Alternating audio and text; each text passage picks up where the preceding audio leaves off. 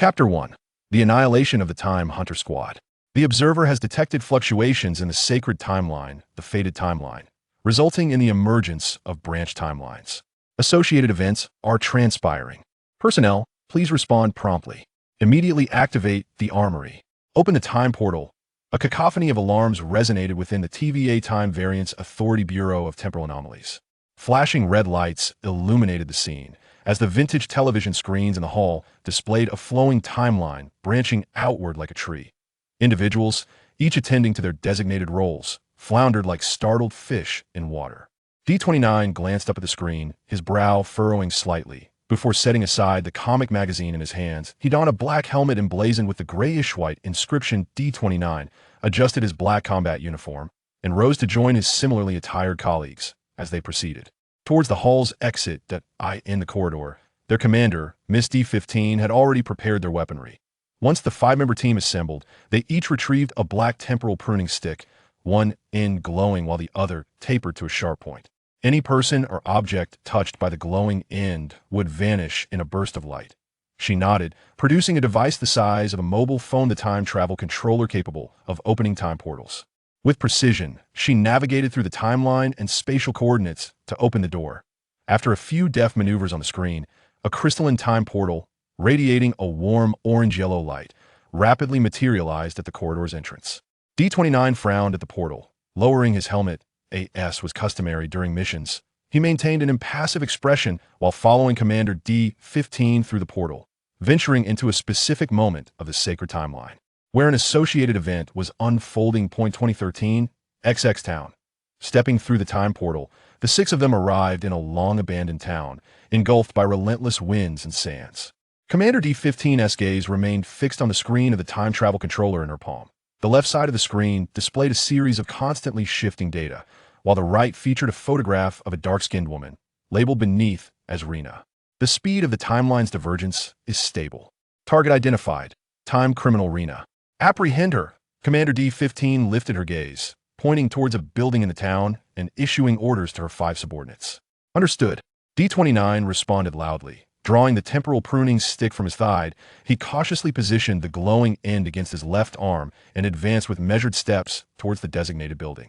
Bang! Suddenly, a thunderous gunshot erupted from within one of the town's structures.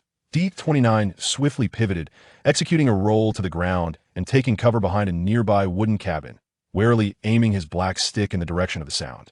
Before he could shift his gaze fully to the source of the gunfire, several mercenaries, clad in tactical gear, captured his attention first. The mercenaries stealthily maneuvered around, drawing closer to Commander D15, who, along with other members of the Time Hunter Squad, was distracted by the gunfire. Soon, the two factions would converge. However, the howling wind and the blinding dust obscured their vision. D15, evidently unaware of the mercenaries approaching from behind, continued her slow advance towards a building that radiated the aura of Rena's presence. D29 hesitated, contemplating whether to call out and expose his position in an attempt to save D15 and her team. Yet, recalling his previous encounters with time offenders, he grappled with the decision before ultimately dismissing the option to warn them. Casting a final glance at the chaotic clash between the Time Hunter Squad and the mercenaries, he sighed softly, shook his head, and cautiously moved along the wall. He rounded the corner of a wooden cabin and approached a creaking wooden door, vaulting over the threshold and rolling into the interior. Upon entering the cabin, D29 was taken aback. The decor and furnishings suggested it was a room designed for dining. At the center stood a round table draped in white cloth, adorned with several plates of intricately carved American-style delicacies. Flanking the table were three white wooden chairs with backs, occupied by a plastic family of three. D29's eyes met those of the plastic figures, their human-like forms and lifeless gazes instilling a fleeting sense of dread within him. However, upon realizing that these inhabitants were mere mannequins, he quickly dismissed his fear. After all, they were inanimate objects, posing no real threat. He crouched low and moved stealthily across the floor, peering over the back of the child mannequin to gaze out the window towards the largest low-rise building in the town center. The gunfire had originated from within that very structure. Just moments ago, Commander D15 mentioned that the time offender Rena was inside that building. If we eliminate her and reset this timeline, the mission will be deemed complete. While we can use the time eraser to eliminate her, Resetting time requires the assistance of the time reallocator. Traditionally, it has been D27's responsibility to handle the reallocated task. I hope it remains with D27 and hasn't been discovered by the mercenaries. Several thoughts flickered through D29's mind as he quickly solidified his upcoming objectives. First, locate Reyna and eliminate her. Second, find the time reallocator and reset this erroneous branch of the timeline. With his goals firmly established, D29 shook his head, clearing the tumultuous thoughts from his mind. He focused intently on the low-rise building in the town center, approximately 15 meters away. After a span of 2 minutes, the door of the low-rise building suddenly swung open, revealing a dark-skinned woman clad in a floral dress. Due to Edison's little antics, Coulson perished. Tell me, how am I supposed to explain this to the boss now? She clutched her phone, raising her voice in explanation while moving toward a location unseen from D29's perspective. D29 seemed to sense something amiss. He abruptly dropped to the ground and silently crawled to the other window of the dining area. With utmost caution, he raised his head to gaze upon the street where the Time Hunters had previously clashed with the mercenaries. There, alongside him in this divergent timeline, lay the members of the Time Hunter squad, including Commander D15, all of whom had met a grim fate. Their bodies were distorted by an unknown force in shapes no human could possibly assume, discarded like rags scattered across the street. Shattered black fabric littered the ground, mingled with dark crimson splatters of blood. A fleeting moment of guilt flickered in D29's mind, but he quickly cast it aside. For those individuals had begun to speak. The woman in a floral dress ended her call, furrowing her brow as she surveyed the grotesque remains of the Time Hunter squad, and inquired, "Who are these people? Soldiers of our nation? Or perhaps some other faction?" "Uncertain," replied a burly mercenary. Shaking his head, he retrieved Commander D15's time travel control device from his pocket, gesturing towards the photo of the dark-skinned woman displayed on it. "However, we can surmise that their target is you, Miss Reyna. They're here for me?" Reyna took the time travel controller, studying the ever-shifting data and her own image, her frown deepening. "Are these all the individuals present?" "There were 6 in total. 1 remains hidden in that house over there." The burly mercenary pointed towards the wooden cabin where D29 was concealed, stating, "We understood that you and the boss might require a live witness for intelligence. Hence we refrained from pursuing him." Chapter 2. Coulson, who died twice. Damn it. Seeing everyone turn their attention towards the cabin, D29 cursed under his breath, swiftly rising to flee towards the cabin's exterior. Yet, given that the burly mercenary had allowed him to hide and observe within the cabin, he had naturally positioned others to encircle him as D29 rose. The front door, the front window, and the back window, 3 viable exits were instantly blocked by 6 imposing mercenaries. They eyed D29 with predatory intent, much like wolves sizing up a lamb in a pen. "Shall we have a chat?" From behind the mercenary station at the window, Reyna's voice emerged. They parted to create a gap, granting her access before the window. Reyna approached the window, raising her slender right arm to reach through the window frame. She appeared utterly unguarded towards D29, her gaze clear and her tone gentle. "You are the recruiter for the Centipede organization, aren't you? TVA, the Temporal Variance Authority's field time hunter." D29 glanced at the burly mercenaries, sighed, and relinquished his intention to suddenly eliminate Reyna. Extending his right hand, he engaged in a tentative handshake. "May we converse?" Reyna inquired earnestly. D29 was inclined to decline, yet under the looming presence of the mercenaries, he acquiesced with a nod. "Very well. Follow me," Reyna said, releasing D29's hand and gesturing toward the modest structure. "We can speak privately." Agreed. After the mercenaries confiscated the temporal elimination baton and various other devices akin to time collars and bulletproof vests, D29 trailed Reyna into the unassuming building. Reyna pulled a chair and sat down, gesturing towards the vacant space beside the surgical table in the center of the room. "Please take a seat." This. D29 hesitated. As he entered, he had noticed a machine reminiscent of an MRI device used for neurological examinations in hospitals. However, his attention was not drawn by its array of monitors or sophisticated medical apparatus, nor its dominance of the room space. Rather, it was the figure lying upon the stark, white surgical tablia, dying man. Most alarmingly, D29 recognized him. Phil Coulson, a senior agent of S.H.I.E.L.D., had perished beneath Loki's scepter during the Battle of New York. Their TVA Time Hunter squad had glimpsed the time travel control device's screen upon entering this divergent timeline. IT displayed the year, 2013, long after the Chitauri invasion of New York and the Avengers' epic confrontation. This indicated that Phil Coulson had indeed been dead for some time. Yet, the monitors linked to the machine revealed faint fluctuations in Coulson's brainwaves. Perhaps he could still be revived? Do you know him? Rena asked softly, her eyes shimmering with intrigue as she pointed at the receding hairline of Coulson. Phil Coulson? Since their first encounter, Rena had not diverted her gaze from D29. She meticulously observed his demeanor, surmising his character to devise the most effective means of communication.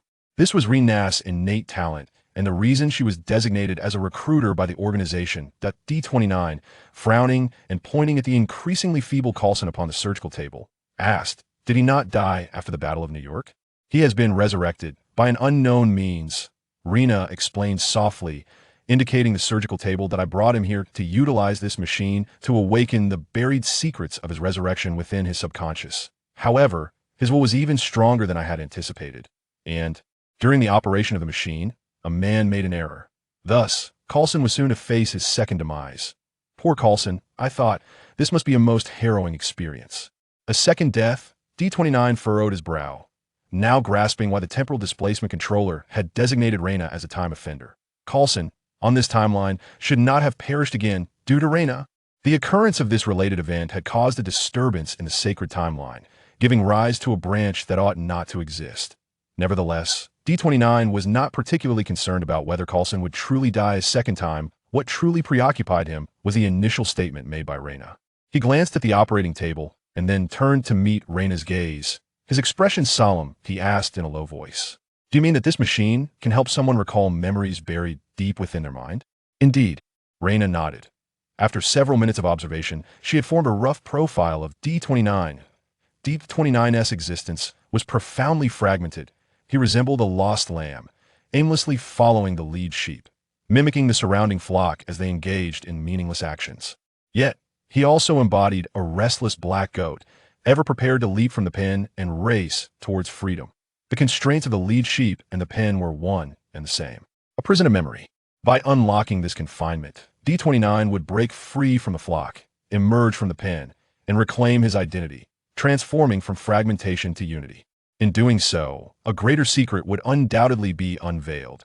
Should she now employ words to guide D29 into revealing the secrets he currently possessed, or wait until he had broken free from the prison of memory to elicit even greater truths? This dilemma was not difficult for Rena to decide. With this thought, she gazed at D29 with a hint of compassion and gently proposed, "Would you care to give a try? Perhaps recalling your true memories may unravel the layers of confusion within your heart." "I want to try." D29 lowered his head in silence for a moment, then, resolutely, he lifted his gaze to Rena and nodded emphatically. Since participating in several operations to apprehend time offenders, a sense of confusion had begun to envelop him. Strange images began to flicker incessantly in his mind. There were menacing figures clad in burlap, viciously slicing his skin with a knife, collecting his blood in a dilapidated stone vessel. There was a mysterious individual wearing a smiling mask and a green suit, continuously emitting eerie laughter directed at him. There was a kindly woman, garbed in leaves, weeping as she embraced him, only to be stabbed through the chest by a man whose face remained obscured. He had always yearned to understand who these people were and why they incessantly replayed in his mind. Now, this device, reminiscent of a magnetic resonance machine, clearly represented a pivotal opportunity for him. "Just lie down," she instructed. Rena approached the operating table, seized Coulson's legs, and with a forceful tug, hurled him onto the floor. I believe he can still be saved," D29 remarked, glancing down at Coulson, whose face was marred by bruises and sweat. The impact of the fall seemed to have extinguished the last breath he had. Rena wrapped her arms around Coulson's shoulders and exerted herself to drag him into the corner of the room. After taking a deep breath, she turned to D29 and explained, "We have little time remaining. Coulson's field agents are searching for this forsaken town, and they could discover our location at any moment." "Very well." D29 nodded, then lifted his leg, turned over, and gradually reclined upon the operating table. Chapter 3.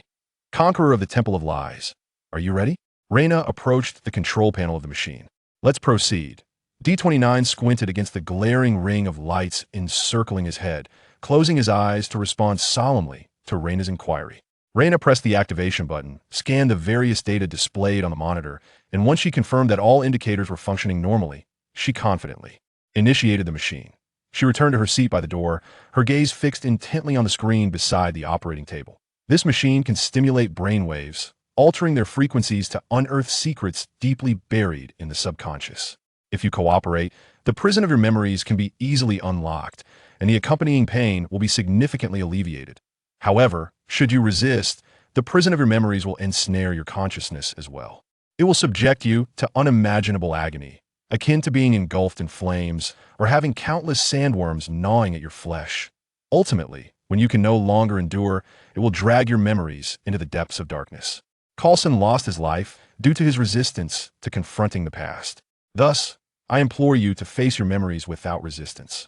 I understand. D29 nodded, clearing his mind, allowing the electromagnetic signals from the machine to guide him in search of the buried truth of his very self.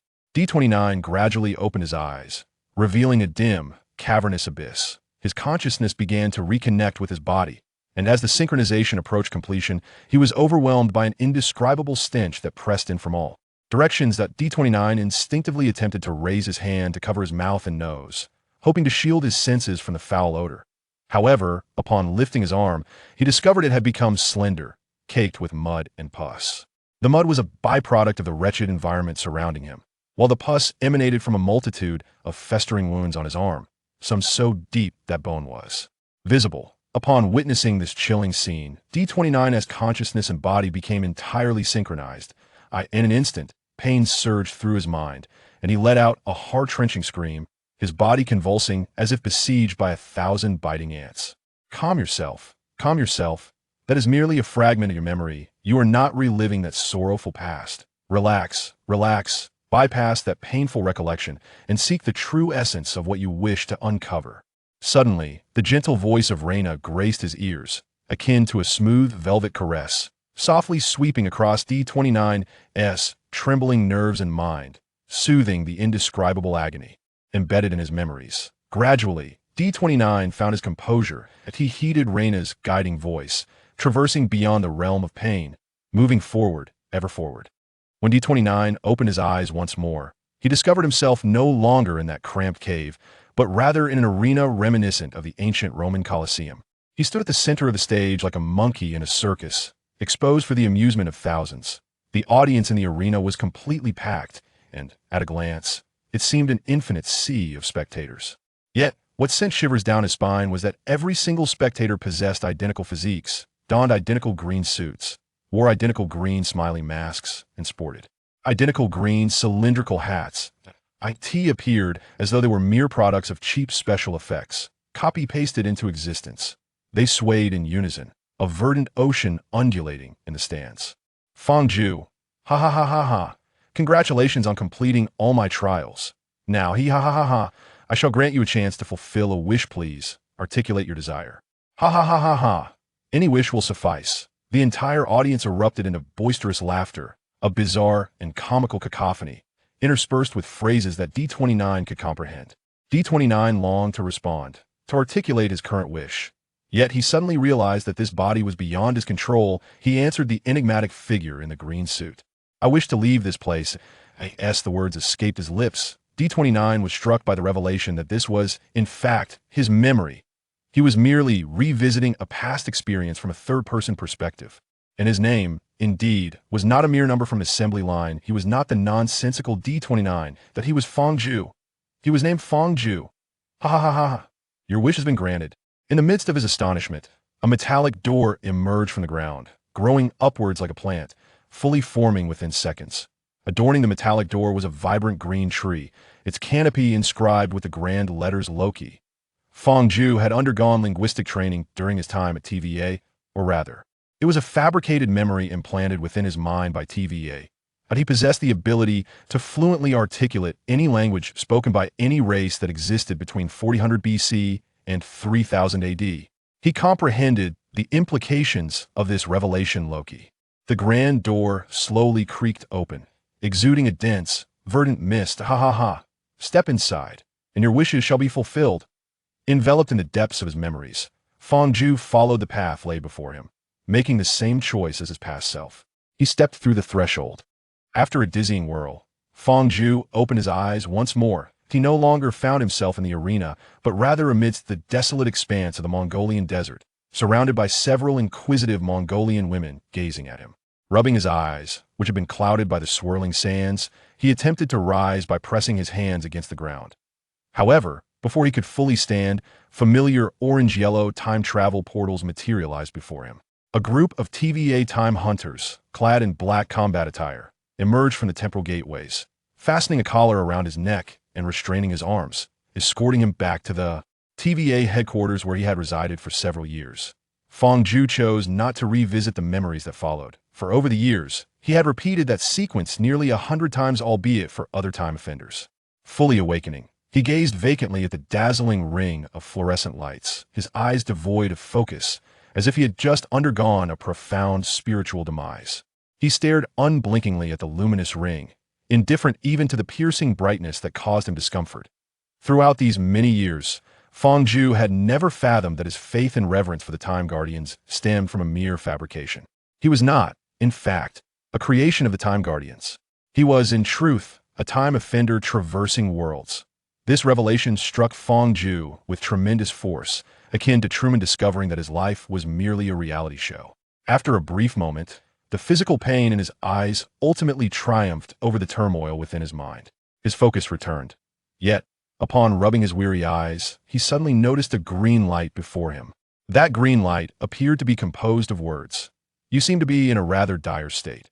Reina rose, powered down the machinery, approached the surgical table, and leaned in, casting a gaze upon Fang Zhu that was as gentle as flowing water.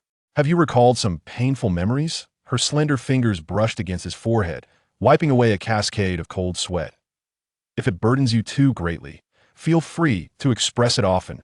Voicing one's thoughts can bring immense relief." After reading the text within the green light, Fang Zhu wiped the sweat from his brow, grasped the edges of the surgical table, exerted a slight force to sit upright, and fixed his gaze upon Reina's eyes, suddenly inquiring, "Reina, do you believe that you will perish in the next moment?" "How could that be?" Reina shook her head. Yet upon witnessing the seriousness etched on Fang Zhu's face, a flicker of fear ignited within her. With uncertainty, she responded, "I suppose not." "It will happen," Fang Zhu insisted, shaking his head. The pain from his memories lingered within his neurons when the faith he had upheld for years collapsed. This scar erupted anew. Yet, this scar did not inflict significant negativity upon Fang Zhu, rather. It bestowed upon him a sense of euphoric rebirth. Joy surged through his mind like a fountain, and under the influence of his emotions, Fang Zhu could not help but display a flamboyant, exaggerated smile. He tilted his head back, his lips curving into an immense arc, his body trembling slightly from the residual pain.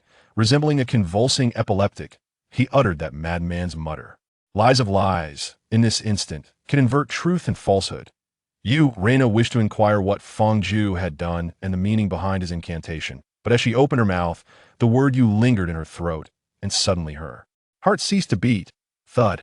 Reina slowly collapsed to the ground, her life force dissipating entirely. Fang Zhu glanced at Reina, and surprisingly, her death did not grant him the anticipated thrill of vengeance upon the world. This rendered him instantly disinterested, and the frenzied smile upon his face gradually froze. When he looked up again at the green light in the darkness, his expression had turned icy cold. That green light was, in truth, a series of words glowing in green fluorescence, directly manifesting upon his retina. It was precisely the content of these words that had enabled Fang Zhu to effortlessly take Reina's life. The text read as follows: Name, Fang Zhu. Race, hybrid. Occupation, none. Realm, none. Strength, 0.6. The average strength of an ordinary person is 1. Agility, 0.5. The average agility of an ordinary person is 1. Physique, 0.6. The average physique of an ordinary person is 1. Spirit, for the average spirit of an ordinary person is 1. Energy, 0. The average energy of an ordinary person is 0. Title, Conqueror of the Temple of Lies. Skill, Infinite Deception LV1001-100. Proficiency upon reaching full value. It can be upgraded. Infinite Deception LV1. Utilizing deceit and lies as a medium, the caster poses questions lies to others. If the question party denies the inquiry challenges the caster's falsehood, the lie becomes reality. It is a linguistic art capable of distorting reality, reversing causality, and transforming lies into truth. Note: the infinite deception LV1 skill originates from the god of lies and bears severe negative effects. The skill's possessor will be unable to freely enhance their dimensional attributes. Note 2. When the possessor of the skill encounters a force more formidable than the god of lies and undergoes alterations to their body, they may break the rules and enhance their 5-dimensional attributes. Note 3. Ha ha ha. Congratulations on completing my trial. Here is a small gift for you. Enjoy yourself. Chapter 4. Infinite Deception of Words. Fang rolled off the operating table and groped around the dimly lit room, managing to find a weaponized sharp cone approximately 30 centimeters long that he approached the door and peered through a narrow crack to gaze outside. The wind had begun to rise outside, swirling fiercely. The gale whipped up dust and debris, wreaking havoc in the sparsely populated desolation of the small town. The mercenaries appeared to be well acquainted with the sporadic sandstorms that beset the town. Undeterred by the swirling dust, they dutifully stood guard and patrolled, as if unaffected in the least. Fang counted the number of mercenaries. There were 7 in total. 2 small teams of 2 patrolled around the sides of the low buildings, while the remaining 3 stood at the entrance of a low structure, serving as gatekeepers. Upon entering the laboratory, Fang had noted the whereabouts of the TVA's temporal artifacts. Among these, the most crucial time reset device had been taken by the lead bearded mercenary. The secondary time travel controller had been tossed carelessly to an eagle-nosed mercenary after being toyed with by the bearded one. These 2 mercenaries were stationed at the entrance of the low building, evidently higher-ranking members within this so-called centipede organization. Is the level 1 skill, Infinite Deception of Words, a single-target skill, or can it affect multiple targets? What is the extent of its supposed ability to invert truth and distort reality? What cost must one pay to activate this skill? All these questions remain unanswered. Using this skill recklessly against the mercenaries could very well backfire. So, what should I do next? With my physical prowess falling below the average human standard, it is utterly impossible to defeat these battle-hardened mercenaries who may even possess some physical enhancements without the aid of tools. I must rely on my wits. With this thought, Fang took a deep breath, slowly opened the wooden door, and beckoned to the bearded mercenary who looked at him in surprise. Please come in and see what has happened to Reina. She said she would help me retrieve my lost memories. However, we hadn't spoken for long before she suddenly collapsed. The bearded mercenary cast a dubious glance at Fang instructing the other 2 mercenaries to keep a close watch on him as he stepped into the laboratory. Upon entering, he beheld Reina sprawled on the floor. Her nostrils no longer breathed, and her chest lay still. She lay quietly on the floor, akin to a sleeping beauty who had not received the timely kiss from her prince. Is she dead? The burly mercenary scanned the surroundings. Finding no visible injuries on Reina, he gently placed his finger on her upper lip, feeling her fading warmth, his brow furrowing in concern. He turned to Fang who was being held at gunpoint by 2 M16s, and in a low voice inquired, "Please elaborate on what transpired here." Fang casting a sorrowful glance at Reina, spoke slowly. I entered the laboratory with Reina, and soon encountered Coulson. Noticing my interest in Coulson, Reina began recounting stories about him, expressing her desire to uncover the secret of his resurrection. Eager to learn, I followed her instructions to operate the machinery and move Coulson. However, shortly after we dragged Coulson from the operating table to the corner of the room, Reina suddenly collapsed. I suspect that in his dying moments, Coulson may have used some unknown poison or technological means to kill Reina. Coulson? The mercenary's expression darkened. He gestured to the 2 mercenaries behind him to temporarily release Fang and investigate Coulson's body. The 2 mercenaries exchanged understanding glances, aiming their weapons at Coulson as they cautiously approached. Upon reaching Coulson, they meticulously searched his collar, cuffs, and palms for any concealed technological devices or poison. Once the 2 mercenaries had moved away, Fang looked up at the burly mercenary and solemnly remarked, "I heard Reina mention that the agents under Coulson might soon discover this place. Should we consider an early evacuation?" "Oh." The burly mercenary raised an eyebrow, reflecting on Reina's adept recruitment skills. It had only been a few minutes, and the formerly adversarial individual had already switched allegiances to their organization. He nodded. "We should indeed evacuate promptly." Fang quickly pressed on. "During the evacuation, we won't encounter S.H.I.E.L.D., will we? I have heard they possess agents worldwide, as well as the Avengers capable of obliterating extraterrestrial fleets. Should we cross paths with them? our fate would be sealed. Fear not.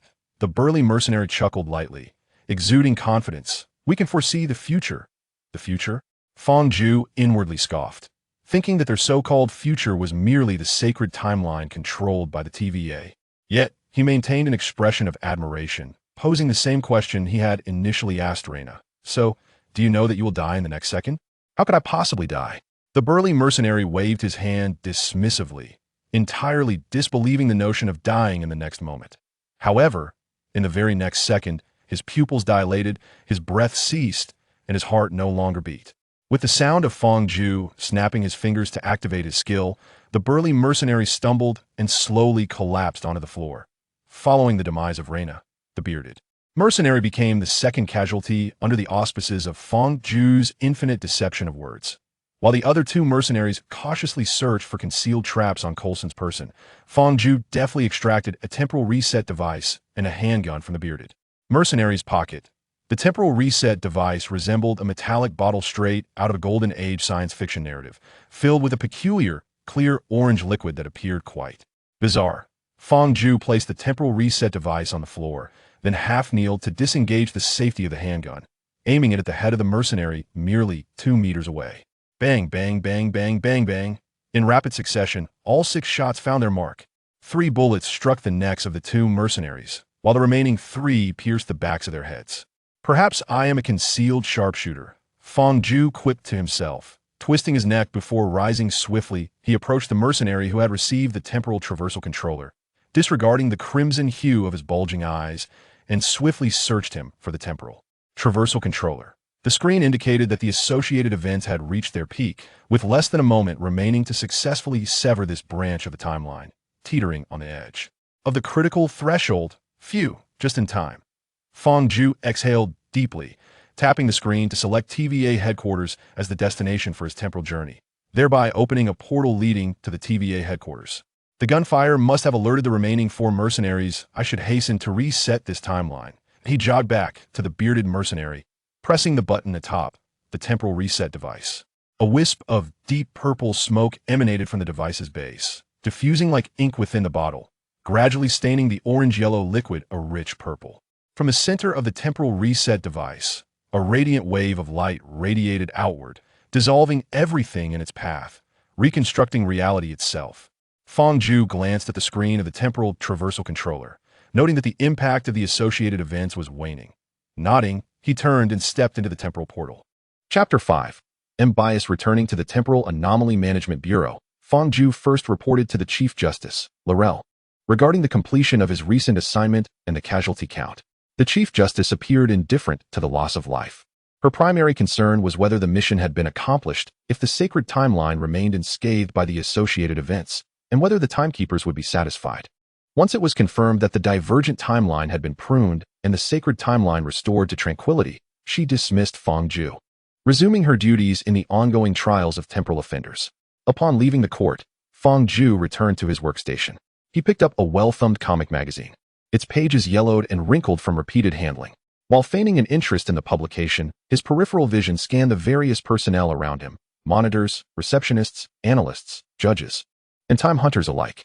Drawing inferences from his own experiences, he pondered the unsettling possibility that each of these workers had once been temporal offenders themselves. It was indeed a dark irony to employ former offenders in the apprehension of their kind. Yet, aside from those whose memories had been scrubbed clean, there must be others. Had they truly perished? Or had they merely been exiled to some unknown realm, preserved as potential staff by the authorities? From his recollections of how he himself had been captured and brainwashed, he could not ascertain a definitive answer to this question. Perhaps he could inquire with Bias, the senior analyst closely associated with the Chief Justice. Fang Ju's gaze drifted until it settled upon a silver-haired man of middle age, his nose bearing the marks of a prior altercation. Bias, the senior analyst, was currently engrossed in a particularly troublesome case involving a serial temporal offender, reputed to have dispatched 6 squads of time hunters within a mere week. In truth, the time hunters were hardly formidable when faced with extraterrestrial beings possessing supernatural abilities. They were little more than easy prey. With a soft murmur of discontent, Fang Ju set the comic aside and approached Bias's desk. He gently tapped the surface, waiting for Bias to set down his documents and lift his gaze. With a smile, Fang Ju greeted him. "Hey, Bias. I hear that the recent serial offender has been giving you quite a headache. Though reluctant to admit it, Bias sighed deeply and nodded with resignation. Regrettably, that is indeed the case. Have you just returned from a mission? Bias attempted to shift the subject. Yes, Fang Ju replied, a shadow of sorrow crossing his features as he reflected on the 5 lives lost in the arduous task of resetting the timeline. Bias offered a word of consolation. Our line of work is inherently fraught with peril, is it not? Fang Ju sighed, acknowledging the truth in the situation. However, he felt that the equipment of us time hunters was rather simplistic and rigid. While we possess certain advantages against ordinary time criminals devoid of superhuman abilities, these advantages vanish entirely when we confront those endowed with extraordinary powers or armed with heavy weaponry. In such instances, the roles of hunter and prey could swiftly reverse. This indeed posed a significant dilemma. Mobius, recalling the multiple escapes from the Time Hunter squad and even the counterattacks by the Loki variant, nodded in agreement. When facing races endowed with supernatural abilities, such as the Titans and the Asgardians, their hunter's arsenal seemed woefully inadequate. Before such entities, they appeared as defenseless lambs. I shall propose to the armory's overseer and researchers that enhancements be made to your weaponry, Mobius stated. That would be splendid. I truly wish to avoid witnessing my fellow hunters brutally slain due to inferior weaponry, Fang Ju replied, his sorrow gradually dissipating as he glanced curiously at a document Mobius had just placed on the table. It was a personal dossier on Loki, containing succinct details such as gender, age, place of origin, and personal experiences. Recalling the time criminal who had shouted Loki earlier, Fang Ju's eyes narrowed as an idea formed in his mind. Mobius, I actually have several suggestions regarding the capture of that time criminal. However, I am uncertain whether they might be of assistance to you.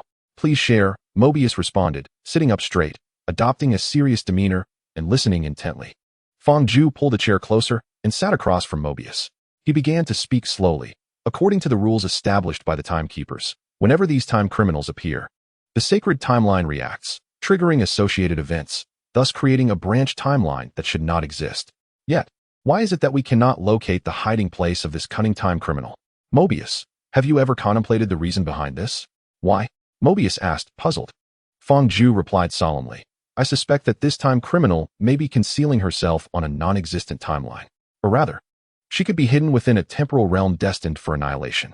Since that realm is fated to be destroyed, all living beings within it cease to exist, and thus, whatever actions she undertakes, there would not affect the flow of the sacred timeline.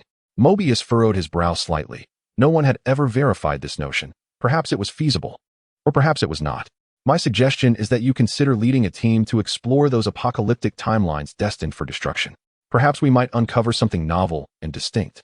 Who knows, that elusive time criminal might be hiding there. Mobius wore a grave expression as he sifted through the scattered documents on his desk.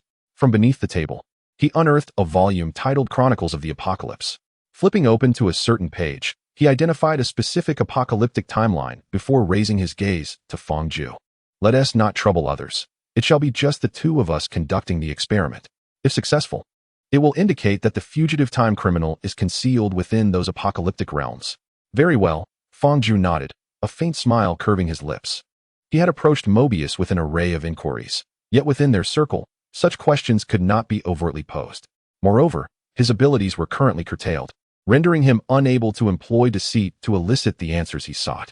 Thus, Fang Ju contemplated luring Mobius to a different timeline where abilities could be utilized freely. Coincidentally, Mobius was already vexed by the time criminal at large. If Fang Ju could merely present a fragment of the possibility of capturing this temporal offender, Mobius would undoubtedly take the bait. As for the notion that actions within the apocalypse would not alter the flow of the timeline, this was something Fang Ju had overheard from a prior time criminal.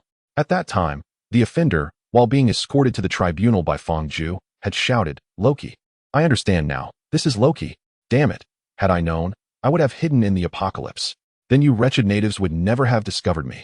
Fang Ju had intended to extract further intelligence from the time criminal, but upon hearing those words, the Chief Justice's countenance darkened, and with a forceful strike of the gavel, he pronounced the death sentence.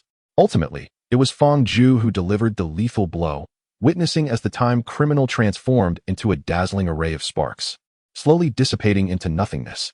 Chapter 6, Satellite Ramandes 1. The year was 2077. Satellite Ramandes 1. Traversing through the orange-yellow temporal gateway, Fang Ju and Mobius arrived on a planet suffused with myriad purple auroras.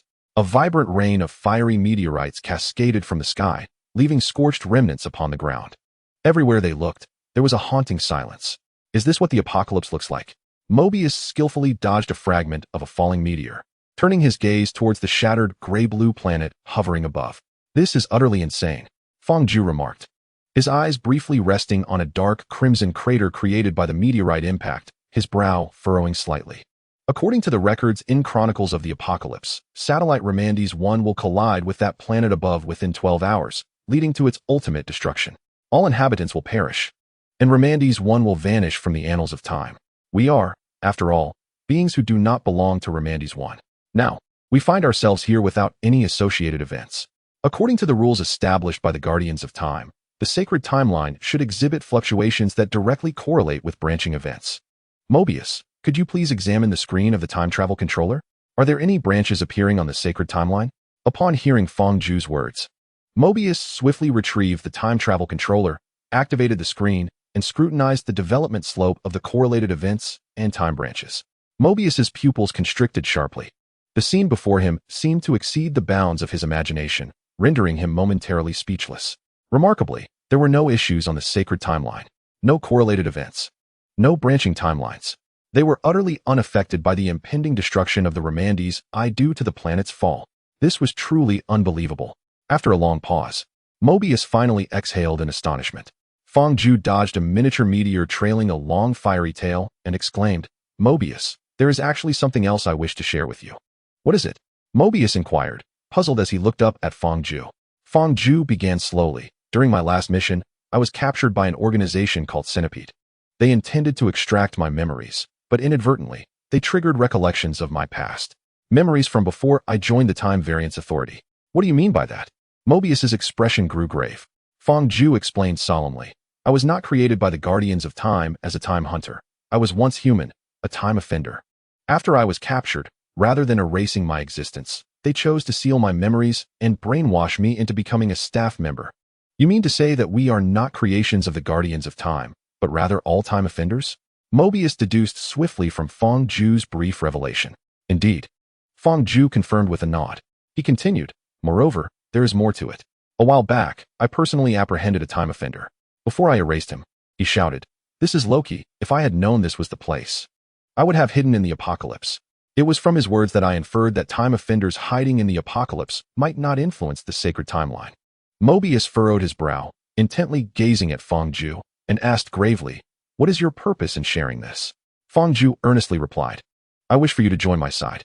Together, let us unveil the truth about the Guardians of Time." Mobius fell silent for a moment before responding seriously. "Can you help me restore my memories?" "Of course," Fang assured him. "Then let us proceed." A gust of cold wind, mingled with mineral dust, swept through, accompanied by the distant cawing of crows, causing both men to shiver simultaneously. Fang brushed off the dust from his clothes and snapped his fingers, activating the skill, Infinite Deception of Words. He softly inquired, "Do you believe that your memories will automatically restore in the next moment?" "What? My memories will restore automatically? How is that possible?" Mobius questioned, skepticism lacing his tone. Yet, in the very next instant, as his words lingered in the air, memories surged forth like a gushing spring, gradually permeating his entire mind. Mobius stood in place for nearly a minute.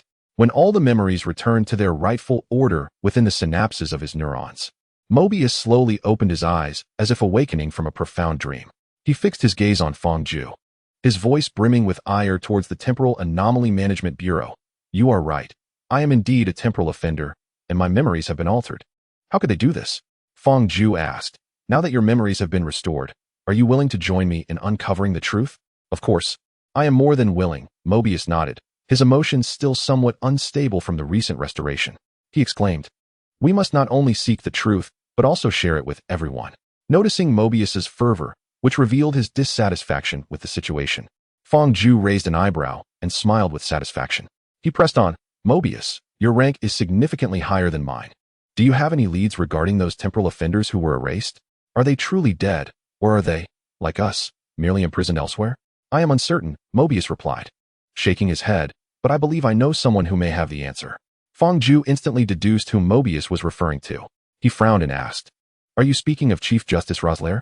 The Chief Justice held the highest rank in this bureaucratic institution, second only to the Time Guardians. In this realm, the higher one's rank, the more information one could access. Thus, if anyone were to possess the most knowledge, aside from the founder and the Time Guardians, it would undoubtedly be Chief Justice Lavina Roslaire. I rarely have the opportunity to engage with Chief Justice Roslaire, Fang sighed. So, Mobius, the task of investigating leads from Roslaire must fall to you. Not a problem, Mobius responded, having fully assimilated his memories and stabilized his emotions. With confidence, he declared, "Leave it to me. After all, I am a senior analyst. Those troublesome titans and Kree temporal offenders were successfully captured thanks to the plans I devised. It will be a piece of cake to find the key to the truth from the clues that Lavina has left behind." "Very well, I entrust this to you," Fang said as he walked beside Mobius and gave his shoulder a firm pat. Mobius flashed a knowing smile at Fang, assuring him, "Do not fret. I am the most esteemed analyst by Lafna's side and shall not err." He suggested, "Let us return and reconvene when further developments arise." With that, Mobius produced the time travel controller, tapped the screen, and accessed the temporal coordinates, unveiling a portal to the inner realm. Farewell. Farewell. Chapter 7. Temporal Offender 1130, Loki Lofison. Upon returning to headquarters, Fang exhibited no peculiarities. He continued his monotonous routine of traversing between the residential and work areas. Occasionally, tasks involving the pruning of temporal offenders would arise, and he would accompany newly formed teams under fresh commanders to execute various missions. Yet, the reasons for the majority of these offenders' pruning were rather mundane. Following the restoration of his memories, Fang undertook 4 missions over the span of a week to prune temporal offenders. Among these, 2 were deemed offenders for having answered correctly on an exam when they should have erred, thereby affecting an individual's ranking and creating a slightly unstable branch in the sacred timeline. The other 2 had faced financial ruin in stock trading, and rather than taking their own lives as fate would have it, were saved by Spider-Man, resulting in a stable branch in the sacred timeline. Had it been the previous version of Fang devoid of memories, he would have felt no sympathy for these temporal offenders. He would have regarded them as mere criminals, bringing chaos and war to the multiverse, embodying evil. However, after regaining his memories, all he could think was, what utter nonsense. If a person's fate is determined even in the trivial matter of which option to select on a final exam, what then is the essence of their existence? When the lens of perspective shifts from the micro to the macro, and the entire multiverse unfolds under the dominion of 3 Time Guardians, one must ponder. Does the existence of this multiverse hold any significance? The more he executed pruning missions, the more Fang perceived the Time Guardians as tyrannical and excessively authoritarian, their existence an embodiment of a pathological dominance. On this day, alarms once again reverberated through the inner sanctum due to the emergence of a branching timeline. The hall engulfed in a crimson glow reminiscent of a scene from a dramatized murder mystery. Fang set aside the Avengers dossier, donned his attire, and stepped into the hall. Since the obliteration of the Time Hunter team led by Miss 15, he had remained solitary, engaging in no further collective activities aside from mission execution. His days were spent within the library or archives, perusing documents related to the Avengers or SHIELD. He hoped that one day, after he and Mobius had instigated a change, he could extract some benefit from these records and files. Upon arriving at the corridor, Fang nodded discreetly at the commander at 15 o'clock. He then followed the other Time Hunters into the crystalline time portal. Stepping through the portal, Fang found himself in a desolate desert that bore an intense sense of familiarity. If memory served him correctly, this was the very place where he had been captured by fellow Time Hunters. He scanned the surroundings and soon pinpointed his target, the time criminal, Loki Lofison, the 3rd Prince of Asgard. In the past week, Mobius had gleaned considerable intelligence from Judge Rossler through indirect inquiries, although most of it proved to be of little use. Concurrently, they needed a plausible excuse to approach Judge Rossler while attempting to apprehend the elusive serial time offender. To avoid arousing Rossler's suspicions, Mobius had been feigning increased interest in the fugitive criminal. During their exchanges of information in the apocalyptic world, Fang and Mobius discussed strategies for capturing the serial time offender. They unanimously agreed that the optimal approach would be to apprehend one of Loki's variants, utilizing it as a subject for analysis to discern his character and motivations, thereby predicting his behavioral patterns. Previously, several of her variants had been eliminated by the tribunal, necessitating a wait for a suitable moment to find a new one. And now, that moment had arrived. Indeed, the troublesome fugitive that plagued Mobius was none other than a female variant of Loki Lofison. Capturing this male Loki would provide Mobius with invaluable research material to pursue the elusive female Loki. As the time enforcement officer emerged from the portal, wielding the time pruning baton, she glanced at Loki and then at the time control device in her left hand. It appeared to be a standard temporal violation. The rate of time branch development was stable, and the time criminal was identified, Loki Lofison. What did you say? Loki, clad in a dark green Asgardian robe, evidently failed to comprehend the officer's words. His gaze flickered between the glowing blue tesseract at Fang Zhu's feet and the Time Hunter squad before him. The officer, resembling an emotionless machine, cast a cold glance at him and expressionlessly declared, on behalf of the Temporal Variance Authority, I hereby arrest you for the crime of violating the sacred timeline. Raise your hands and come with us. Loki, still looking bewildered, furrowed his brow and inquired, Excuse me, who exactly do you mean by we? This is your final warning, time criminal. The officer activated the time pruning baton, instantly adopting a combat stance. Ha ha ha ha. Loki laughed derisively, placing his hands on his hips, rolling his neck, and sighing. Today just seems never-ending. I have had enough of fully armed fools pointing fingers at me. He raised his gaze towards the members of the Time Hunter squad, inhaled deeply, and coldly declared, I apologize, but this is my final warning to you. Step aside. He fixated on the cosmic cube, disregarding the approaching figure of 15, and prepared to stride towards it.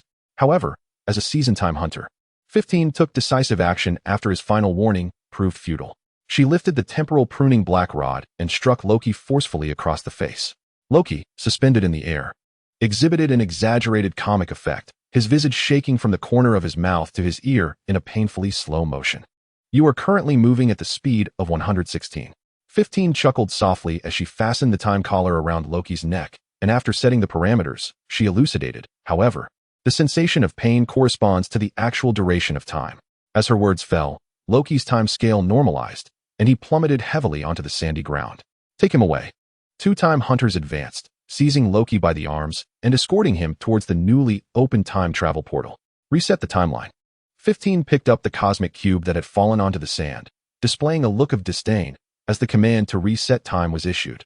Fang Zhu hastily retrieved the time resetting device from his pocket, stepped forward, and inserted it into the sandy mound, then pressed the switch. A plume of purple-gray smoke erupted from the metallic container, and the orange-yellow liquid within was instantaneously transformed into a dense deep purple. Subsequently, a dazzling wave of light began to radiate outward from the time resetting device, and wherever it reached, everything turned into burning sparks, dissipating into nothingness. Before the light wave swept over him, Fang Zhu swiftly returned to the time travel portal. Upon returning to headquarters, Fang Zhu parted ways with the Time Hunter squad led by 15. Given his authority and rank, it was utterly impossible for him to seize the inevitable temporal offender Loki from the hands of Chief Justice Losrael. Thus, rather than witness Loki being sentenced to death by the tribunal that could only adjudicate temporal offenders, he preferred to seek out Mobius, urging him to intervene and reclaim this variant of Loki. Chapter 8. The Traveler's Files ascending to the designated floor via the elevator. Fang Zhu arrived at the archives of the Temporal Anomaly Management Bureau. He navigated through several rows of bookshelves and discovered Mobius, who appeared disheartened as he perused the files in a secluded corner. Fang Zhu approached Mobius, gently patting his shoulder, and remarked, Hey Mobius, we have captured a variant of Loki. He is currently being escorted to the tribunal by 15. If you wish to utilize him as research material, I advise you to hasten to the tribunal. Otherwise, he may very well be judged guilty and subsequently pruned. Oh, what splendid news. A radiant smile suddenly blossomed on Mobius's previously troubled face, and he excitedly embraced Fang Zhu. However, in the interest of time, he quickly released his hold. Mobius took a deep breath and handed the documents to him, stating hurriedly, Just hold on to these and return them to the bookshelf later. Lafna is rather impatient. I must rush to the tribunal to secure our target. Otherwise, the opportunity to capture that superior Loki may truly slip away. Go on. Fang Zhu accepted the documents, smiling and waving his hand.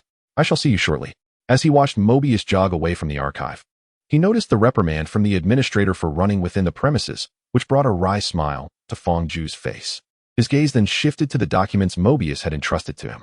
Upon discerning the photograph of the individual within the file, Fang Zhu's pupils constricted sharply.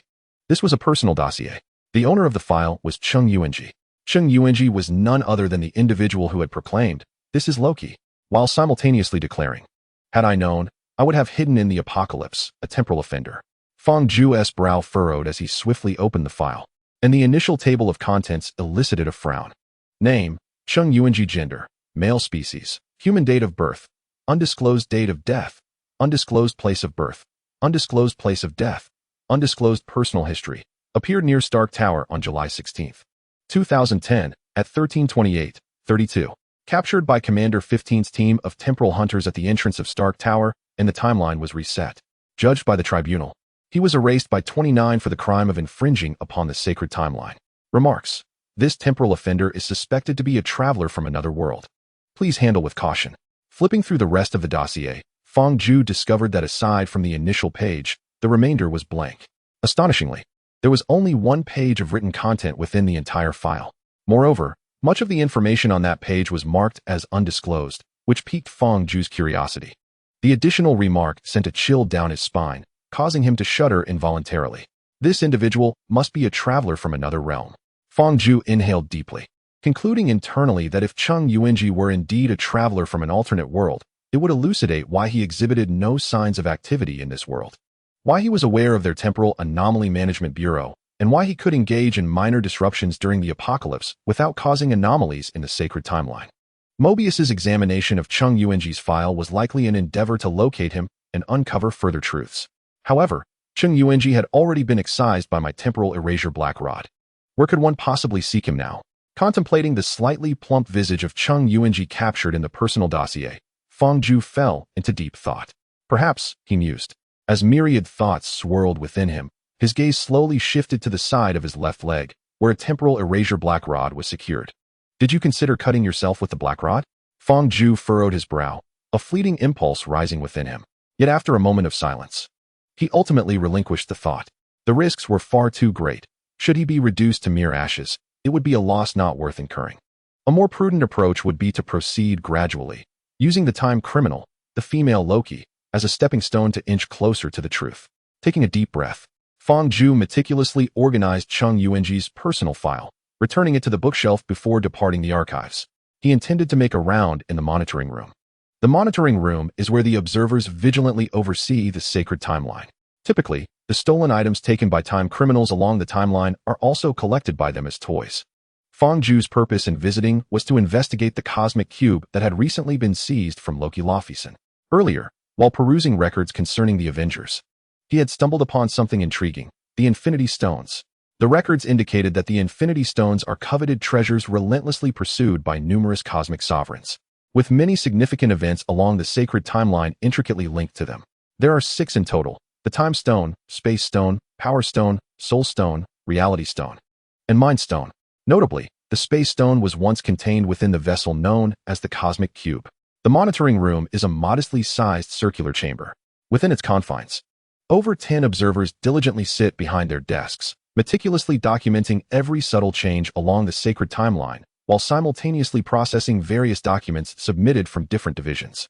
Fang seldom visited the monitoring room, as its high-intensity work culture often felt stifling. However, this time, in pursuit of a treasure as significant as the Space Stone, he was willing to endure the oppressive atmosphere. His gaze swept across the observers before ultimately honing in on Casey, who was organizing files and placing them onto a cart. He recalled that Casey was the observer responsible for documenting the reception of time criminal number 1130, Loki Laufeyson. Approaching Casey's desk, Fang leaned down to glance at the scattered assortment of documents, tapping lightly on the desk as he greeted her with a smile. "Hey, Casey, how are you?" 29. Casey paused her task, raising her head with a puzzled expression directed at Fang "Is there something you need?" Fang smiled back, giving her shoulder a friendly pat as if they were well acquainted. He softly explained, "Hi, earlier we stored a piece of stolen property with you, right? I sensed something might be amiss with it and would like to take it out for further examination." "Something amiss?" Casey blinked, still perplexed but refraining from voicing her questions. As an observer, aside from continuously monitoring the sacred timeline, other matters were generally outside her purview. Silently, she moved to her desk and opened the drawer beneath it. Subsequently, he opened a wooden box in the drawer and retrieved the cosmic cube, which emanated a faint blue light. "Is this it?" Casey inquired, presenting the cosmic cube to Fang her brow furrowed. That time criminal seemed to refer to this object as the cosmic cube. The name sounds quite foolish. Fang did not respond to Casey's remark. Instead, he stood there, transfixed, as if struck by lightning, gazing at the small wooden box in the drawer. "Casey, what are all these?" Fang managed to lift his right hand, pointing at the other contraband within the box, his voice trembling slightly. Chapter 9. 12 Infinite Stones. Fang Zhu was utterly astonished. To his disbelief, the wooden box contained more than a dozen infinite stones. Just half an hour prior, he had reviewed materials on the infinite stones, confident he could not be mistaken. Yet, were they not said to be exceedingly precious? Hadn't it been claimed that cosmic overlords would go to great lengths, even risking their lives, for them? How could there be so many here? Casey paused, glancing down at the wooden box. Upon realizing Fang Zhu was referring to the beautiful stones, she chuckled and explained, "Oh, just some pretty stones. We have plenty. Some people even use them as paperweights. They are quite handy, in fact. Could you spare some for me to make a necklace?" Fang Zhu's inquiry came with a sense of dread, as if his back were drenched in cold sweat. He was afraid of the energy possessed by the person behind him. The materials described each infinite stone as harboring boundless energy, capable of obliterating the universe with a mere snap of the fingers once gathered together. Yet, such potent infinite stones lay here, casually toyed with by ordinary individuals as if they were inexpensive trinkets. This underscored the terrifying nature of those who established the Temporal Anomaly Management Bureau. Of course. What colors would you like?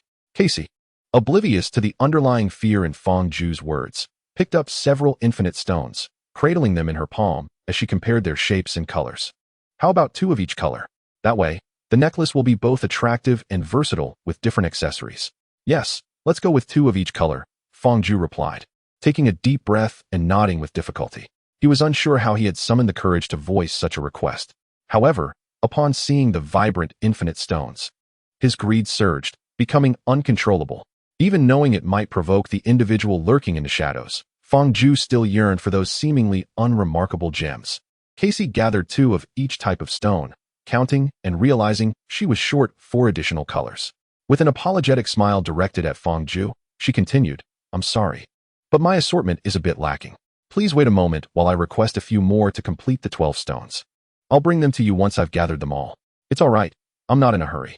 Fang Zhu curled the corners of his mouth, revealing a gentle smile.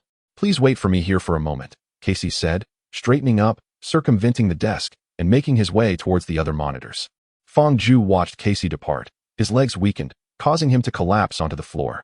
He gazed at the cosmic cube in his hand, emanating a bluish glow, and gradually fell into contemplation.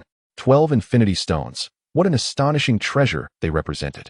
However, according to the information he had, aside from certain special races and individuals with unique abilities, any ordinary person who merely touched the infinity stones would be consumed by the radiation they emitted. The reason a normal person could handle the infinity stones here was due to the spatial constraints that limited their power. Yet, should one wish to harness their true potential outside of this space, a formidable physique was imperative.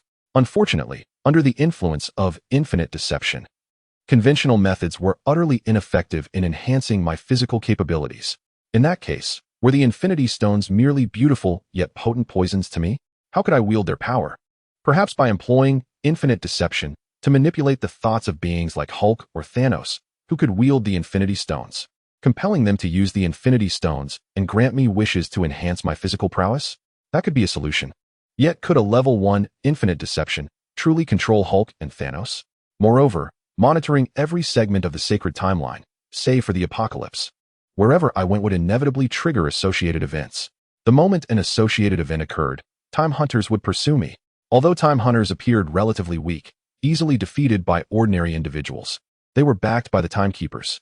If a time offender disrupted the timeline and the time hunters found themselves powerless against them, I could hardly believe the timekeepers would stand idly by, watching as the timeline branched further and the multiverse descended into chaos. They would undoubtedly intervene. How formidable must the timekeepers be, those who could weave the flow of time itself? Just as Fang Zhu's thoughts spiraled further into uncertainty, Casey returned. Looking down in surprise at Fang Zhu, he slowly crouched down, asking with curiosity, 29, why are you sitting on the floor? Are you injured? Oh, I'm fine. Fang Zhu shook his head, casting aside the tumult of thoughts in his mind. He glanced at the 12 vividly colored infinity stones in Casey's hand, a gentle smile gracing his face. He replied softly, I was just a bit tired and sat down for a moment's rest. I'm glad to hear that.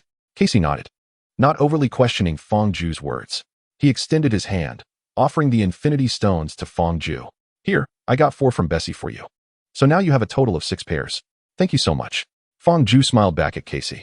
placing the cosmic cube on the ground as he reached out to accept the 12 infinity stones. Feeling the heavy weight and crystalline texture of the gems, one cannot help but be filled with profound emotions. A necklace crafted from these exquisite stones would surely be breathtaking. Once I complete it, I shall present it to you. Fang Zhu caressed the infinite gems for a moment, inhaled deeply, and carefully stowed them away in the pocket of his right trouser leg. "Oh, do let me see it," exclaimed Casey, his eyes sparkling with excitement as he nodded vigorously. "If it looks splendid, I too wish to create one." "It will be," Fang Zhu replied. Picking up the cosmic cube from the floor, he rose slowly, embraced Casey in farewell, and departed the monitoring room, making his way to Mobius's lounge. Based on Fang Zhu's understanding of Mobius, regardless of whether he could seize the time criminal Loki from Judge Renslayer, he would return to the lounge. As a favored figure in front of Judge Renslayer, Mobius held a high rank. He not only possessed a private lounge, but also had the authority to mobilize Time Hunter teams and to enact vigilante justice upon time criminals. Upon reaching the lounge door, Fang Zhu informed the two guards of his purpose and rang the doorbell. With a melodic chime, the door gradually swung open. Fang Zhu stepped inside, only to discover, in addition to Mobius, another individual present, Loki Laufeyson, clad in a gray-brown prison uniform for time criminals. The two were seated on opposite sides of a glass round table, intently watching the images projected onto the wall, depicting Loki's experiences along the sacred timeline. Both Mobius and Fang Zhu had viewed these images numerous times. They hoped to glean insights into Loki's character from the footage, and subsequently, to understand the motivations behind the serial time criminal Loki. However, this was evidently no simple task. Throughout the week, Fang Zhu had been executing the task of eliminating time criminals, while Mobius had been tracking the serial time criminal Loki. Yet the character analysis derived from the sacred timeline's Loki proved challenging to apply to the serial time criminal Loki. They suspected that their analysis might have veered off course in certain aspects. To discern where they had gone astray, they would need to seek answers from the living variant of Loki. Chapter 10. The Dictator of Time. The wall displayed the life experiences of Loki, which Fang Zhu had become quite familiar with. Previously, he had only visualized Loki's tragic life through textual descriptions. Now, those words had materialized into a visual narrative captured from a divine perspective. Time flowed slowly by. Moments later, the imagery froze on the scene of the arrogant robber Loki being spirited away by the Rainbow Bridge. As he watched the many dark chapters of his past unfold, Loki's emotions surged violently. He slammed his hand on the table, ready to rise from his seat. At that moment, Fang Zhu, who had remained silent behind them for quite some time, finally spoke. "Mobius, I believe, showing him these past experiences holds little significance."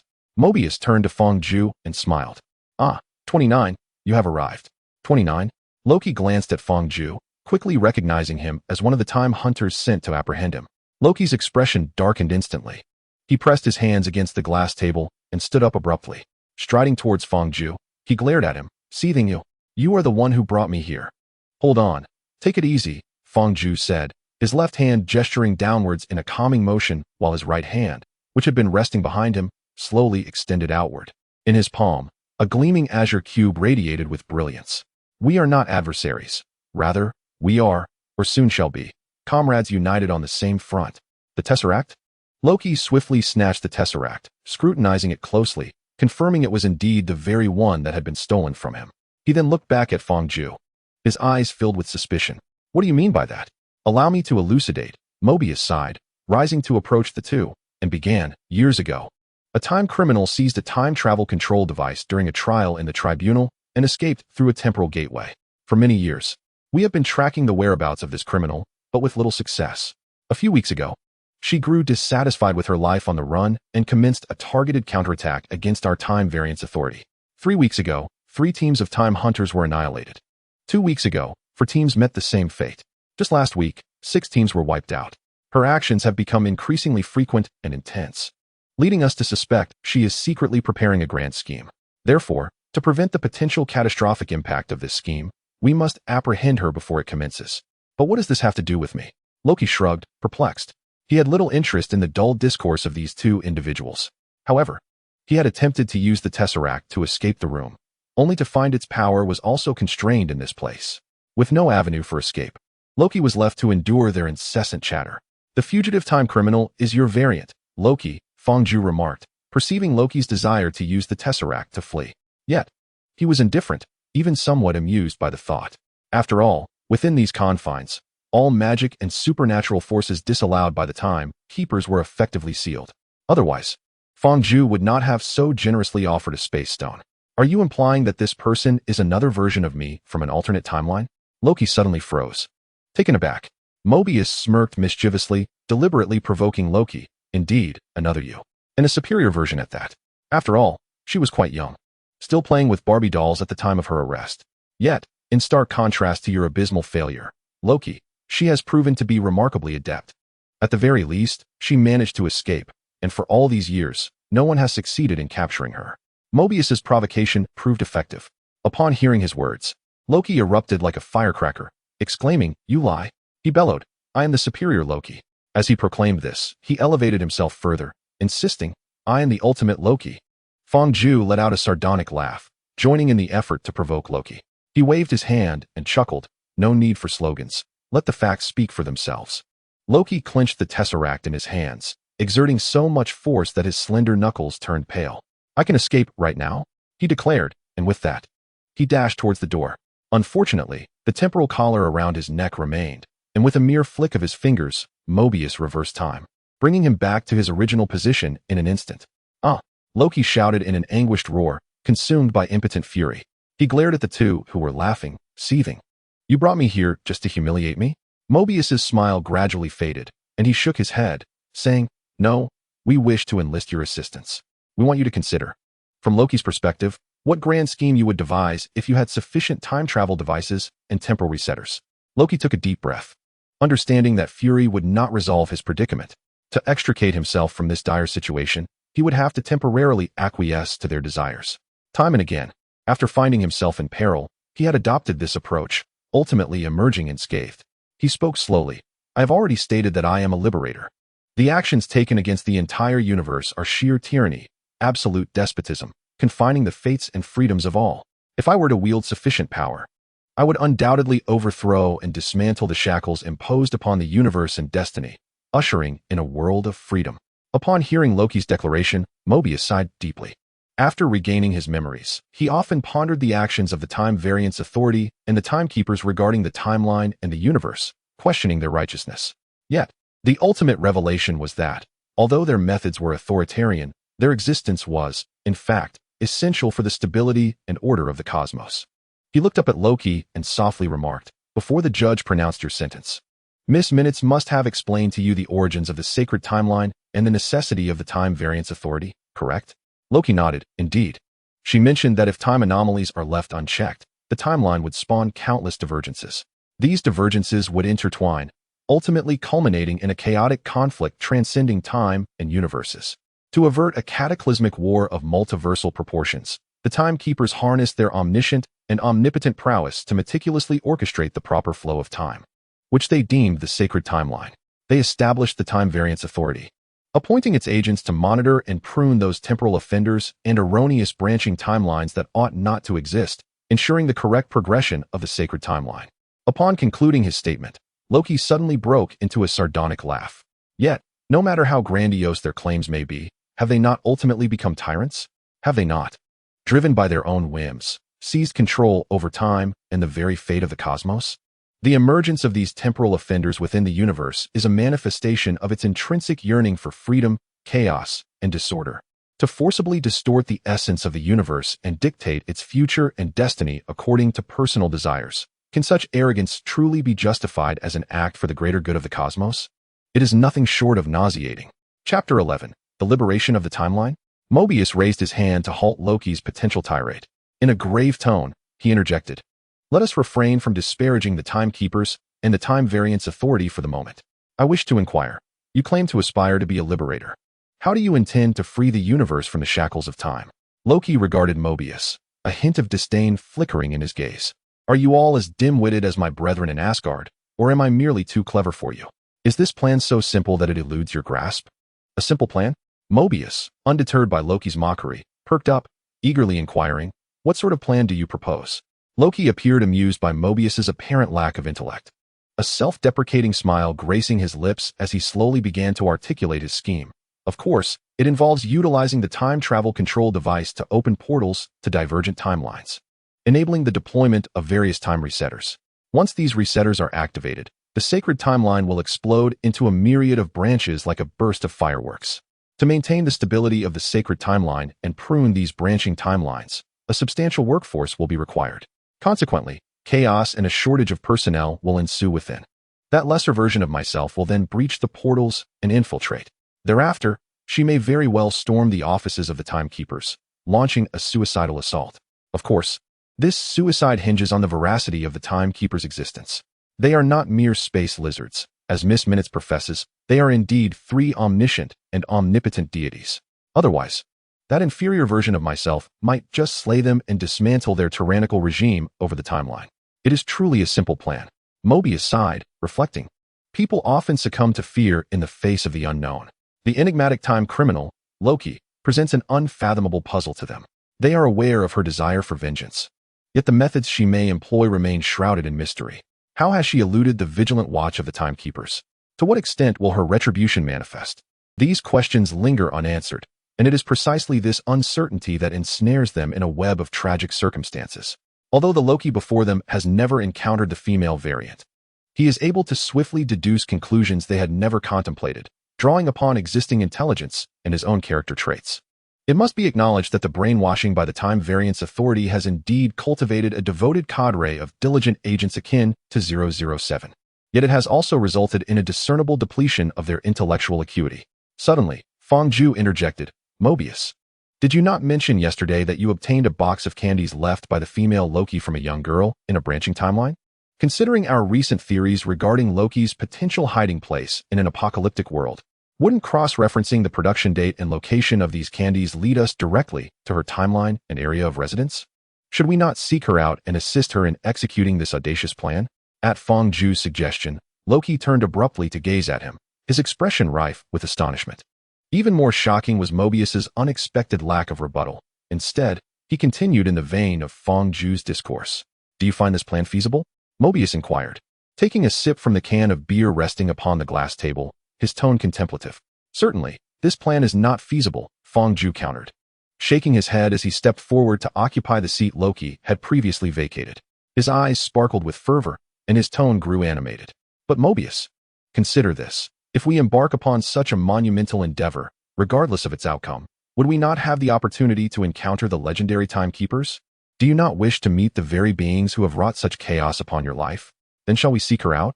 Mobius set down the beer can, his eyes glimmering with a newfound spark, clearly swayed by the proposition.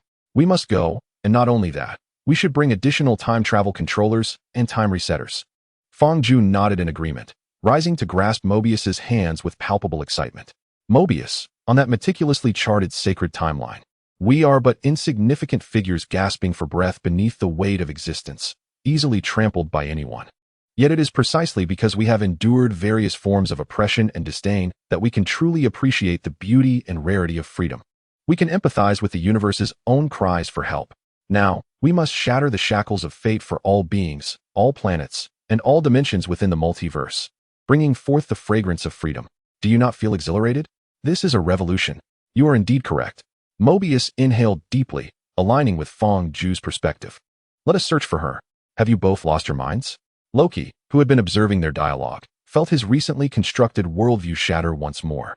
He furrowed his brow at the two increasingly fervent individuals and spoke somberly. "Are you not the guardians of time, created to protect the sacred timeline? Why would you wish to overturn the tyrannical, bureaucratic institution of the Time Variance Authority?" "Haha, Loki, we apologize for neglecting to introduce ourselves." Upon hearing Loki's bewilderment, both Mobius and Fang Zhu chuckled. Fang Zhu spoke with a smile. "Mobius and I were, in fact, captured time offenders. However, due to our perceived value, the timekeepers arranged for us to undergo mind alteration, erasing our past memories. Thus, we transformed from the condemned to diligent employees." Loki was once again taken aback. "You claim you were once time offenders?" "Not just us," Mobius replied to Loki's inquiry. "I suspect that all personnel within the Time Variance Authority are, in fact, brainwashed time offenders." "Is this a ruse?" Loki's brow furrowed tightly. "Have any of you encountered the timekeepers?" "No," Fang Zhu shook his head in response. "Aside from the High Judge Renslayer, no one has seen the timekeepers." Loki asked in a low voice, "Do the timekeepers truly exist?" "I do not know." Fang Zhu continued to shake his head.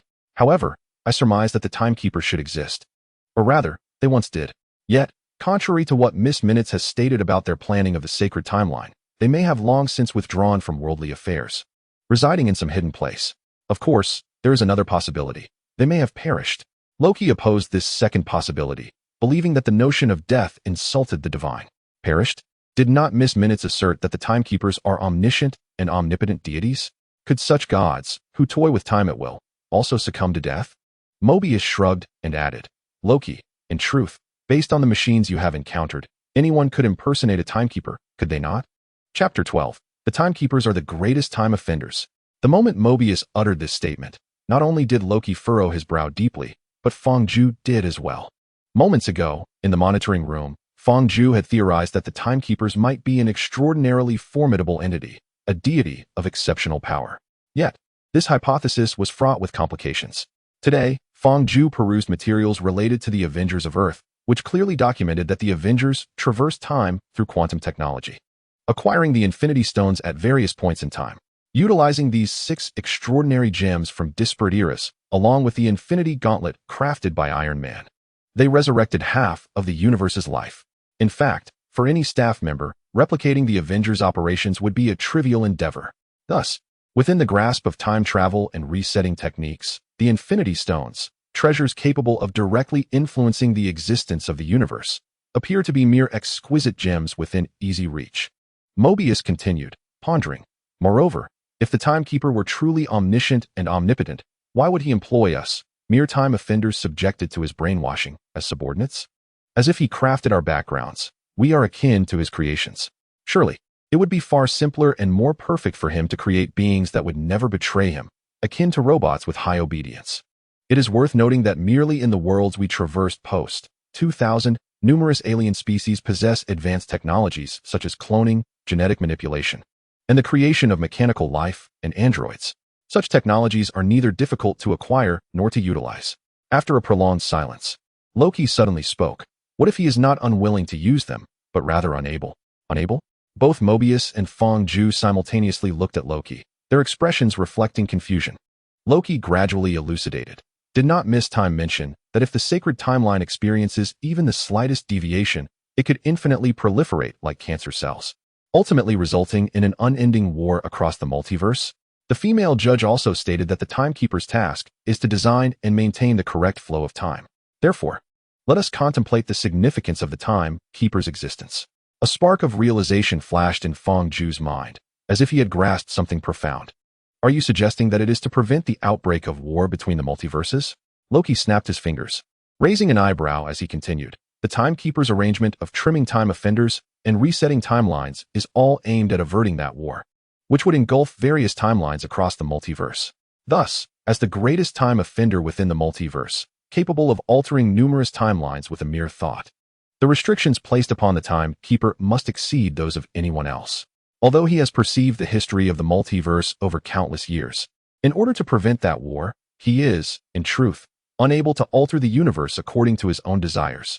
Upon hearing Loki's analysis, Mobius could not help but applaud him, exclaiming, Loki, you are truly a brilliant individual. Oh no, indeed a wise deity. In stark contrast to Mobius's admiration, a profound sense of dread suddenly welled up within Fang. He spoke in a deep voice. Wait a moment, Loki. If we analyze things as you suggest, then it follows that not only are events occurring across various timelines within the multiverse known to the timekeepers, but even all occurrences in the temporal realm outside the multiverse, such as the Time Variance Authority, are also within their comprehensive grasp. As Fang words fell, both Loki and Mobius were momentarily taken aback, their expressions darkening instantly. Indeed, according to Loki's reasoning, the reason why the staff within the authority were comprised of time criminals was that their transformation into such was anticipated by the timekeepers. Their experiences, having been brainwashed and subsequently molded within the Time Variance Authority, were likewise under the scrutiny of the timekeepers. Moreover, the plans they were currently discussing were also under the control of these enigmatic overseers. Mobius took a deep breath, his voice suddenly tinged with despair. The timekeepers may not be omnipotent, or perhaps they are incapable of exhibiting their omnipotence. Yet, with the aid of a time travel control device, achieving omniscience is entirely feasible. This omniscience encompasses the past, present, and future of the multiverse, as well as the past, present, and future of our own reality. In other words, our rebellion was, in fact, anticipated by them. This realization was profoundly disheartening. Just moments ago, the spirited Loki let out a heavy sigh, his shoulders drooping. Bang! As if to validate their suspicions, mere seconds after their silence, the door to the lounge burst open.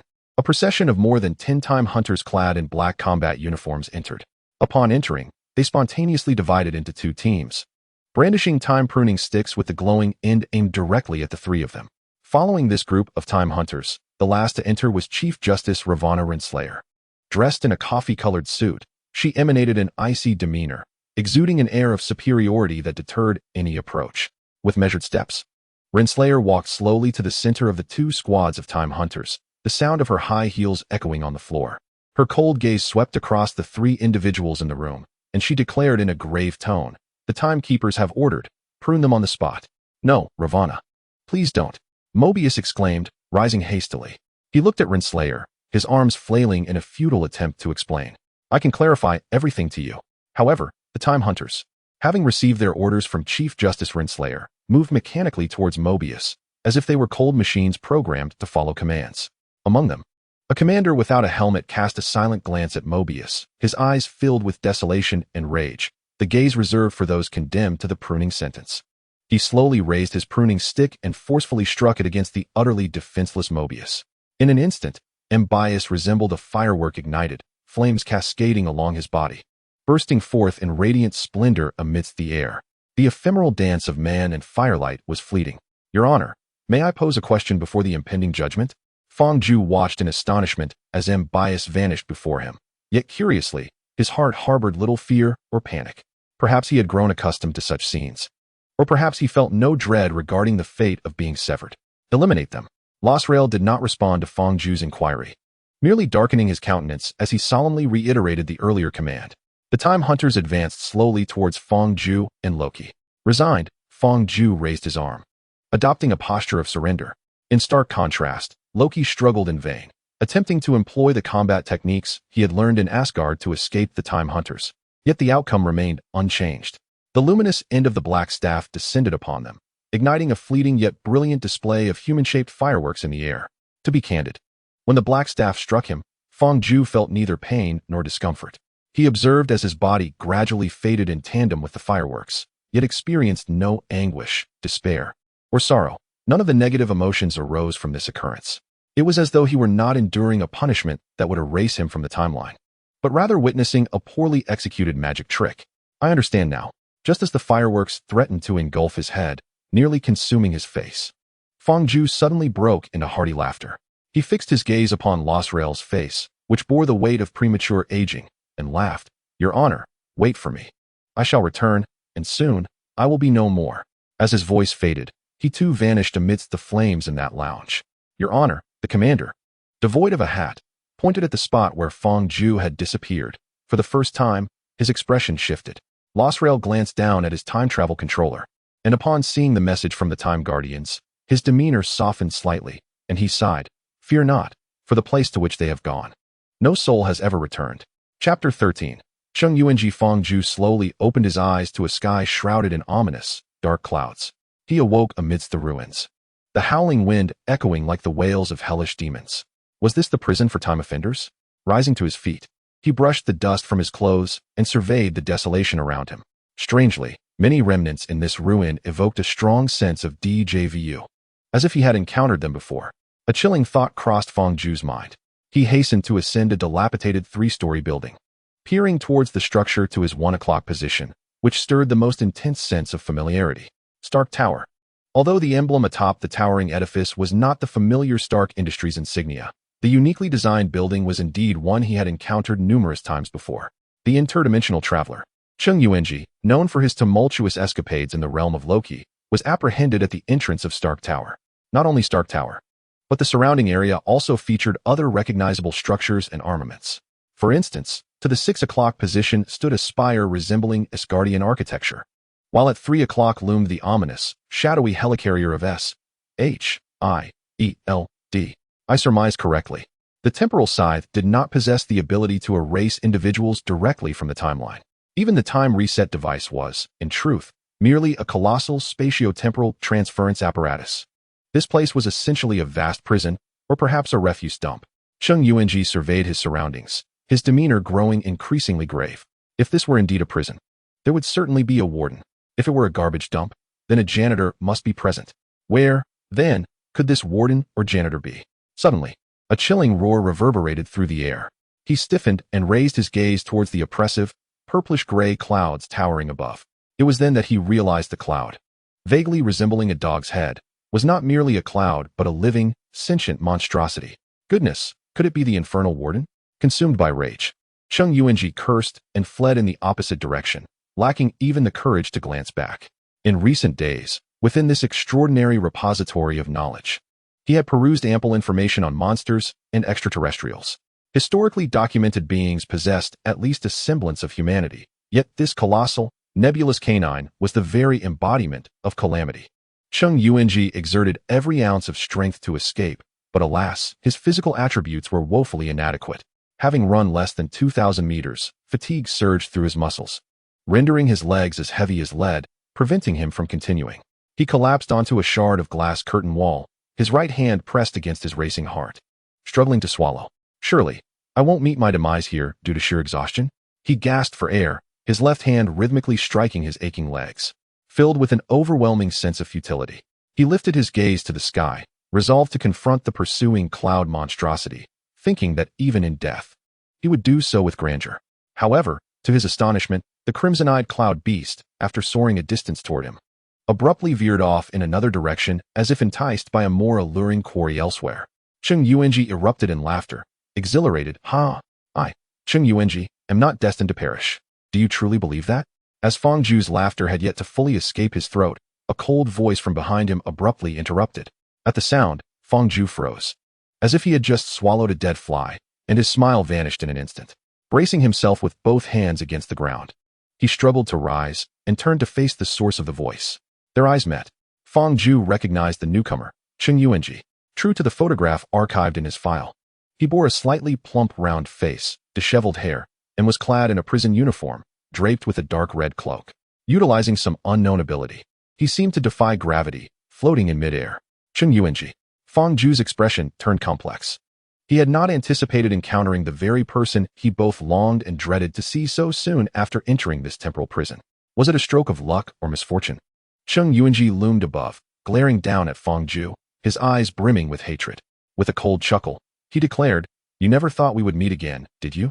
Indeed, Fang Zhu had not expected such a reunion. Observing Cheng Yuanji's fierce demeanor, Fang Zhu's eyes flickered, and he smiled derisively. There exists an ancient saying in Chinese: misfortune may very well be the harbinger of fortune, and fortune may conceal misfortune. Though he was nearly exhausted, this very state served as his advantage. It would diminish his perceived threat in Cheng Yuanji's eyes while concealing his true capabilities. Moreover, given the current dynamics, uttering some reckless words to provoke his adversary might yield unexpected benefits. After all, in Cheng Yuanji's perception, he was the hunter, and Fang Zhu was merely the prey. To the hunter, the prey's every action was but a desperate struggle, a mere jest. With a sardonic smile, he taunted in a biting tone. I never imagined that the coward who nearly wet himself in fear, the one who could only scream and shout, would manage to survive here. Oh, let me guess how this timid soul has managed to endure. Ah, I know. You must have sold your backside to the warden and the prison bullies to stay alive. Right? Ha ha ha, that truly fits your style. You are going to die, Fang Zhu. Cheng Yuanji's anger intensified, as if it might burst forth from his eyes in flames. Yet, just as Fang Zhu had predicted, in the face of an enemy and a prey firmly within his grasp, both the avenger and the hunter would delight in tormenting one another. Cheng Yuanji coldly retorted, but I won't let you die easily. I will thoroughly torment you. Oh, by the way, you mentioned selling your backside, right? I will enlist dozens of burly men to attend to your needs. Oh, is it so easy to find dozens of strong men? Fang Zhu continued to provoke, jesting. I suppose they must be living right in your house. Ever ready to play games with you, huh? Huh. Upon hearing Fang Zhu's second verbal humiliation, Cheng Yuanji found himself devoid of anger. He gazed down at Fang Zhu, sprawled on the shattered glass wall, gasping for breath between his words, and coldly remarked, bark all you want. Without the time-based weapons granted to you, you are but a worthless entity, relying solely on empty rhetoric. He extended his arms as if to embrace the somber sky before him, exclaiming, and I, Cheng Yuanji, having liberated myself from that accursed place, I am now unbound in this void. My power knows no limits.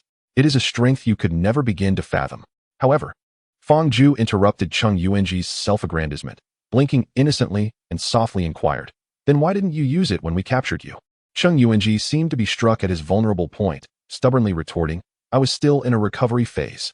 Besides, who knew that the Dimensional Watch would send me to that damned Loki world?" Dimensional Watch? Loki world? Fang Ju narrowed his eyes, thinking to himself that Cheng Yuanji, this fool, had finally begun to divulge crucial information.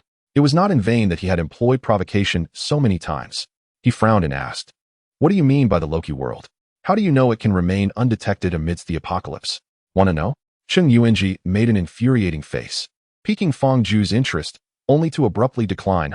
"I shan't reveal that to you, you two-dimensional native. I can trade information for something of value." Fang Ju was not incensed by his antics. Rather, he gently pulled back the pocket of his trousers, cautiously revealing its contents. Strangely, the infinity stones within his pocket did not exhibit any unusual characteristics. Nevertheless, Fang Ju dared not touch them with his hand or any other object, fearing that he might disrupt some unknown balance, causing the stone's radiation to manifest and incinerate him into a pile of ash. He believed that the infinity stones, regarded as top-tier treasures even by cosmic overlords, would surely serve as an enticing bait for Cheng Yuanji, enough to lure him into perdition. He whispered with a devilish allure, lightly laughing, "Do you think these 12 infinity stones, which I procured from the evidence room, are sufficient as bargaining chips?" Chapter 14. The Plot. Infinity Stones. They truly are the infinity stones. What a stroke of fortune, as if one had stumbled upon a hidden treasure without effort. Upon hearing the name of the infinity stones, Cheng Yuanji became exceedingly exhilarated. As he gradually descended beside Fang Ju and closely examined the authenticity of the stones, this thrill nearly overflowed from his mind. When the Dimensional Watch had indicated that his next destination was the Marvel Cinematic Universe, Cheng Yuanji had meticulously devised countless plans to seize the Infinity Stones. However, when Cheng Yuanji arrived in the Marvel Cinematic Universe, these plans had yet to be formally initiated before he was targeted and summarily exiled into the void. Cheng Yuanji believed that he would only have the opportunity to escape the void after the female Loki revealed the fourth phase of Marvel with a dagger, thus allowing him to resume his quest for the Infinity Stones. Yet, he was taken aback by the turn of events. Struggling to divert his gaze from the alluring Infinity Stones, he turned his attention to the Time Hunter who had apprehended and eliminated him, grappling with feelings of resentment and gratitude simultaneously. Nevertheless, at that moment, the prospect of acquiring all 12 Infinity Stones brought him immense joy. Consequently, he resolved to provide this unfortunate native with a brief exposition on the series Loki, allowing him to truly experience the terror of being a character in a film. This would not only satiate his own morbid curiosity, but also serve as a mere indulgence in the whims of his own amusement. With a light chuckle, he remarked, "Well, since you have presented such a splendid bargaining chip, I shall refrain from playing games with you and enlighten you about the world of Loki."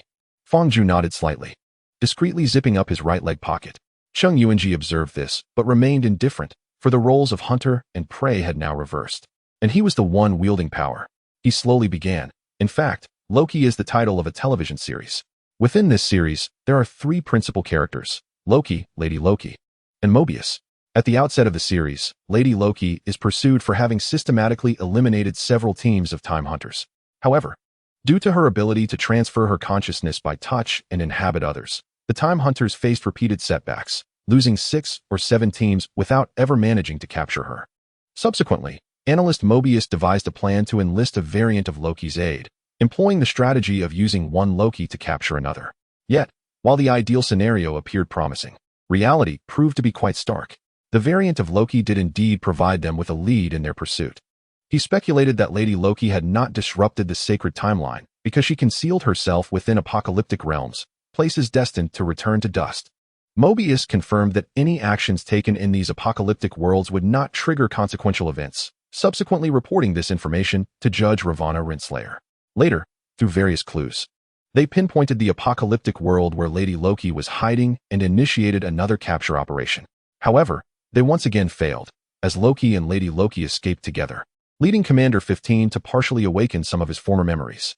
"Oh, by the way, did you know that the agents of your Time Variance Authority were once time criminals?" Fang Ju nodded. "I am aware. The last time I attempted to apprehend a time criminal named Reyna from the Centipede organization, She utilized a machine to help me recover some of my memories. Centipede organization, Reina? Cheng Yuanji raised an eyebrow, suggesting that this must pertain to the content of the television series Agents of S.H.I.E.L.D.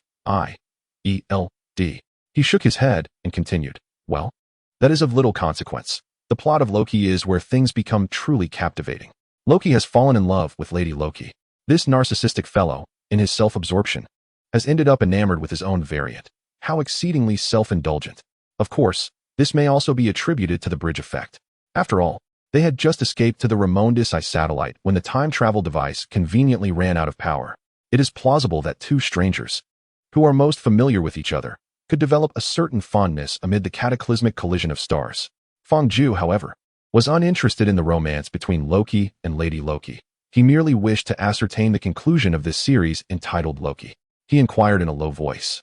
Wait a moment, if the time travel device is out of power, how did they escape from Ramon-Disi? After all, the title of the series is Loki, and they are the protagonists. Cheng Yuanji shrugged, acknowledging that this was a reason external to the narrative. The explanation provided within the series is that the timekeepers had chosen them, thus rendering them incapable of dying. Should they perish, it would result in a monumental event, with the branching timelines spiraling into chaos. Consequently, alerted by the branching timelines, their whereabouts were discovered, and they were rescued just before the stars collided. However, the subsequent plot became rather tedious. The two Lokis returned and caused a ruckus with the false timekeeper, ultimately arriving in this void. Later, with the assistance of old Loki and young Loki, they possessed Ilios, the great cloud dog. Ultimately, they traversed the void and reached the end of time. At this juncture, they encountered the true timekeeper. The characters engaged in therapeutic dialogue for nearly an entire episode, after which Lady Loki stabbed the timekeeper, ending his life. Fang Ju waited for a moment, and, seeing that Cheng Yuanji had ceased to elaborate, could not help but ask, what happened next? There is no next, Cheng Yuanji replied, raising his hands in resignation. With the timekeeper's demise, the sacred timeline spiraled out of control, heralding the official onset of Marvel Studios' Phase 4 multiverse. Loki was essentially a grand prologue.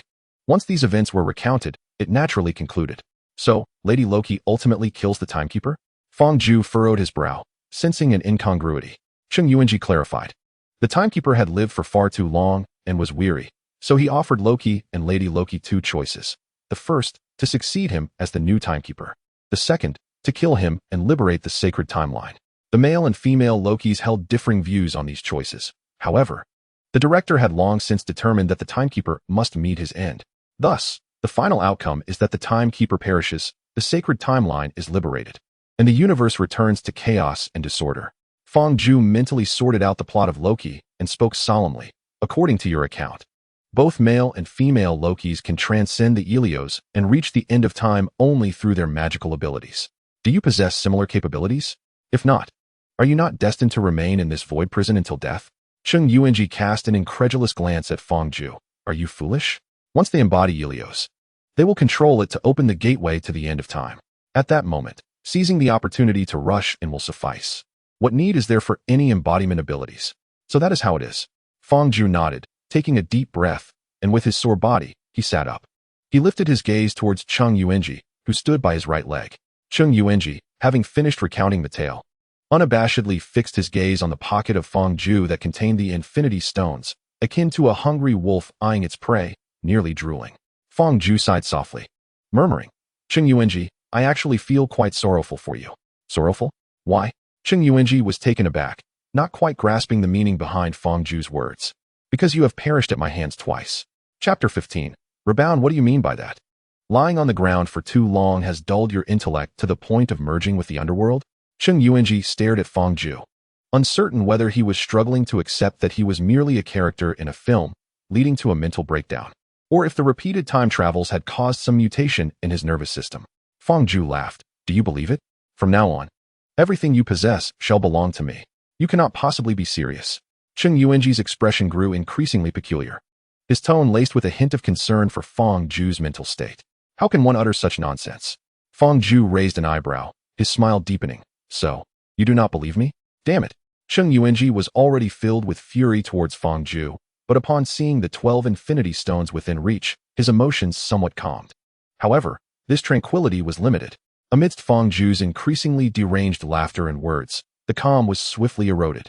Cheng Yuanji's right hand grasped the air, summoning a pitch-black ancient long knife. He leveled the blade, its edge pointing at Fang Zhu, and shouted furiously, "I believe nothing of the sort. A weakling like you could be crushed by a mere finger. Is that so?" Fang Zhu crossed his arms and erupted into boisterous laughter, his legs bending and swaying uncontrollably in a peculiar dance, though in reality, it was merely a cramp. In the midst of his unabashed laughter, Fang Zhu snapped his fingers and softly uttered the incantation to activate the infinite deception skill. The lies of lies, in this instant, could invert truth and falsehood. Cheng Yuanji's expression changed drastically in an instant. After several interdimensional travels, his physical constitution was significantly superior to that of an average person. Thus, even amidst the cacophony of laughter, his keen hearing allowed him to discern the incantation being chanted by Fang Zhu. However, the clarity of his understanding only deepened his dread. A wave of goosebumps surged across his body. This particular spell originated from an incantation known as Infinite Deception of Words, and its practitioner had no connection whatsoever to the Marvel Universe.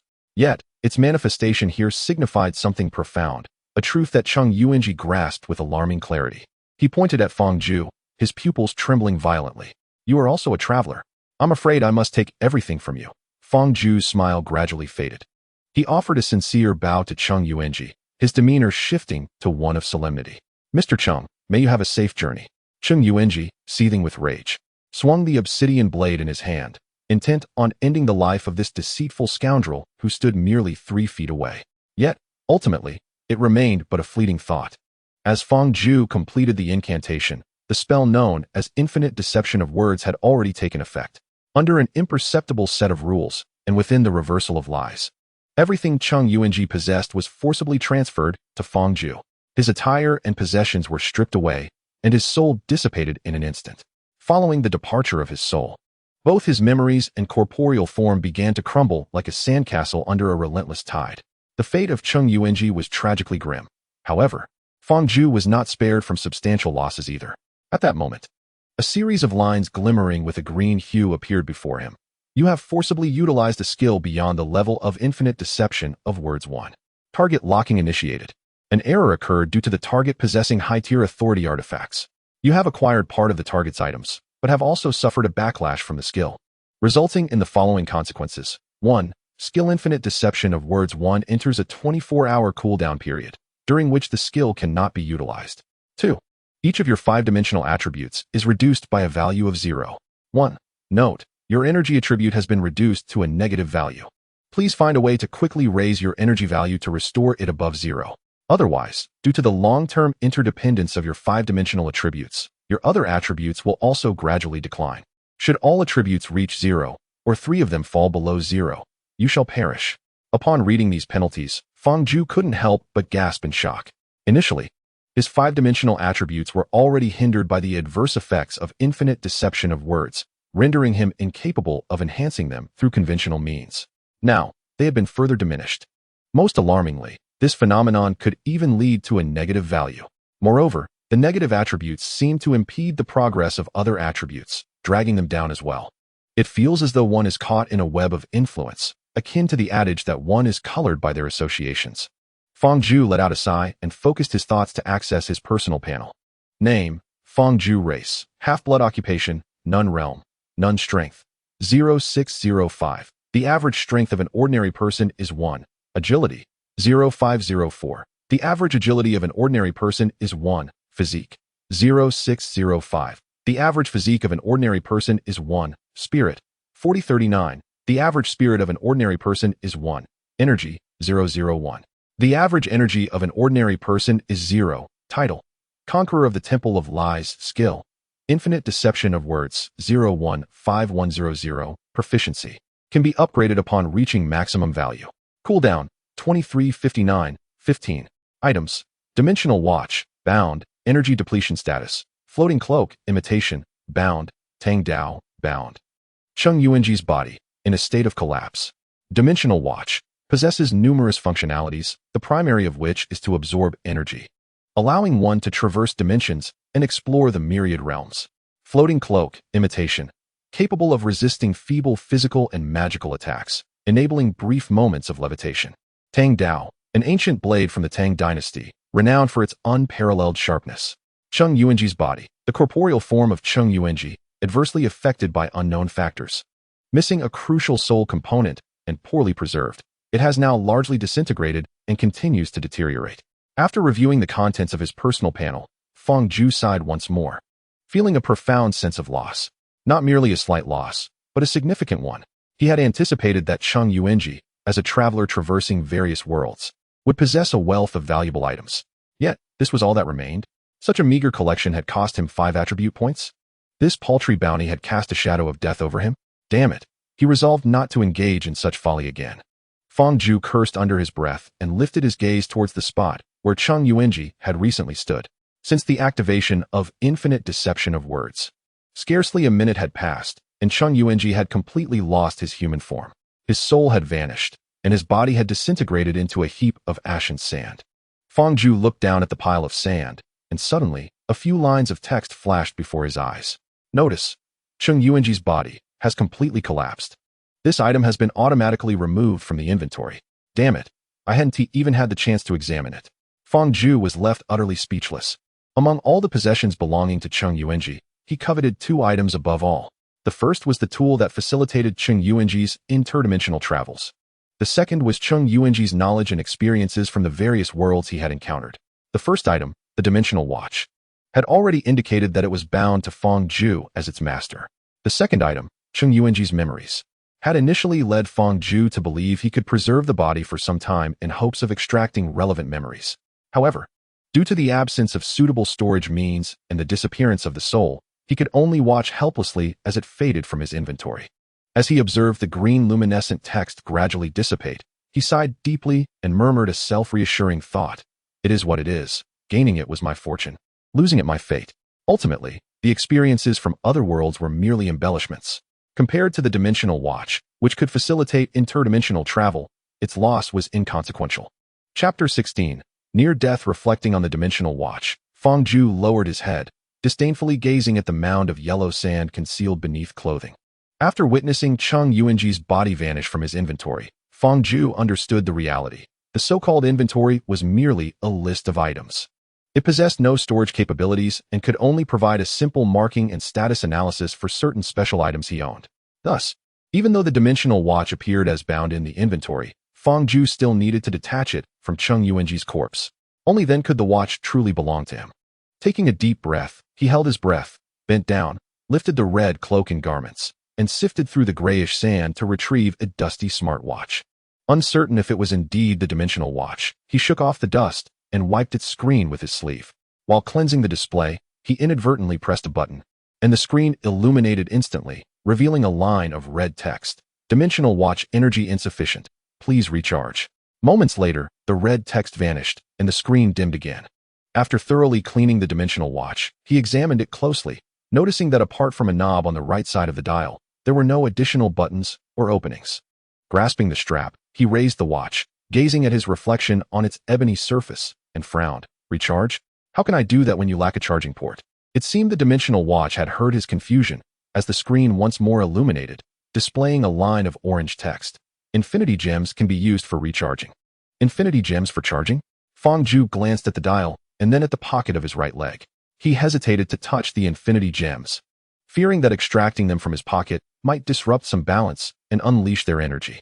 After a moment's contemplation, he devised a rather rudimentary plan. Carefully, he opened the pocket. Holding the watch strap, and like one would fish for lobsters, he slowly maneuvered the watch's dial into the pocket. This should suffice, he thought. Fang Zhu found himself pondering as his gaze fixated intently on the pocket of his right leg. Gradually, under his control, the dimensional watch encountered the infinite gems. Initially, the two entities remained distinctly separate, akin to two inert materials lying side by side, devoid of any chemical interaction. However, a transformation soon unfolded. The dimensional watch was the first to act. A crimson light flickered across its obsidian dial, sweeping over the 12 infinity gems. In an instant, the dial split apart, revealing a maw reminiscent of a lamprey, lined with sharp teeth. The gaping mouth seemed poised to clamp down on a purple power gem. Damn it! You're going to get us killed. Stop! Fang Zhu's expression shifted dramatically upon witnessing this scene. The reason ordinary individuals cannot wield the infinite gems is due to their incessant emission of staggering radiation, primarily derived from a terrifying cosmic ray known as gamma radiation. Historical records spanning thousands of years indicate that, aside from Dr. Banner, most individuals exposed to gamma radiation have perished. Even Dr. Banner himself only experienced a mild dose. Yet Fang Zhu was about to endure the formidable energy radiation unleashed by the shattering of an infinite gem. Such radiation could potentially overwhelm even a cosmic overlord like Thanos. Nevertheless, the Dimensional Watch, now in a predatory state, disregarded Fang Zhu's commands. In fact, to prevent any interference with its feeding, it violently flung its strap, breaking free from Fang Zhu's right hand, and lunged wholeheartedly at the power gem. Its sharp teeth pierced through the gem, producing a crisp crack. The power gem shattered. At the precise moment of its fracturing, a deep purple energy beam, transitioning to a light gray, burst forth from the pocket, radiating in all directions. In a mere fraction of a second, every cell within Fang Zhu's body was subjected to lethal gamma radiation. Yet this was merely the beginning. The destruction of the power gem triggered a cataclysmic transformation in the remaining 11 infinite gems. They unleashed periodic shockwaves, capable of effortlessly flattening a city. Akin to relentless tidal surges, these shockwaves surged and ebbed, repeatedly penetrating Fang Zhu's already ravaged form. Logically, given the extent of his bodily devastation, Fang Zhu should have perished. Strangely, however, he not only survived but experienced an unprecedented clarity of thought and consciousness. It was as if, under the onslaught of these intense radiations, he had unlocked the shackles binding his soul to his corporeal form, ascending into another dimension. In this state, he perceived none of the chaos surrounding him. Yet, his gaze traversed the void, glimpsing the end of time, witnessing the circular, rainbow-hued sacred timeline, and beholding a dilapidated, solitary castle of time encircled by the timeline. Crack. Fang Zhu was enduring the onslaught of colorful gamma radiation, observing the world from a soul's perspective. Meanwhile, the Dimensional Watch seemed unfazed, casually crushing a green time gem. However, it soon detected Fang Zhu's unusual condition, temporarily halting its consumption of the next infinite gem and emitting a mechanical, neutral voice. Upon detecting its master on the brink of death, it activated its self-repair function to restore its master's body. The repair failed, prompting a search for alternative solutions. Upon discovering a superior option, it initiated the plan, harmonizing energy to align with its master's body. The harmonization failed, leading to another search for solutions. Detecting yet another favorable alternative, it opened a virtual dimensional gate, directing the upload of its master's soul data and commencing a virtual reincarnation. The transmission began, requesting the absorption of additional energy. When the master did not respond within 3 seconds, it defaulted to assume consent and began energy absorption. The Dimensional Watch muttered to itself for a moment before a slender silver needle, adorned with countless tiny barbs, sprouted from its strap, piercing through Fang Zhu's charred trousers and embedding itself in his thigh. Afterward, it disregarded Fang Zhu's physical condition and voraciously consumed the remaining 10 infinite gems. Soon, all 12 infinite gems were devoured by the Dimensional Watch, which had absorbed sufficient energy. Its fish-like mouth closed, and it resumed its guise as a smartwatch. At that moment, the neutral mechanical voice resonated once again. The soul data transmission was complete. The master was prompted to select a new virtual world. After 3 seconds of silence, it defaulted to the option of random virtual world. The process commenced, culminating in a random outcome. The master was then asked whether to enter the virtual world, Task Force 2. With no response within 3 seconds, it defaulted to confirm the master's entry into the virtual world, Task Force 2. The construction of the virtual dimensional gate began and was completed. Subsequently, the transmission of the master's soul data into the virtual world, Task Force 2, was initiated and completed. The virtual reincarnation commenced, urging the master to proceed with caution. Chapter 17. Bombs in the head. Fang Zhu slowly opened his eyes, a motion akin to initiating the body's startup sequence. His chaotic consciousness gradually connected with his body, neurons beginning to relay information to the central system. Countless disordered electrical signals surged into his brain like a tide, transforming into flowing images amidst an intangible turbulence. The body was now operational. The visuals captured by the retina were relayed back to the brain after a delay of 0.001 seconds. Before him stood an old wall, cast in concrete, with a deep blue iron door at its corner. Through the glass of the iron door, he could glimpse parts of the interior, where individuals clad in orange uniforms were moving to and fro. Fang Zhu surveyed his surroundings and, upon comparing them to the interior of the iron bars, swiftly deduced his current location. He found himself within a quintessential American prison. The area he occupied was likely an outdoor recreation room, specifically designed to reward exemplary inmates. Here, prisoners could momentarily escape the harrowing confines of their incarceration. They could gaze upon the azure sky and fluffy clouds or engage in beneficial physical activities, allowing their bodies to relax and their spirits to uplift. However, the prospect of escape was utterly unattainable. After all, the recreational room was encircled by towering concrete walls, several meters high, crowned with a glistening, electrified fence. Most crucially, beneath the electric wires were numerous surveillance cameras, tirelessly monitoring the inmates around the clock.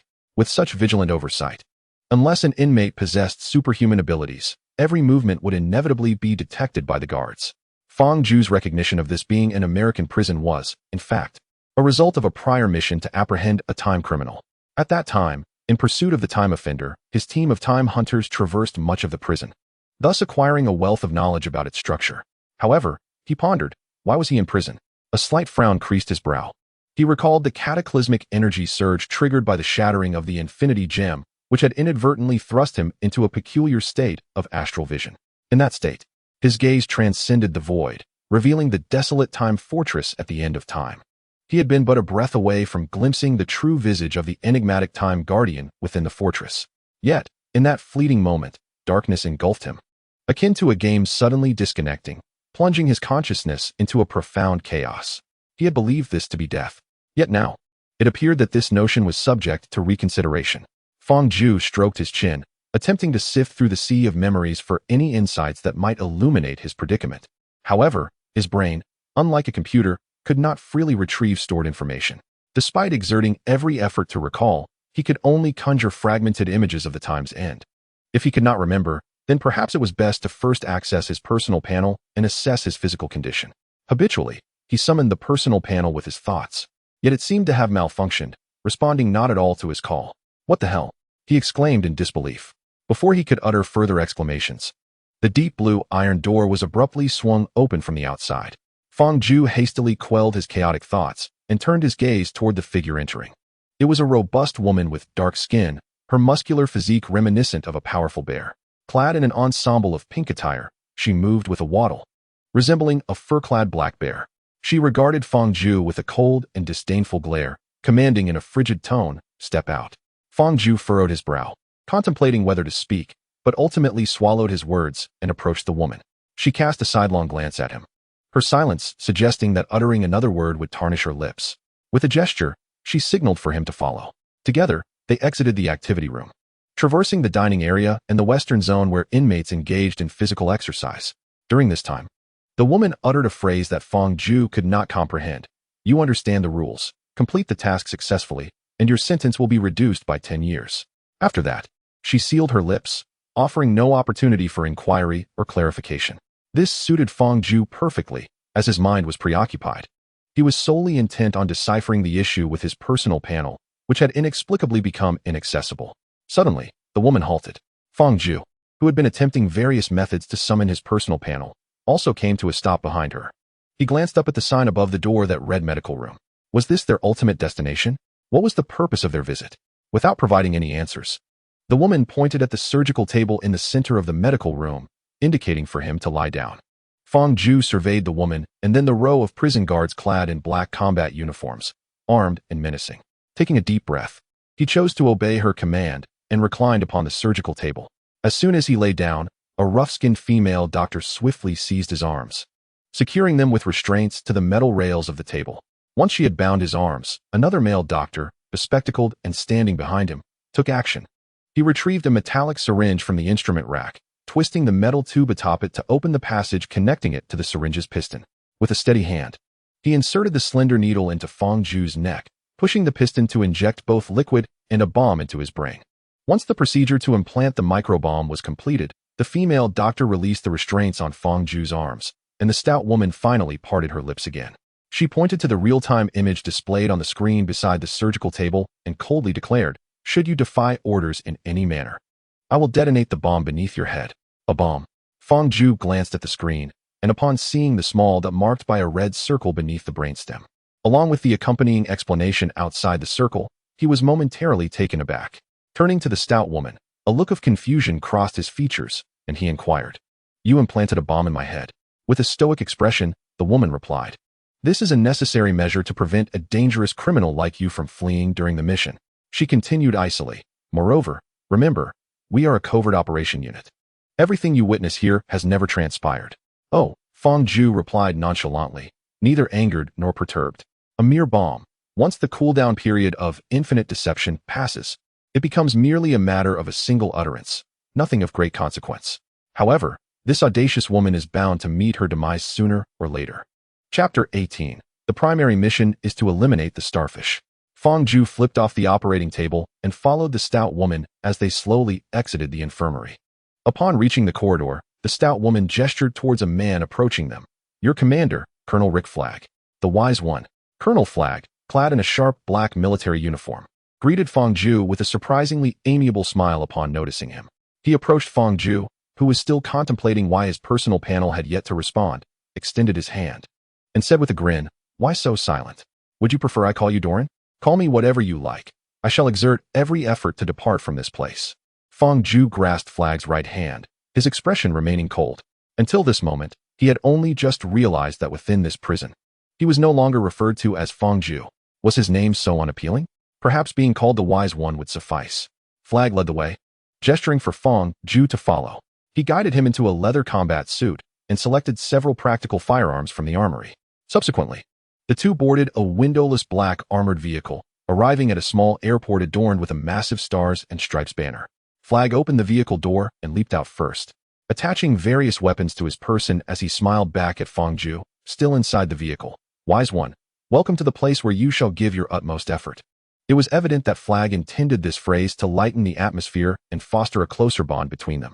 Fang Zhu chose not to respond.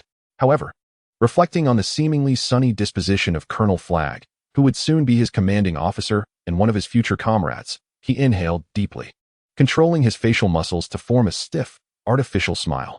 He patted the holster at his waist and feigned nonchalance. "Colonel Flag, I believe I am ready to give my utmost effort." Flag smiled in satisfaction. After a brief conclusion to their conversation, Fang Zhu disembarked from the armored vehicle and surveyed his surroundings. Based on the layout of the various buildings and their accompanying facilities, Fang Zhu deduced that this was indeed a small airport. Flag had brought him here, evidently due to the distant location of their covert operation, intending to switch to aerial transport. The aircraft in question was likely the gray transport plane situated not far away. Aside from the gray transport plane and the colossal stars and stripes banner affixed to the wall, the most striking features were the several similarly windowless black armored vehicles parked directly in front of the banner. Fang Zhu estimated that those armored vehicles likely contained other prisoners who had endured similar experiences to his own. Subsequent events would confirm his suspicions. The rear door of the armored vehicle slowly swung open, revealing a procession of eccentrically dressed individuals emerging from within. From the left side of the colossal stars and stripes, the first figure was a silver-haired young man in a black combat suit, engaging playfully with a prison guard.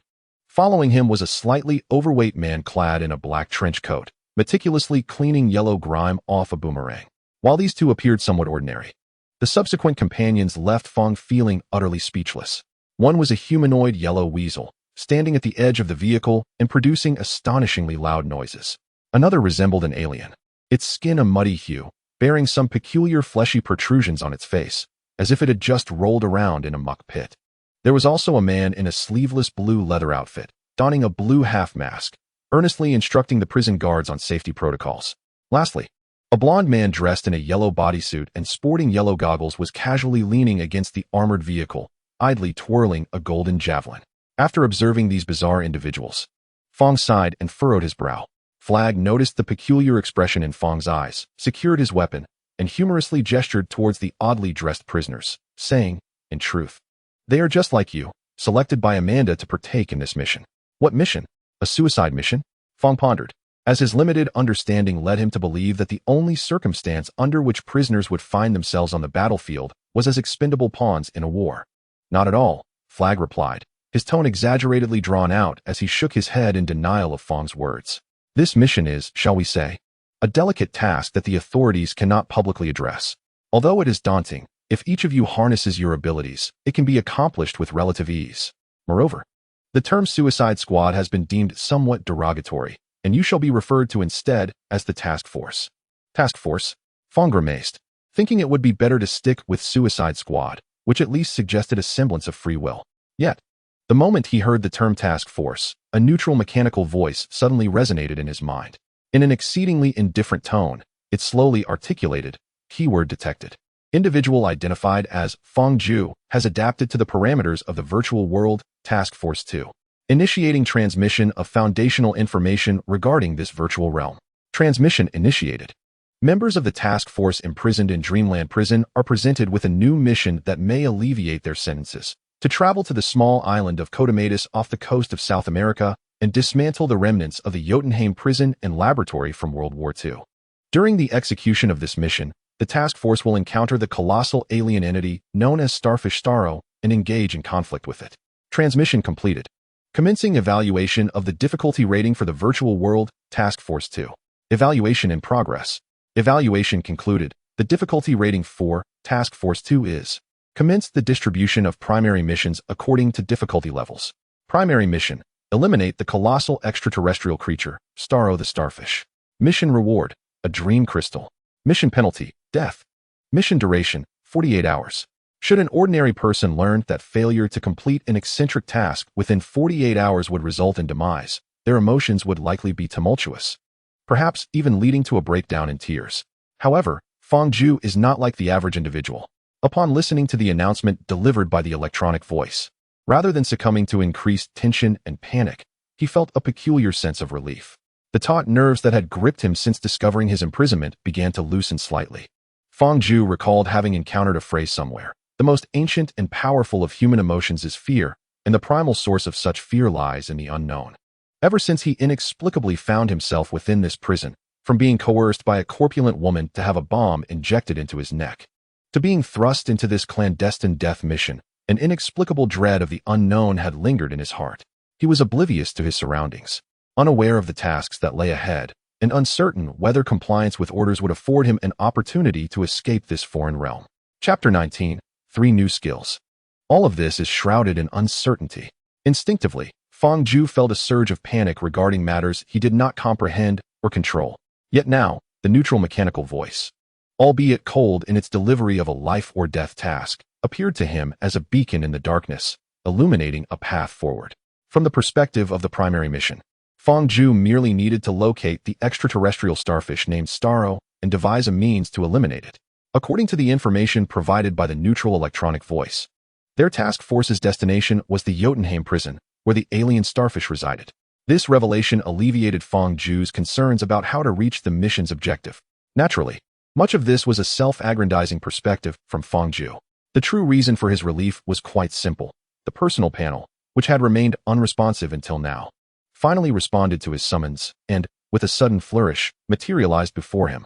In this world, nothing could bring greater solace than the timely response of a golden finger.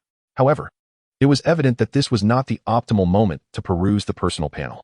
Thus, Fang Ju merely cast a cursory glance at it, confirming it contained the same information as before hastily closing it. After all, he was still within the confines of the prison, under the watchful scrutiny of the corpulent woman. Any display of unusual behavior, deviating significantly from the identity represented by the name Doolin, could arouse her suspicion and potentially trigger the bomb. Fang Ju had no desire to meet such a foolish end. He turned his head to glance at Flag, took a deep breath, and feigned a moment of contemplation before returning to their earlier conversation. Colonel Flag, they certainly do not appear to be the type to obey orders and diligently complete tasks.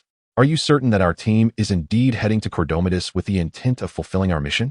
Flag slightly shook his head and continued to elucidate to Fang Ju. Each of them possesses unique abilities, meticulously selected by Amanda through big data simulations of task models from hundreds of extraordinary individuals. After numerous data analyses and simulations of task completion probabilities, the officials believe that you are capable of executing this mission flawlessly. You will form the most exceptional covert team.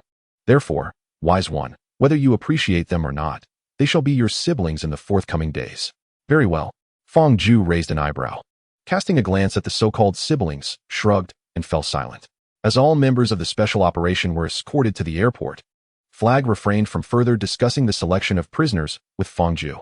He proceeded to the center of the airport and gestured to the prison guards escorting the inmates. summoning all members of the special team. After a brief self-introduction, he led them aboard a silver-gray medium transport aircraft. Upon boarding, Fang instinctively took a seat in a corner of the cabin, in the least conspicuous position. He lowered his head, silently gazing at the floor, deliberately avoiding interaction with the eccentrically dressed individuals and keeping a distance from the two peculiar humanoid beings who appeared to be extraterrestrial. However, whether due to bad luck or intentional targeting, when everyone settled in, a blonde woman in a red leather outfit, carrying a large backpack, stepped onto the aircraft. She greeted Flag with a smile, and as she navigated the narrow aisle, she turned to avoid the outstretched leg of a black-clad guard, inadvertently swinging her backpack, which struck Fang squarely in the face. "Apologies," she exclaimed with a grin, yet her tone bore no semblance of remorse. With that, she bounced over to sit beside the blonde man, who was also named Javelin, and began chatting cheerfully with him. Sighing, Fang rubbed his face and took a deep breath, suppressing his exasperation. The most critical matter at hand was the cooldown time of infinite words deception. Everything else was inconsequential. Subsequently, he focused his mind and activated his personal panel, directing all his attention to the lines of text glowing in green before him. Name, Fang race, mixed blood occupation, none realm, none strength. 5. The average strength of an ordinary person is 1. Agility. 4. The average agility of an ordinary person is 1. Physique.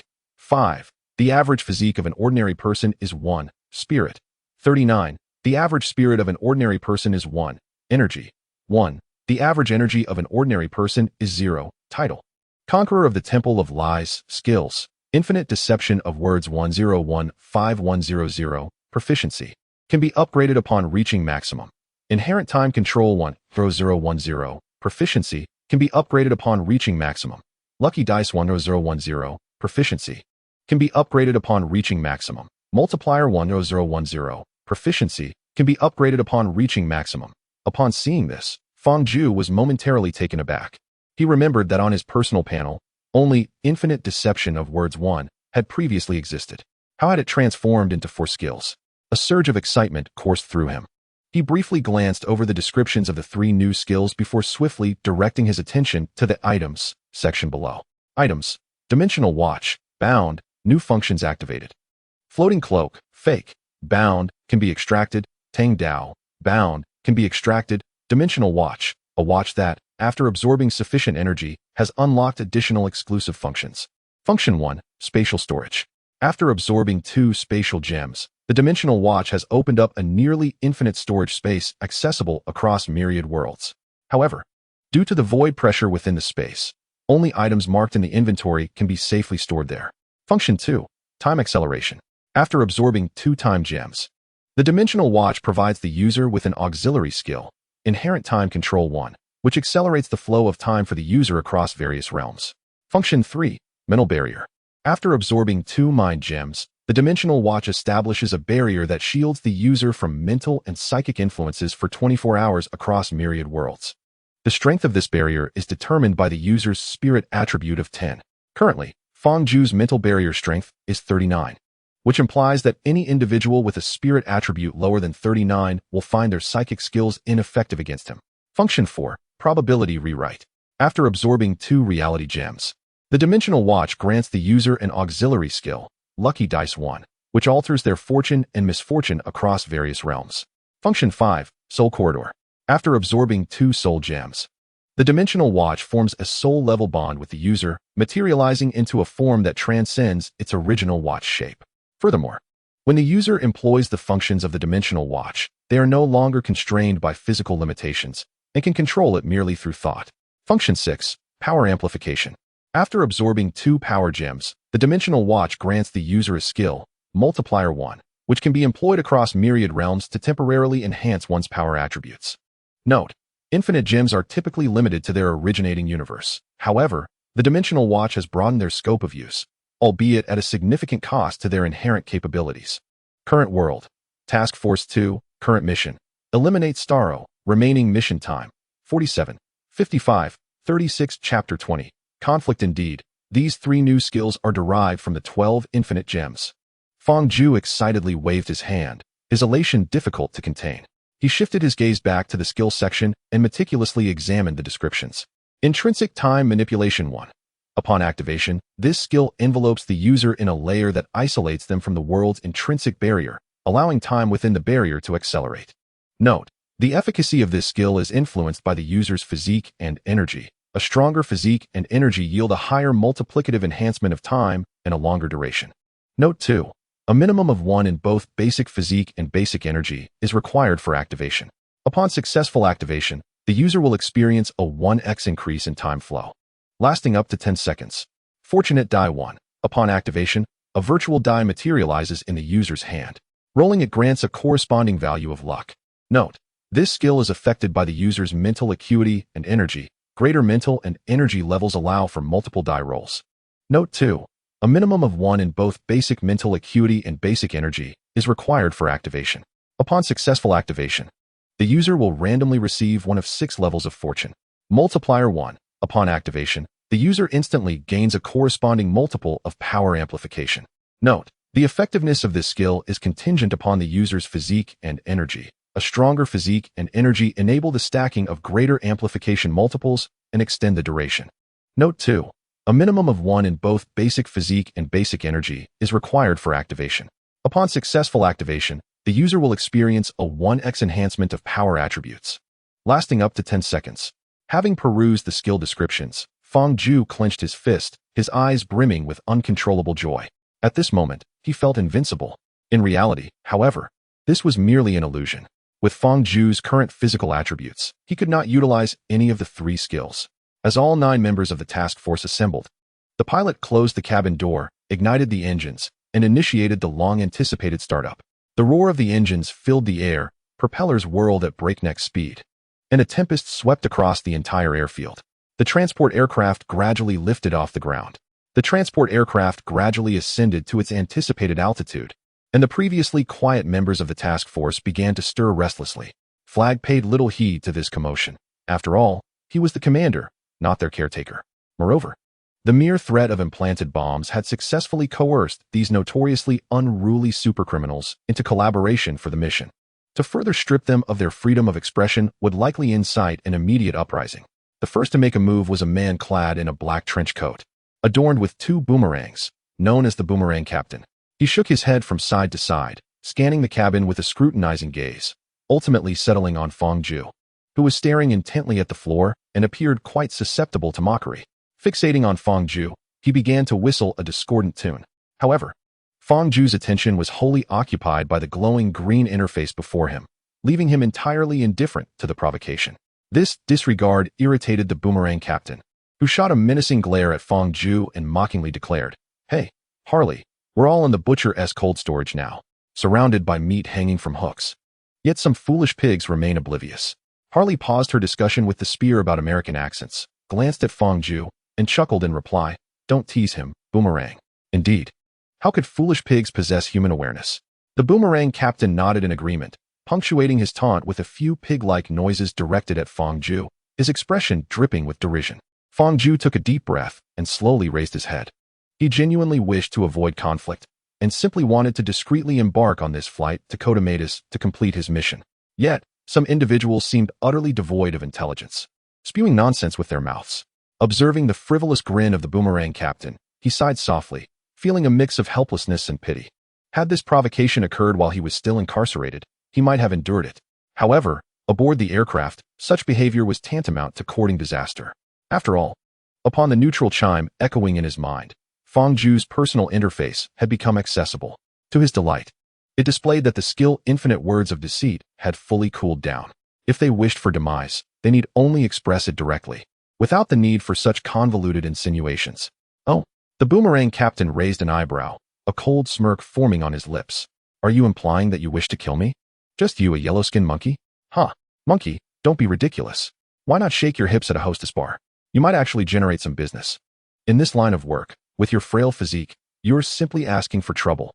Fang Zhu's comments elicited a reaction not only from the Boomerang Captain, but also from Harley, who was keenly observing the unfolding drama. She chimed in as if a diligent student eagerly answering a teacher-esque question, astutely noting the plural form of pigs in Fang Zhu's words. She raised her right hand high, exclaiming excitedly, "Me too. Me too. He must want to kill me as well. Surely, anyone of average intellect should comprehend the implication of my words, right?" Fang Ju cast a sidelong glance at the two, his expression darkening as he retorted, or perhaps, you two are the exceptions? Incapable of understanding human speech, either dim-witted or, dare I say, beasts? Before Fang Ju could finish his sentence, the boomerang captain's countenance turned icy. He drew the boomerang from his chest, severed the safety belt, and stepped in front of Fang Ju, pressing the sharp blade against his neck. The skin around Fang Ju's throat was sliced open, blood trickling down the cold metal of the boomerang. Gripping the weapon tightly, the boomerang captain glared at Fang Ju, threatening him in a low voice. Do you believe I could take your life right now? Do you believe I could take your life right now? Fang Ju met the captain's gaze with unwavering resolve, coolly echoing the threat. The captain surveyed Fang Ju's frail form, mocking, huh? With a scrawny yellow-skinned monkey like you? Have you ever taken a life? Have you ever seen blood? As he spoke, he suddenly burst into laughter, as if a humorous thought had struck him. Honestly, a frail creature like you entering Dreamland prison. Could it be that you were specially sent in to take the fall for your boyfriend? In the face of the captain's increasingly brazen taunts, surprisingly, Fang Ju did not exhibit much anger. Instead, he regarded him with a gaze tinged with the sorrow reserved for the deceased. Are you pitying me? The captain, incensed by Fang Ju's look, pressed down harder with the boomerang, intent on severing Fang Ju's head from his shoulders. Chapter 21. Transformation into a pig. Ultimately, the boomerang did not descend. In a moment of dire urgency, Flag intervened, gripping the captain's right arm with his left hand while leveling a firearm at the captain's waist with his right.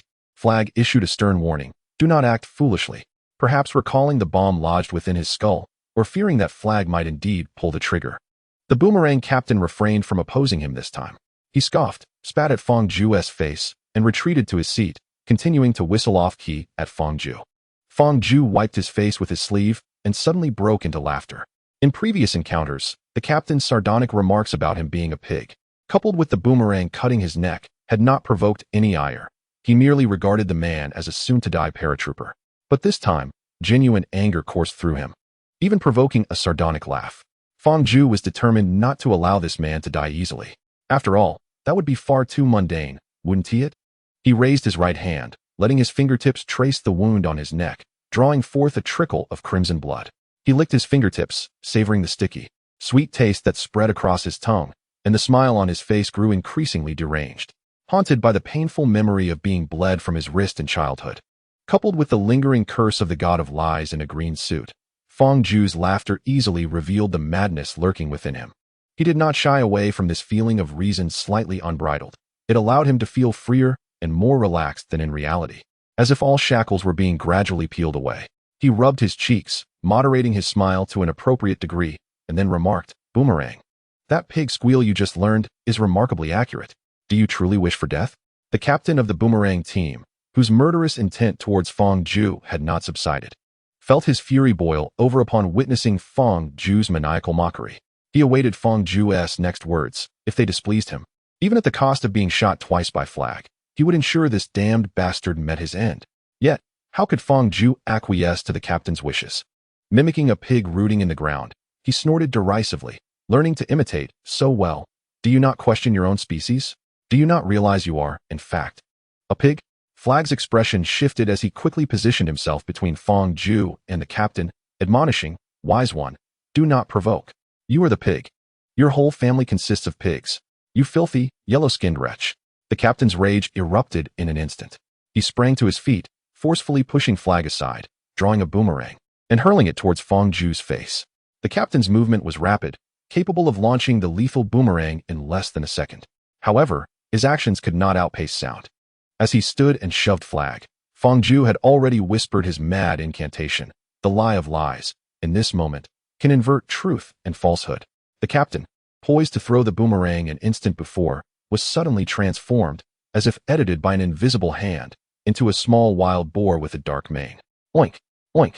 The little wild boar grunted at Fang Ju, raising its not-so-robust forelimbs to paw at Fang Ju's shoes, seemingly expressing its fury. But what harm could a wild boar barely reaching Fang Ju's calf inflict?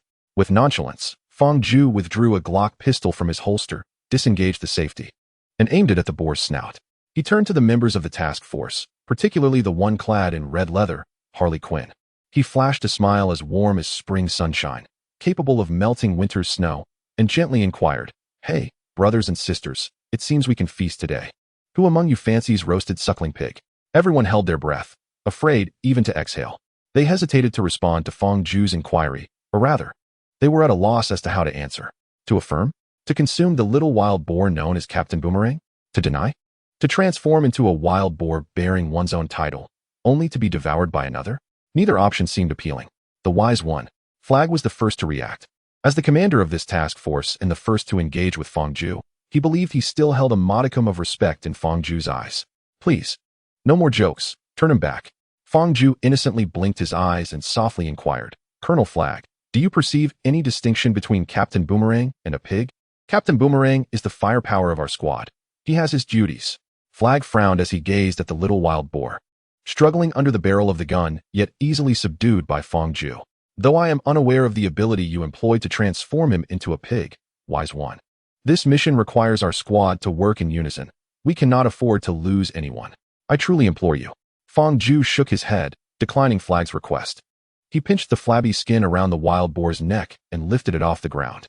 Tilting his head, he scrutinized the creature's indistinguishable pig-like visage and mused, but, Colonel Flag, I genuinely believe there is no difference between him and a pig. He ruffled the head of the little wild boar, which was snapping its tiny limbs at him, and posed the question to the rest of the task force. Hey, brothers and sisters, do you think there is a difference between Captain Boomerang and a pig? No difference, no difference. I think he is indeed a pig. I personally witnessed him emerge from a pig pen. Yes, I saw it too. He was delivered by my father's colleague's niece's friend Sao, Squeak. Almost everyone nodded in agreement with Fang Ju's assertion that Captain Boomerang was merely a pig. Yet one individual voiced dissent. Harley Quinn, a rebellious female antagonist. She gazed with her big, watery eyes at the pitiful Captain Boomerang. In Fang Ju's grasp, he had no means of resistance left, save for flailing his short limbs and revealing his still developing sharp teeth. With tear-filled eyes, she choked out, Boomerang, Boomerang is my friend. Yes, Boomerang is my friend. Though he may be rather foolish, he is certainly not a pig. Chapter 22. The truth of the mission? However, Harley Quinn's character was far too capricious. Just moments after asserting that Boomerang was not a pig but her friend, her topic veered off into entirely unrelated territory. She pursed her lips, wiping away the tears that had caused her nose to run. Her large eyes sparkled with a newfound brightness. She gazed at the little wild boar, blinking her eyes and pleading, but this little pig is truly adorable. Could you allow me to play with it for a few days? Of course not. Fang Ju pressed the wild boar down onto the floor, using it as a footrest, comfortably resting his feet upon its back.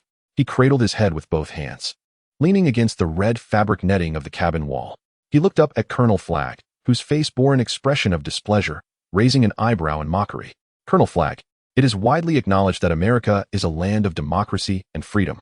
Thus, in the spirit of fairness, to ensure that everyone's voice can be freely expressed, I have initiated a democratic vote on whether Captain Boomerang is a man or a pig. Well, as you can see, the unanimous verdict is that Captain Boomerang is indeed a pig. Flag's brow furrowed deeply as he retorted angrily, You are resorting to sophistry. Sophistry? Fang Ju chuckled, his tone icy. Colonel Flag, in this brutal world, the strong define the truth. Otherwise, what right do you rogues have to interfere in the internal matters of Quartermatus? And why should we be imprisoned in that wretched dream prison by you? In this world, legal principles are the essence of truth. Flag had joined the military to protect his homeland, to uphold his inner sense of justice and fairness. He would not tolerate anyone tarnishing the reputation of his country, especially when that person was a notorious criminal. He spoke in a low, stern voice. You criminals have trampled on the laws of America and ravaged the principles of society. The reason you are not sentenced to death and executed is that you still hold some value. Now, sending you to Quartermatus on a mission is an opportunity for you to atone for your sins and make amends to this society, to this world. Furthermore, the Quartermatus rebel government conducts inhumane human experiments, violating international humanitarian laws. Every signatory of international law has a responsibility to put an end to their crimes against humanity. This is not the might makes right you speak of, nor is it the arbitrary interference in another nation's internal affairs. This is a battle for humanity's justice and principles. The more Flag spoke, the more agitated he became, his face reddening with deepening emotion. Sighing, Fang Ju lowered his arms, intertwining his fingers gently against his chin. From his experience with American soldiers, he anticipated that Flag would aim his weapon at him, unleashing a barrage of bullets and turning him into a sieve.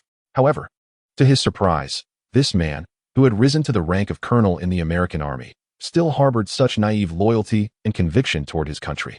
This evoked a measure of respect for Flag within Fang. After all, it is improbable for a truly foolish individual to ascend to a rank as high as colonel. Moreover, those who, upon reaching such esteemed positions, retain an innocent heart are indeed rare gems. To speak candidly, individuals of this caliber are worthy of admiration. Thus, Fang set aside his frivolous demeanor and adopted a more solemn posture. Flag, he began, resting his chin thoughtfully in his hand. Should I deem you overly naive or simply foolish? Why do you suppose that the United States has not informed other nations about the inhumane human experiments being conducted by Cordomatus? Why do they not consult with other countries on how to counter these threats? Instead, they covertly dispatch a suicide squad composed of criminals like us to clandestinely dismantle that laboratory. Why, I wonder, did that wretched, rotund woman insist that this operation be kept secret and not disclosed to anyone? Is this truly a battle for justice and righteousness? Or is it merely an endeavor to obscure certain dark truths or to seize valuable experimental data, dispatching us, the forgotten criminals, into the fray? Flag pointed at Fang, his subsequent words lingering on the tip of his tongue, yet he ultimately uttered not a single syllable, having also perceived the inconsistencies at play. Amanda Waller asserted that this mission was designed to protect the people of the United States and the world from the threats posed by the products of the Jotunheim human experiments. Thus, it was deemed acceptable to deploy these expendable prisoners for a covert operation. This rationale, upon reflection, presents itself as flawed. The target is not significant enough, and the criminals' identities allow for a degree of negotiation that would not escalate into a diplomatic incident. However, upon deeper contemplation, one can discern numerous ambiguities in Amanda's statements.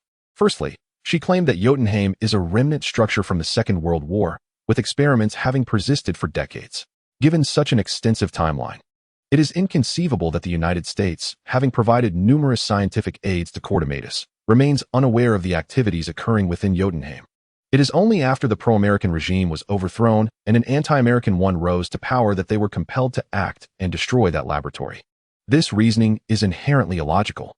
Secondly, Amanda provided him with a list of inmates from Belle Reve prison, requesting his recommendations for the task force.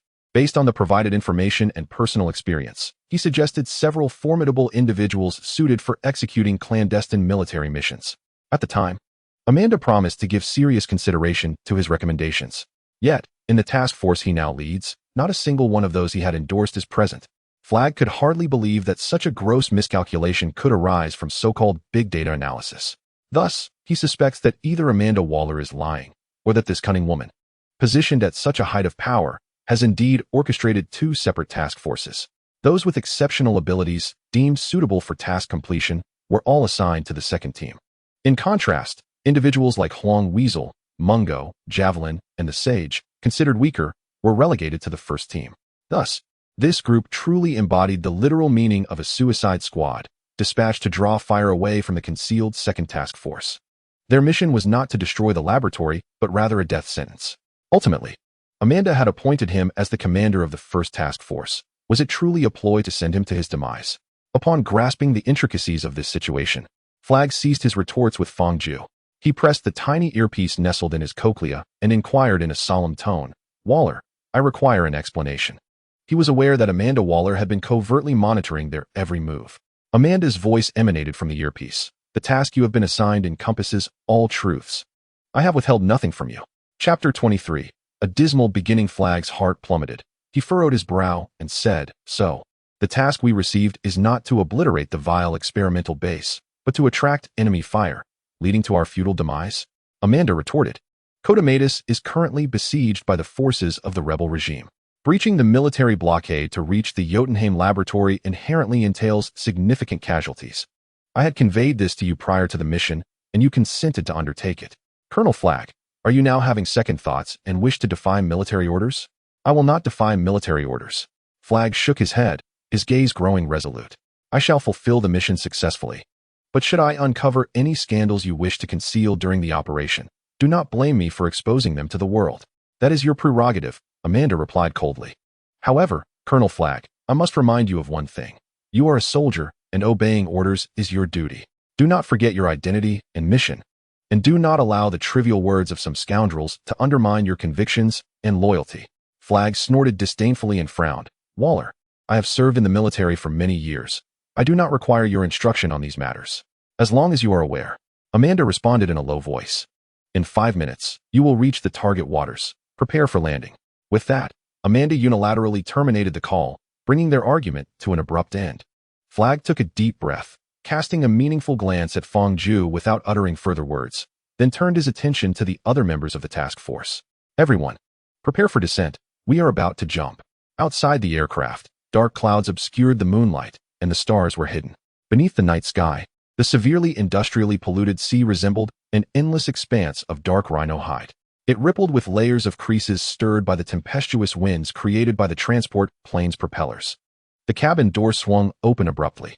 Fang Ju found himself positioned closest to the entrance, and as the door descended, he unfastened his seatbelt, cradled the small wild boar, took a few steps forward, and leaped from the aircraft. With a resounding splash, Fang Ju plunged into the sea, creating a spectacular spray of water. One by one, including Flag, all the others followed suit, diving into the territorial waters of Cordomatus. Swim towards the southern coast. Flag commanded loudly. A cacophony of dissent arose, intermingled with incomprehensible utterances in a language foreign to human ears. The drenched individuals surfaced, wiping the seawater from their faces, their gazes drawn to the source of the commotion. It was the only member of the team not clad in garments, the weasel, who, after executing a perfect belly flop, flailed wildly in a state of panic.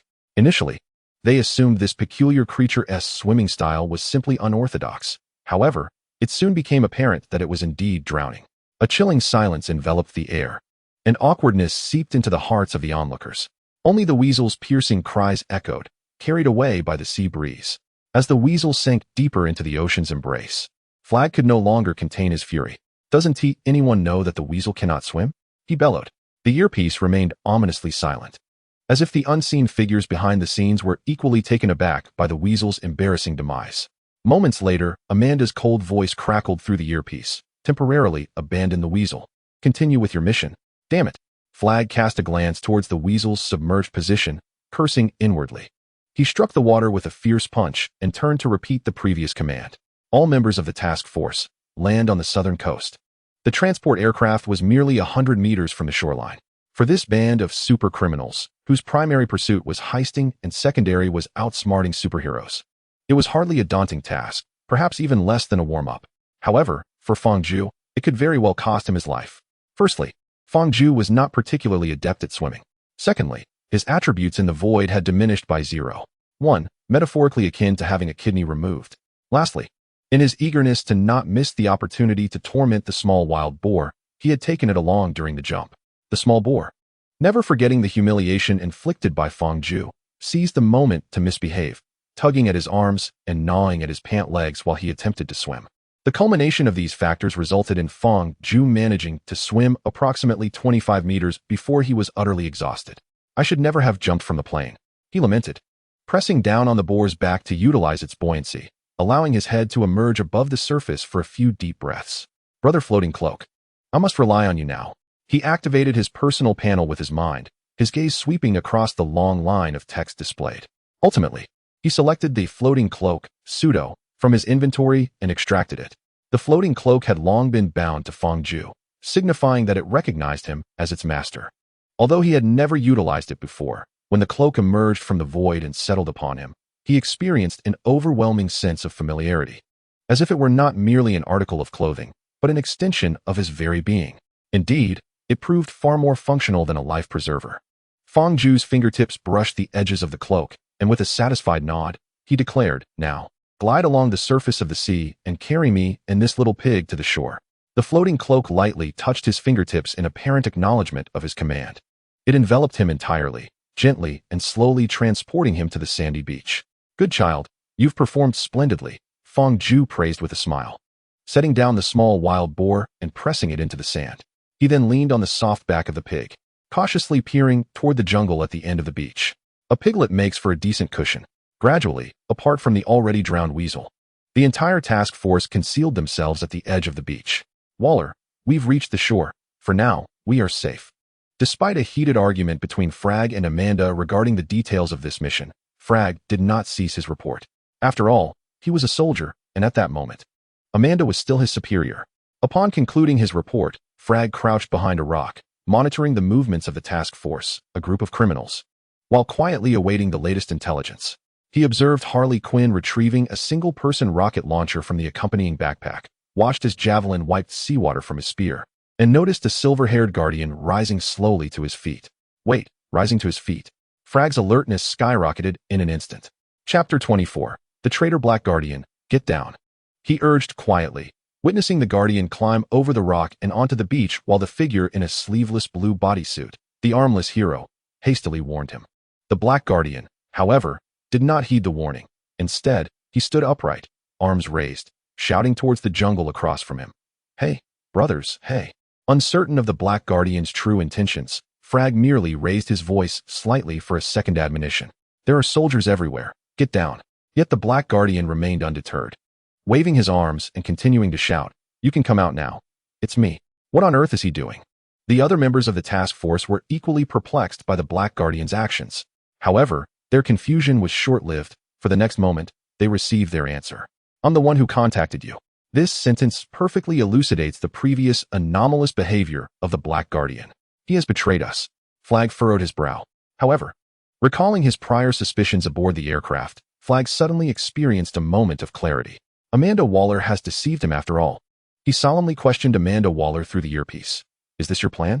To contact the rebels in advance and expose our position. Once we attract their fire, you intend for Team 2 to sneak in from a safe location to execute the mission of destroying the laboratory. Waller, I once believed you to be a warrior loyal to the United States, fighting for our nation. It seems I misjudged you. You are nothing but a treacherous, shameless, despicable little man. This time, Amanda Waller did not refute Flag's words. She responded in a low voice. This is for peace. Peace? Huh, Waller. This is not about peace at all. It is merely for your own interests. Damn it. Go to hell, you wretched creature. After venting his anger with a few choice words, Flag tore off the earpiece and flung it into the sea behind him. He was acutely aware of the negative repercussions his actions might incur, yet he refused to be a tool for Waller's pursuit of political power or any other selfish gains.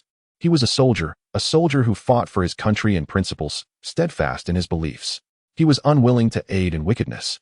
At that moment, the Black Guardian fully exposed himself, proclaiming loudly, Look, I have brought everyone. They are right behind me. With a swish, a spotlight of over 10,000 lumens blazed to life, its brilliance blinding. Deep within the jungle, it seemed as though a white star had been ignited, shortly followed by a second, then a third. Dozens of white stars lined up, resembling a slender galaxy descending to the earth. Amidst the thunderous roar of armored vehicles and helicopters, they erupted in a cascade of light, illuminating the sandy expanse of the northern coast as brightly as day. Hey, brothers, didn't we agree? The Black Guardian squinted against the harsh light, rubbing his eyes, eager to clarify his identity to the rebels in the jungle. However, the only response was a cacophony of the sounds of bullets being chambered. Brothers, I contacted you. We are one and the same. The Black Guardian, startled, shouted his loyalty. The second response was no longer merely sound, but a solid round from a high-caliber sniper rifle. Bang! The tracer round sliced through the air, tracing a cold blue line, before grazing the Black Guardian's cheek, obliterating half his head into a grotesque mess. He collapsed heavily to the ground. The white galaxy flickered in the depths of the jungle as rows of camouflaged rebel soldiers emerged, illuminated by the blinding light. They stepped onto the beach in an orderly fashion, raising their firearms to aim at the positions where the task force was concealed along the coastline, and suddenly pulled the triggers. Flames erupted from the muzzles, and bullets poured forth like a torrential downpour. The communication channel between Flag and Amanda Waller was a public one, and all the members of the task force, equipped with miniature earpieces, were tuned into this channel. Thus, they all overheard the conversation between Flag and Amanda Waller, comprehending their role as mere cannon fodder and expendable pawns. This revelation greatly undermined the morale of the task force. However, due to the miniature bombs implanted in their heads, none dared to follow Flag's lead and discard the only means of communication with Amanda Waller. Meanwhile, Amanda's orders continued to emanate normally from the earpieces, reaching everyone except Flag. Task Force, listen up. This mission is of utmost importance, so retreat is strictly prohibited. You are a capable team, and you can do this. Complete the mission, or face dire consequences. Cursing under his breath, Fang Ju lay flat on the beach, cautiously avoiding the rain of bullets as he crawled towards the sea. His anger was not directed at Amanda Waller, nor at the advancing Kodamatis army, but rather at himself. He felt like a fool. It was only after Flag mentioned the possibility of 2 task forces that he grasped the truth. The neutral electronic voice that referred to a task force in the foundational information of the virtual world was not speaking of them, but of another team entirely. He truly felt like an idiot. The name Task Force 2 had clearly indicated that this world primarily narrated the story of the second task force. And yet he had thought he had stumbled upon an easy victory without much effort. What a delusion. Taking a deep breath, he crawled to the side of the javelin, clad in a tight yellow suit, and gently patted the javelin's shoulder, whispering, "Do you think Amanda really implanted bombs in our heads?" The javelin glanced at Fang Ju and replied quietly, "Amanda has a formidable reputation in the underworld. She is notorious for her ruthless methods and for treating the inmates of Dreamland Prison as less than human. Therefore, if she claims to have implanted bombs in our heads, it must be true." Fang Ju continued, "What if I said the bomb in my head is a sham and it won't explode? Would you believe me?" "How could that be?" The javelin shook his head, looking at Fang Ju as if he were a fool. "Unless Amanda has lost her sanity, or you are Batman's father, how could she possibly release a supercriminal beyond her control from Dreamland Prison?" "You make a fair point." Fang Ju nodded, shifting his previous negative impression of the javelin, raised by his attire. As he spoke, he shook his head slightly and softly intoned the incantation for casting words of infinite deception. However, the lies within lies manifest as truth, capable of inverting reality in an instant. Chapter 25. Skills rebound. The gunfire echoed like thunder. Countless bullets rained down upon the rocks where Fang Ju and his companions might be hiding. In an instant, the rocks shattered, and a haze of gray dust enveloped the beach. Utilizing the cover of this dust, Fang Ju bid farewell to his javelin and stealthily floated to Harley Quinn's side. At that moment, Harley Quinn was adjusting the angle of her shoulder-mounted rocket launcher, seemingly preparing to unleash a devastating strike on the army in the jungle. "Hey, care for a little fun?" Before Fang Ju could voice his thoughts, Harley Quinn, with her frenzied intuition, had already sensed his presence. Fang Ju remained silent. Harley Quinn turned her head, revealing a manic smile directed at him. "You can see beautiful flowers and birds." As she spoke, she squeezed the trigger of the rocket launcher. Woohoo! Flames erupted from the barrel, shooting forth a foot-long blaze. Within that inferno, a large-caliber, elongated shell spiraled into the air, tracing a crimson arc before landing in the heart of the enemy forces. Boom! Just as Harley Quinn had proclaimed, a blood-soaked blossom erupted at the shell's center. Fang Ju watched as this grotesque flower withered away like a firework, then turned his gaze toward Harley Quinn, who had discarded her rocket launcher and was rummaging through her backpack for other weapons. In a hushed tone, he remarked, "In truth, I would rather witness the flower that blooms within you." Harley extracted 2 Glocks, tucking them into her jacket pockets, and pulled out a carbine to hang around her neck.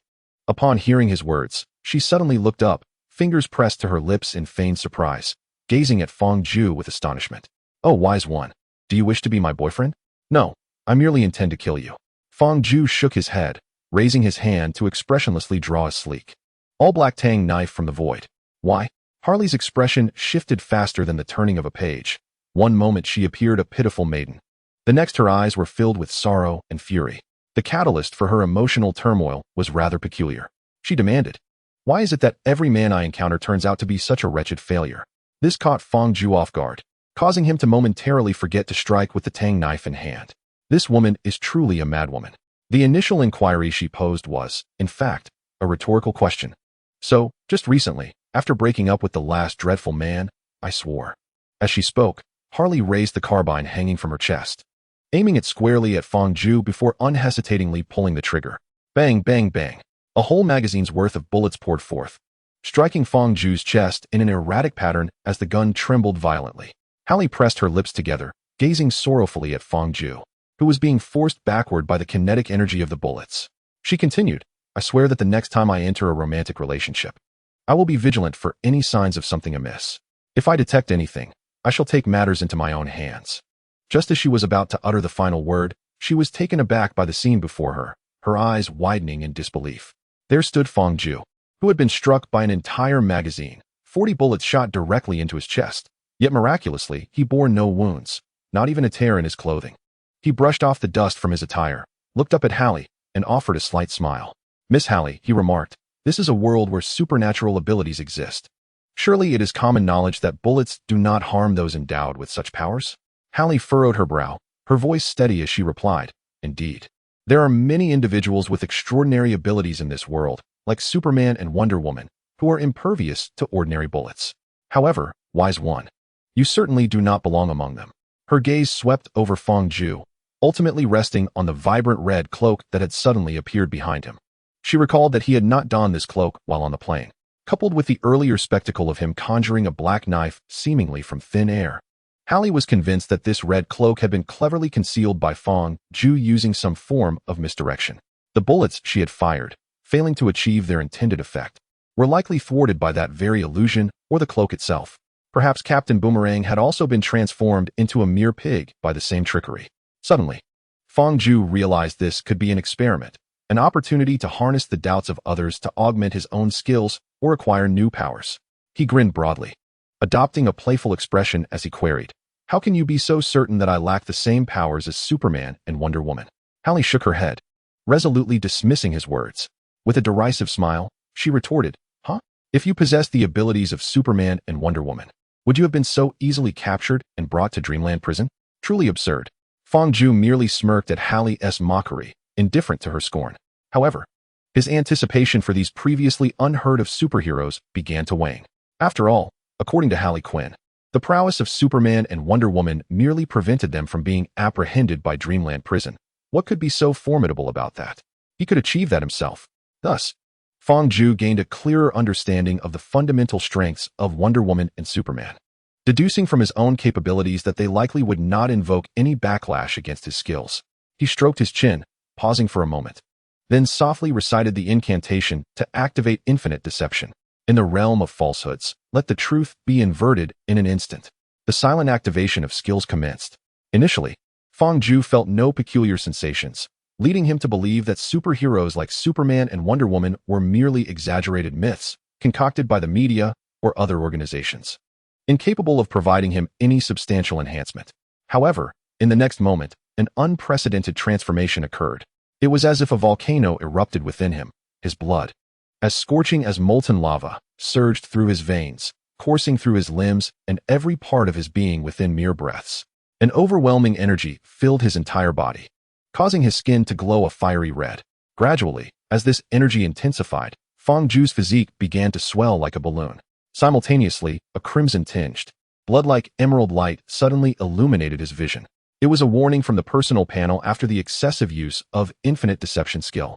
You have forcibly utilized a skill surpassing the level of infinite deception 1, unable to ascertain an accurate target. Commencing integration of all superhero and Wonder Woman ability data within this multiverse, integration complete. Beginning replacement. Skill assessment erroneous, partial ability replacement successful, simultaneously. You have suffered a backlash from the skill, with the consequences as follows. 1. The skill, Infinite Deception 1, is now under a 72-hour cooldown, during which the skill cannot be utilized. 2. Each of your 5-dimensional attributes is reduced by 0. 3. Note: your energy attribute has been reduced to a negative value.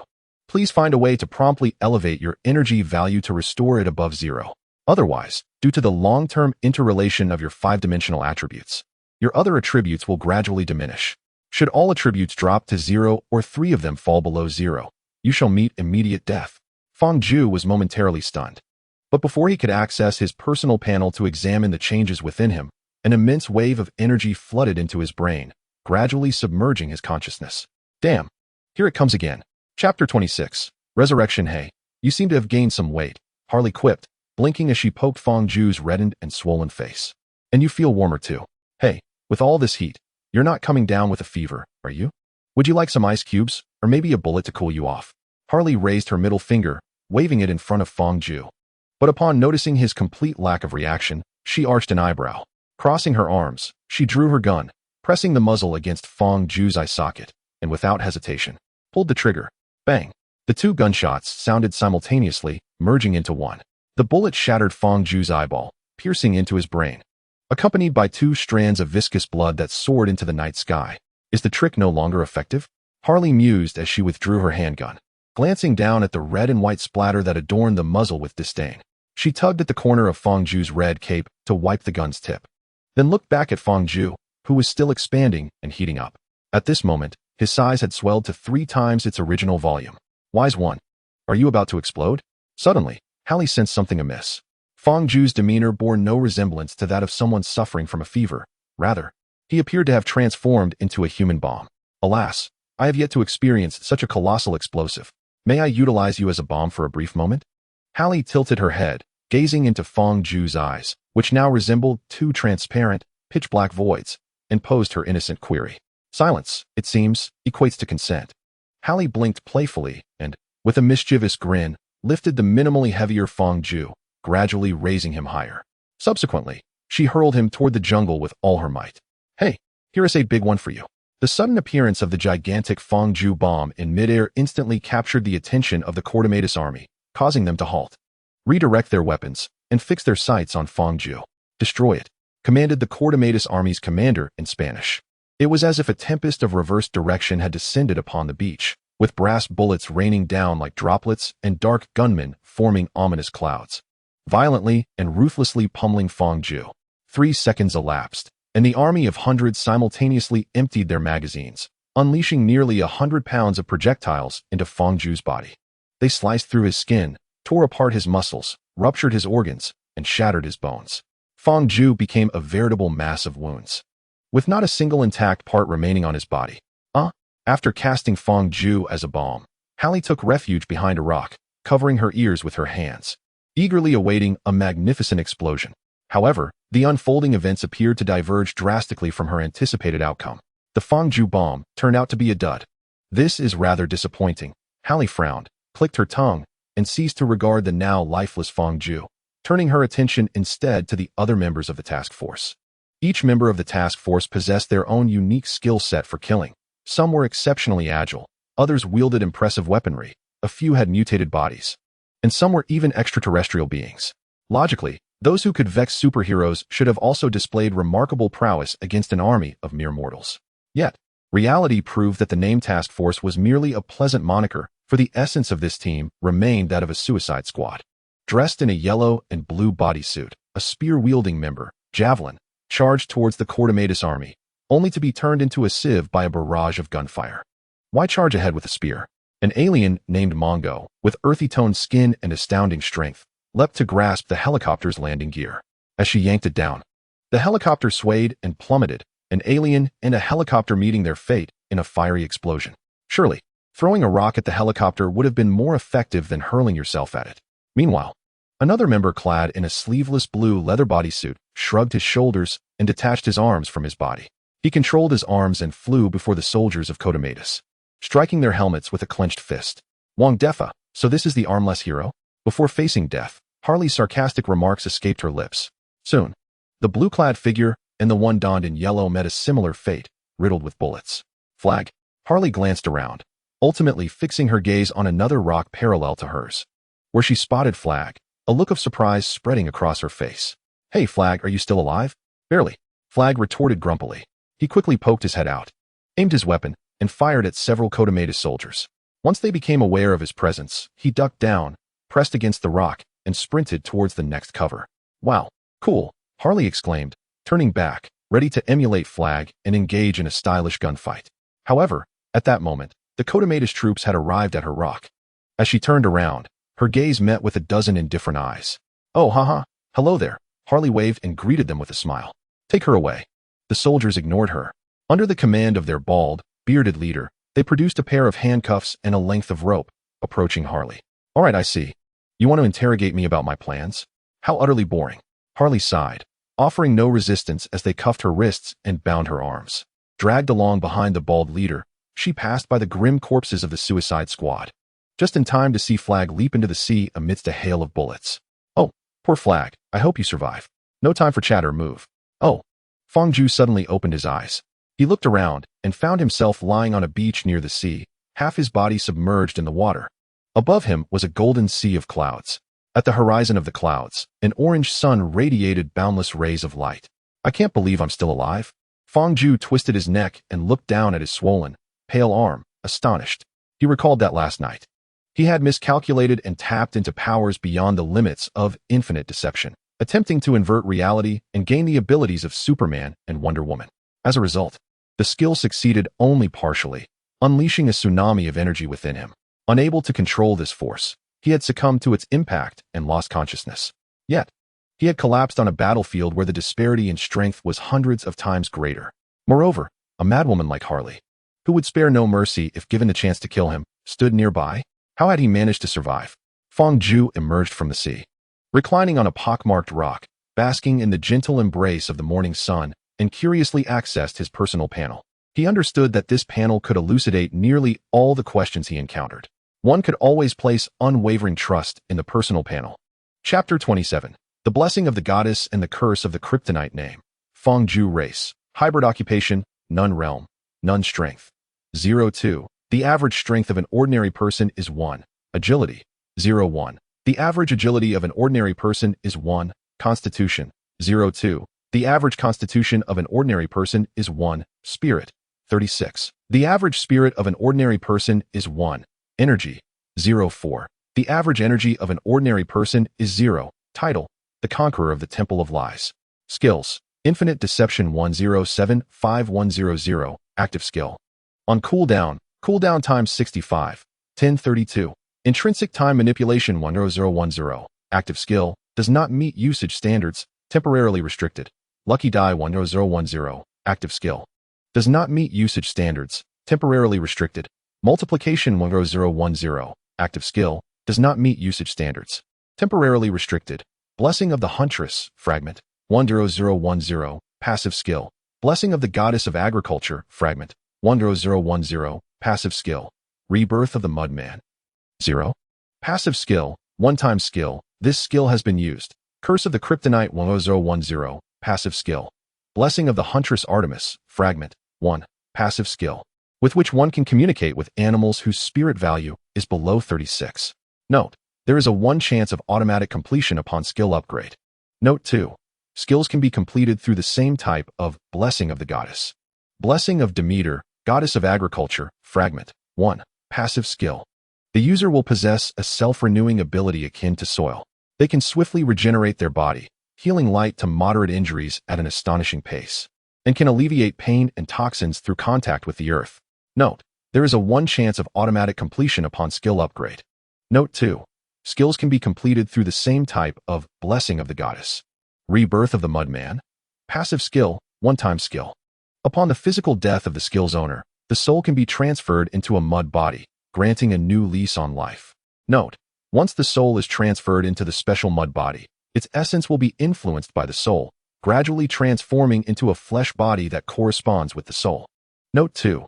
The mud body does not have specific shape requirements, but requires the user's bone and blood as a medium. Curse of the Kryptonite 1. Different colors of kryptonite will impose various negative effects on the skill's owner, with these effects intensifying as the skill level increases.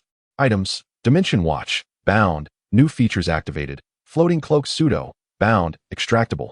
Tang Dao. Bound. Extractable. Veracity Lasso. Bound. Extractable. Fragment of the Sunchild 1. Tradable.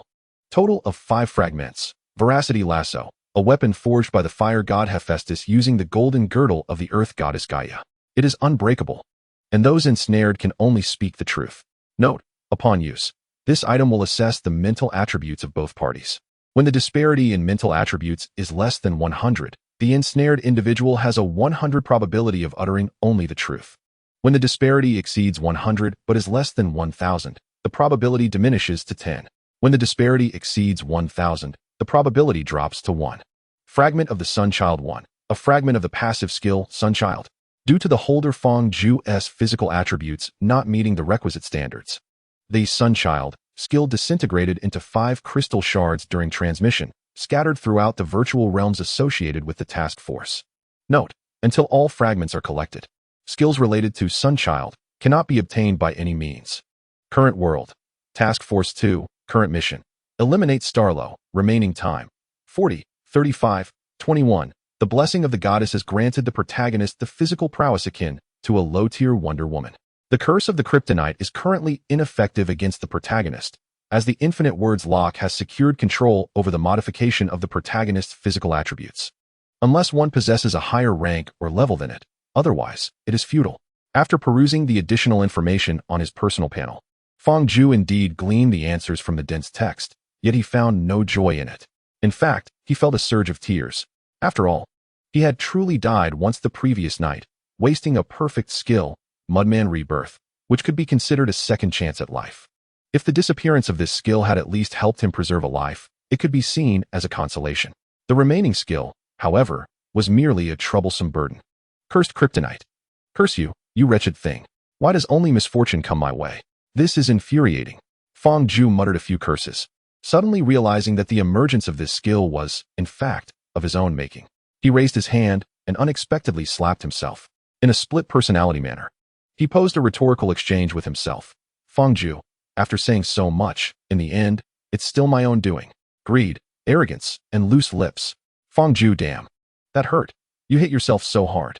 Fang Ju, isn't this a lesson for yourself? Fang Ju, you are right. Henceforth, without absolute certainty, I must refrain from recklessly employing my skills. Fang Ju, yet, it still pains me too much. In the future, I shall merely feign engagement and refrain from genuine strikes. Fang Ju, well, let us postpone further discussion.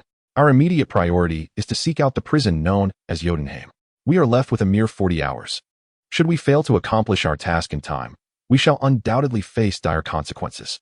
Fang Ju, indeed. Allow me to find a small bird to inquire about the whereabouts of Jotunheim. This self-dialogue, akin to a fragmented mental conference, has reached its conclusion. Fang Ju gradually rose, surveying his surroundings, and on the head of a black guardian, he spotted a canary adorned with golden feathers. The canary was elegantly partaking in its meal. Fang Ju waved his hand towards it, greeting it politely. Greetings, my friend. May I pose a question to you? The canary chirped in response, glancing at Fang Ju and emitting a series of cheerful sounds. Upon reaching Fang Ju's ears, the sounds were automatically translated by the passive skill, Blessing of the Huntress, transforming into a language he could comprehend. Delicious, delicious. Would you like some? Fang Ju glanced at the grotesque visage of the Black Guardian, suppressing the urge to retch, and shook his head. I shall not compete with you for food.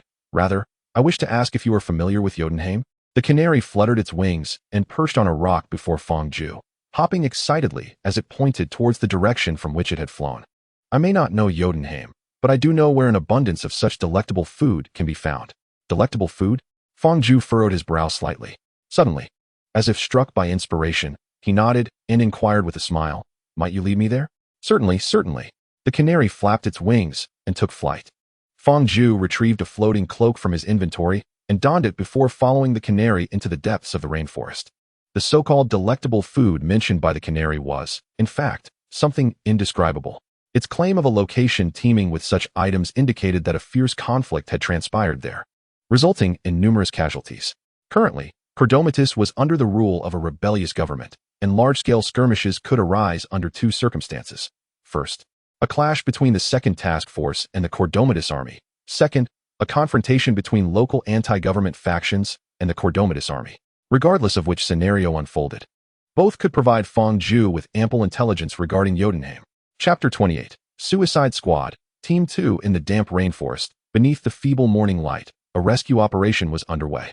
The participants included a man clad in high-tech gear, representing bloody endeavors, and another man dressed in red with white trousers, adorned with a toilet seat, embodying a peace envoy. A woman with disheveled hair, clad in a gray-black leather jacket, is the second generation of the rat catcher. A man dressed in white, embellished with a multitude of colorful polka dots, is known as the Polka Dot Man, standing over 2 meters tall and possessing a corpulent physique. The Shark King is a land shark hybrid. These 5 individuals constitute Amanda Waller's clandestine task force, designated for the formidable mission of dismantling the laboratory. Each member possesses their own distinctive abilities. Both Bloody Sport and Peacemaker are adept assassins, proficient in various weaponry and combat techniques. Anything that falls into their hands becomes a lethal instrument. The second-generation rat catcher can communicate with and command an unfathomable number of rats to do her bidding. The Polka Dot Man has been infused with a transdimensional virus, granting him the power to emit molten polka dots that can obliterate anything in their path. The Shark King, a descendant of an ancient shark deity, can breathe both on land and underwater, endowed with superhuman strength, stamina, and regenerative capabilities. His robust skin can withstand the immense pressure of the deep sea and deflect bullets, while his razor-sharp teeth and claws are capable of rending steel. Once their respective tasks were assigned, the rescue operation commenced. The first to act was the second-generation rat catcher, who brandished a luminous device to command the swarm of rats, instantly overwhelming the enemy guards stationed at the outer perimeter of the secret base. Next, The Shark King stealthily maneuvered through a dense thicket, silently approaching the back of a stationed adversary before swallowing him whole. Following closely were Bloody Sport and Peacemaker, who gradually advanced toward the hidden base within the rainforest. Along the way, they employed various silent yet efficient methods to eliminate every foe they encountered. During this, the Polka Dot Man unleashed a wave of polka dots, neutralizing a sentry tower. Ultimately, the 4 members, excluding the Shark King, converged before the curtain at the innermost door of the secret base. Amidst their banter, they readied themselves for the assault, with Bloody Sport drawing back the fabric curtain. However, the scene that unfolded was somewhat incongruous with Amanda's description of the rescue mission. Their intended target, Rick Flag, was unexpectedly seated at a table across from the female leader of the base, sharing light-hearted conversation over cups of red tea. "What are you doing here?" Flag's smile gradually faded as he furrowed his brow at the 4 standing at the entrance, inquiring in a low tone, "Wait, are you the second task force that Waller secretly arranged?" "I suppose so, though I am not entirely certain," replied Bloody Sport, shifting his astonished gaze from the teacup in front of Flag to the latter, who was bare-chested with thick bandages wrapped around his waist. "Waller informed us that you had been captured by the enemy. What is your situation?" "This is Sol Soria. She is the leader of the Free Army," Flag elucidated. "They are preparing to overthrow the current government, and it was she who saved my life last night."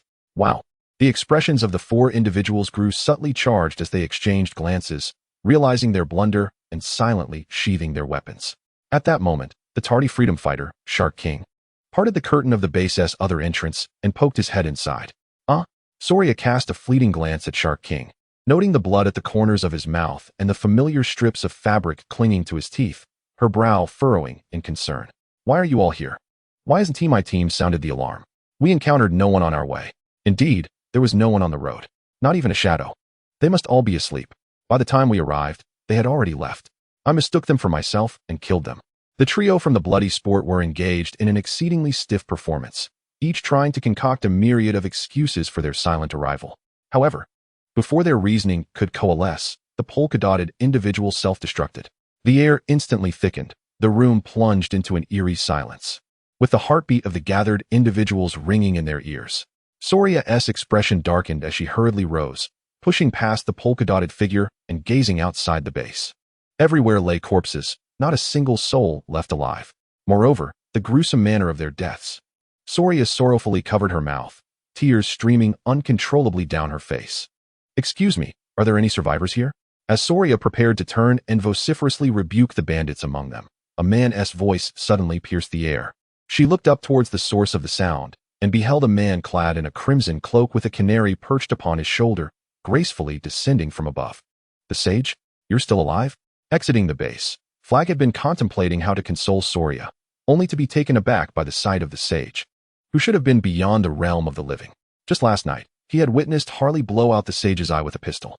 Subsequently, Harley had cast the sage into the battlefield, where he was mercilessly riddled by hundreds of carbines for a full 3 seconds, his form shattered. How could he have survived? Moreover, he appeared unscathed, save for skin slightly wrinkled from water exposure. The sudden sound of Flag's voice also momentarily startled Fang.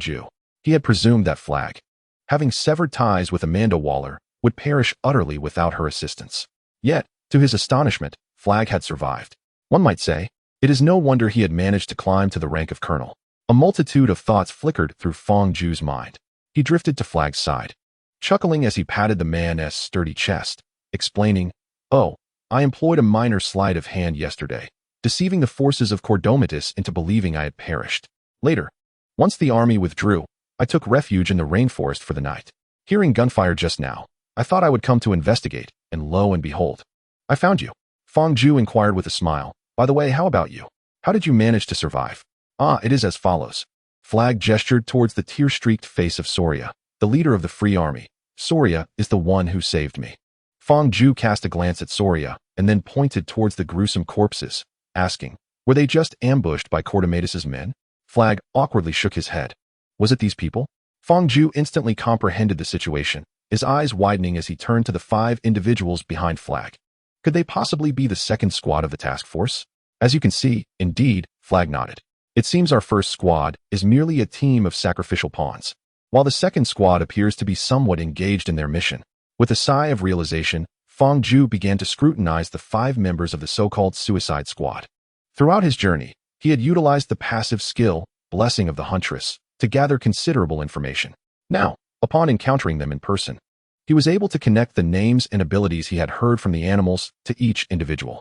Abunikarel, the man clad in colorful spotted attire, could launch dots, with his body occasionally displaying colorful swollen rashes.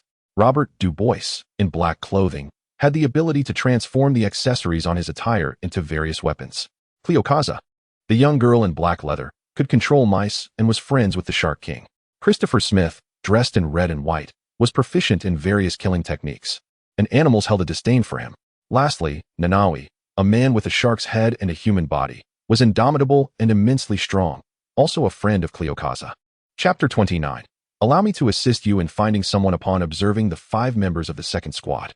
Fang Ju could not help but compare them to the 9 members of the first squad. The outcome was evidently clear. Aside from himself, all the remaining members of the first squad were utterly worthless, while each member of the second squad possessed distinct qualities and true prowess. This was particularly true for Robert Dubois and Christopher Smith. Fang Ju speculated that had those two been present on the battlefield at South Coast yesterday, the outcome of that one-sided war might have been entirely different. He shook his head, dismissing such unrealistic conjectures from his mind. He turned to Robert Dubois, who the animals claimed was the captain, and posed the question that he most yearned to have answered. By the way, the second question he wished to know pertained to the enigma of the kryptonite. Dubois, do you know how to get to Jotunheim prison? Dubois shook his head, replying, not at the moment. Oh, regarding that matter, I believe Soria can assist us. Flag turned, awkwardly glancing at Soria, whose face was still adorned with remnants of tears. Soria, could you assist us in breaching the blockade at Haigu? Soria wiped away her tears, her brow furrowed, and with a cold voice she retorted, you have brutally slain my people, yet you expect my aid? Is this the arrogance of you Americans? Soria, I am aware that this place has been thrown into chaos by them. These individuals are nothing but fools. However, our objectives now align. If what our intelligence suggests is indeed true, the rebel government, through the human experiments conducted in Jotunheim, has acquired that technology. It could potentially be employed on the citizens of Cordomatus, and the rest of the world would not escape its peril. This would spell disaster for Cordomatus and the entire world. Thus, we require your assistance to infiltrate this city and thwart their plans. Soria's expression shifted as she regarded the 5 members of the suicide squad and Fang Ju, then glanced at the fallen bodies of the freedom fighters. With a heavy sigh and a pursed lip, she made a difficult decision. Luna and Suarez murdered my entire family. If stopping them requires a pact with the devil, then so be it. Indeed, this seemed to be the only course of action. The freedom fighters were merely a ragtag bunch, incapable of exerting much force against a regular army. Yet these individuals were different. Their ability to silently eliminate her elite freedom fighters left at the base in mere minutes indicated their exceptional prowess. Furthermore, if Flag spoke the truth, their sole purpose was to destroy Jotunheim. Thus, there might truly be grounds for collaboration, each party obtaining what they sought. I will assist your people in entering Haigu to apprehend this Gaius Grievous, she stated solemnly. Fang Ju suddenly interjected, interrupting the conversation that followed. He inquired softly, so? The key to entering Jotunheim prison lies with this Gaius Grievous? The bloody movement stepped forward, pushing aside the peacekeeper who was preparing to secure his equipment, to respond to Fang Ju's query. Indeed, he is one of the administrators of Jotunheim prison. Access to and from Jotunheim requires his iris authentication. Therefore, to enter Jotunheim, we need his assistance. Fang Ju pressed further. Where can we find him? The bloody movement continued. Waller mentioned that Gaius frequents a gentleman's bar called Good Little Cat at a set time each night. We plan to stealthily infiltrate the city, locate that gentleman's bar, and lie in wait to capture him. But we have to wait until night? Isn't that a waste of time? Fang Ju frowned slightly. His time was running short. If they had to wait until night to seek out this Gaius fellow, wouldn't he that squander over 10 precious hours? Those hours could mean his life. Flag inserted the dialogue between the two, his voice low. His movements are shrouded in secrecy, and he resides most of the time within the impregnable walls of Jotunheim. It is exceedingly difficult to locate him elsewhere. Fang Ju fell silent, hesitating over whether to reveal his ability to communicate with animals. At that moment, the scales of his decision tipped. To the left, saving at least 12 hours of task time. To the right, possibly inciting suspicion from others.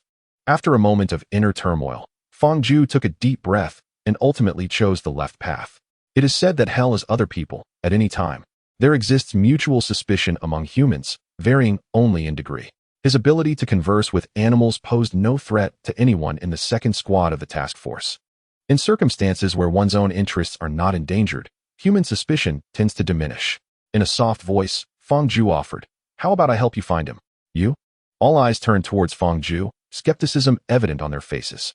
The bloody movement furrowed his brow and inquired, "How will you find him?" "With the help of my animal friends." Fang Ju gently stroked the feathers of the canary perched on his shoulder, extending his hand to allow it to hop onto his palm, and chuckled softly, "I almost forgot to introduce you to my avian companion from Cordomatus, Little Jean. It has extensive connections in Cordomatus and is privy to most of the secrets of its inhabitants. For it, locating a person is a trivial task." The second generation of the rat catcher widened his eyes in astonishment, exclaiming, "My goodness, can it speak human language?" "No," Fang Ju shook his head, clarifying, "I speak the language of birds." "Oh," the second generation of the rat catcher responded, taken aback. The bloody movement then asked, "Wise one, since your little bird friend can find Gaius, can it also assist us in identifying the best entry point into the Sea Valley? With such an extensive coastline along Cordomatus, it is improbable that the rebels have stationed formidable forces at every point. There must be weak defensive positions. If we breach from there, we should save considerable effort." Fang Ju and the canary exchanged hushed words, and upon receiving an affirmative reply, he responded, "Yes." The bloody movement nodded. "Good, lead the way." "All right." Fang Ju released the canary, and with the support of his levitating cloak, he gradually ascended until he hovered an inch above the ground, gesturing for the others to follow. "Let us go?" At that moment, Soria suddenly shouted, "Wait, what about our collaboration?" The group turned back to Soria, and after a moment of silence, Flag stepped forward. He approached Soria, placing a reassuring hand on her shoulder, and said slowly, "Soria, I believe we can split our forces. We will disrupt the wicked prison of Jotunheim, while you seize the opportunity to storm the presidential palace, drawing the majority of the rebel forces away. Arrest the leaders of the insurgents and establish a democracy that belongs to your people in Cordomatus." "I understand." Soria sighed, extracted a piece of paper, and swiftly inscribed some words upon it before handing it to Flag, whispering, "This note contains the location and code for a safe house, where you can find contacts of our people, along with provisions and gear. Should you require rest, or wish to evade the insurgents during your retreat, you may regroup there." "Thank you so much," Flag replied, taking the note, glancing at it briefly before swiftly tucking it into his pocket. He made the sign of the cross over his chest, and solemnly said, "I shall take my leave now. May God bless your dreams to fruition." Soria returned the blessing, wishing for divine success in their endeavors. Flag donned a yellow shirt upon returning to the camp, secured his weapon, and followed the newly formed suicide squad into the rainforest. Chapter 31. Gaius Grievous. Upon hearing that Luna's friend was, in fact, a wild boar, Gaius furrowed his brow. He pondered whether Luna had misdirected him, or perhaps, due to proximity to the infamous madwoman, had succumbed to madness himself. "Mr. President, are you serious?" "Indeed," Luna nodded, casting a fond glance at Harley. He softly remarked, "Harley claims he was once a renowned boomerang captain in the underworld and one of the members of the suicide squad sent by the United States to dismantle the Jotunheim prison. On his flight to Cordomatus, he clashed with the sage Brian Dooling, another member of the squad. Subsequently, the sage transformed him into a wild boar using some unknown ability." Gaius scrutinized the small boar, frowning as he replied, "Mr. President, I still find this hard to believe. It resembles a fairy tale, involving magic and other unscientific phenomena." Luna chuckled, "Gaius, you are not alone. I initially thought Harley and I were playing a prank. However, after posing several questions that no ordinary pig could answer, I was compelled to believe he truly is the boomerang captain. May I ask him a few questions?" Upon hearing this, Gaius's eyes brightened, and the syringe affixed atop his head flickered with colorful light in tandem with his rising excitement. He was beginning to genuinely believe Luna's words. Yet, as a scientist, he knew he must maintain rigor at all times.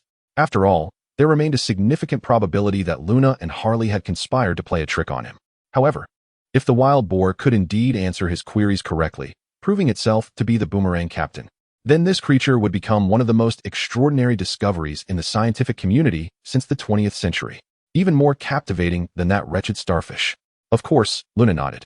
The excitement in Gaius's eyes was almost palpable, surging forth as he hastily circled the long table to approach the little wild boar. He gently patted the boar's back end. Without waiting for a response, eagerly inquired, "Captain Boomerang, may I pose a few questions?" The boar grunted in reply. Gaius, perplexed by this response, turned to Hallie and asked, "What does this mean?" "He has consented," Hallie replied, blinking as she retrieved a tablet from the table, activated the notes function, enlarged the virtual keyboard, and moved aside a vegetable salad to place it before the boar. You may proceed with your inquiries. He will respond directly on the keyboard. However, Gaius, refrain from asking overly complex questions, as Boomerang may not grasp your scientific terminology. Oh, Gaius nodded, then directed his gaze back to the boar. He solemnly posed his first question. Please select your gender, male or female. This query, simple for most humans, posed a significant challenge for an animal devoid of consciousness and the capacity for independent thought. The little boar tapped the virtual keyboard and swiftly provided his answer, male. Gaius clapped his hands in excitement and promptly asked the second question. Wow, what is the value of the next number? Upon hearing this, the boar's demeanor shifted to one of agitation. He pressed the virtual keyboard forcefully, unleashing a torrent of profanities. Damn it, it's an irrational number. Are you toying with me? You wretched creature. Unbelievable. This is utterly astonishing. Gaius's intention in posing this question was to test whether the boar possessed independent thought and would provide a response divergent from the norm. Clearly, his experiment had succeeded. The little boar indeed harbored a human-like intellect within. Gaius gazed at the boar with reverence, as if beholding a priceless treasure, sensing in it the future of science. Taking a deep breath, he stifled his impulse to place the boar on the experimental table immediately and asked in a grave tone. One final question. Do you harbor hatred for the sage? Upon hearing the name of the sage, the boar's anger erupted like a volcano, engulfing its mind in fury. It glared at the screen, its hooves dancing upon the virtual keyboard in a blur. I wish to wipe out his entire family. No, they should be set ablaze. No, they ought to be transformed into sows, locked in cages, sold to the pighead man to be fashioned into pighead masks. The boar seemed to enter a frenzied state, conjuring up a series of chilling punitive measures through its hooves, which appeared on the screen. It vented nearly 5 minutes of raw emotion, only pausing when the screen cracked with fissures, the display becoming mottled and fragmented. Gaius's eyes sparkled with excitement as he declared, Mr. President, I can now confirm that he is indeed the Boomerang Captain. However, to unravel the mystery behind his extraordinary abilities, I must take him back to my laboratory for thorough examination. Mr. President, may I conduct some research on him? Well, of course, Luna nodded, noncommittally. His true concern lay not with the Boomerang Captain, but rather with Harley Quinn and the public's support following their union. Gaius's experiments were of little consequence to him. Should they yield fruitful results, it would be advantageous. If not, it mattered little. With the alien creature Starro as their bargaining chip, they were already poised to ascend to the ranks of the Great Power Alliance, securing ample influence. Gaius continued, Mr. President, in addition, I have a small request that I hope you might grant. Luna sipped his red wine, indifferent. What is your request? Speak up. Gaius met Luna's gaze, his tone earnest. Mr. President, you mentioned that the Boomerang Captain was transformed into a pig by the sage. Luna nodded. Indeed, that is correct. After a deep breath, Gaius inquired solemnly. And what of the sage? Luna shrugged, replying with a hint of resignation. He is dead, just yesterday on the southern coast. Gaius pressed further. What of the body? My soldiers focused fire on him yesterday, and he was utterly dismembered. The remains are likely now consumed by vultures or other creatures. Gaius sighed in frustration. So, there is no body left? Had a body remained, perhaps with Starro's capabilities, they might have extracted valuable information from the sage's brain. However, without the corpse, his research into the extraordinary abilities would likely be missing crucial elements. Chapter 32. The capture guided by Canary's instructions, the newly formed Suicide Squad drove through Aphrodite Street, arriving at the residential area behind the presidential palace. Upon halting the vehicle, Bloody Sport assigned tasks to everyone. Fang and the second-generation Ratcatcher were tasked with observing the surroundings for any signs of danger. Nanowai remained on standby in the vehicle. Polka Dot Man pinpointed the surveillance blind spots, creating the optimal escape route by melting through walls. Bloody Sport, Peacekeeper, and Flag stealthily infiltrated the presidential palace to execute their primary mission, to extract the thinker Gaius Greaves. The trio concealed themselves in the surveillance blind spots, carefully maneuvering along the walls, avoiding the main entrance of the palace, and reaching the rear wall. Bloody Sport retrieved a small radio, speaking in a hushed tone, Sage. Report Gaius's real-time location. A voice emanated from the radio. It was Fang Ju. Harley, Luna, Gaius. Oh, the poor Boomerang Captain is here as well. They ascended to the dining hall on the second floor of the presidential palace, scaling the rear wall and traversing the corridor. Through the expansive floor-to-ceiling windows, they should be able to catch a glimpse. Oh, the Boomerang Captain is actually indulging in pork. How outrageous. The Boomerang Captain? Flag was taken aback, leaning closer to the intercom to inquire softly, Wasn't he transformed into a wild boar by you? Is he still alive? Transformed into a wild boar? The bloody sport trio stared in astonishment at Flag. Before he could elucidate, Fang Ju's voice resounded once more. I am not certain. Perhaps Harley saved him? Their relationship appears quite amicable. Let us set that aside for now. Gaius has taken the boomerang captain away. Oh my, Luna and Harley are engaged in a passionate kiss. The ensuing narrative may be rather inappropriate for younger audiences. This influx of information is overwhelming. The bloody sport trio was profoundly shocked. Flag was the first to regain his composure, hastily asking, where has Gaius gone now? These two are truly exhilarating. It seems we may have to forego rescuing Harley. She is on the verge of becoming the first lady of this nation. Well then, returning to Gaius, in half a minute. You should be able to see him through the window. He has descended? The bloody sport was momentarily stunned. His original plan was to ascend to the top level, infiltrate from above, capture Gaius, and then escape through the hole created by the polka-dotted man. However, it now appears that such complexities are unnecessary. While the bloody sport was lost in thought, the peacekeeper had already taken the initiative. He drew a hand axe from the straps of his trousers, wedging it into the railing outside the window. With a slight exertion, half of the railing was pried up. He grasped the railing and forcibly tore it down. Completing this fluid lock-picking maneuver, the peacekeeper raised his gaze and, through the glass, caught sight of Gaius in a hurried silhouette. The peacekeeper swiftly pushed open the window, leaped, and vaulted over the wall, evading into the thinker's rear. He drew a silenced pistol, pressing the muzzle against the back of the thinker's head, and coldly stated, Mr. Gaius, would you kindly accompany us? Gaius's attention had been entirely captivated by the little wild boar. He was eager to return to the laboratory and conduct thorough research. Only when the icy sensation of the gun barrel registered in his brain did he abruptly awaken from his excitement. Gradually, he turned to face the peacekeeper. Clad in red and white, furrowing his brow, are you from the suicide squad? Please accompany us. The peacekeeper did not respond to Gaius's inquiry. Instead, he brought his fingers together and delivered a decisive chop to Gaius's neck, rendering him unconscious. He adhered to a creed of efficiency and reliability. Allowing Gaius to lose consciousness was evidently safer and more discreet than keeping him alert. The peacekeeper hoisted Gaius over his shoulder, his right hand lifting the little wild boar. He tossed the wild boar onto the bloodbath's lap, while he himself, accompanied by Gaius, leaped through the window. Addressing the intercom in the bloodbath's hand, he spoke in a low voice. Withdraw, let us regroup in the vehicle. The mission is accomplished. Understood. Understood. Understood. Hans, Nanawi, refrained from using the intercom. The trio, along with Gaius and the wild boar, evaded the multitude of surveillance cameras, bypassed the main entrance, and returned to the bus parked behind the residential area. Fang Ju and the others had been waiting there for quite some time. Everyone boarded the vehicle, with the peacemaker taking the wheel, heading towards the safe house provided by Soria. The remaining individuals prepared to engage in a meaningful conversation with the gradually awakening Gaius within the bus.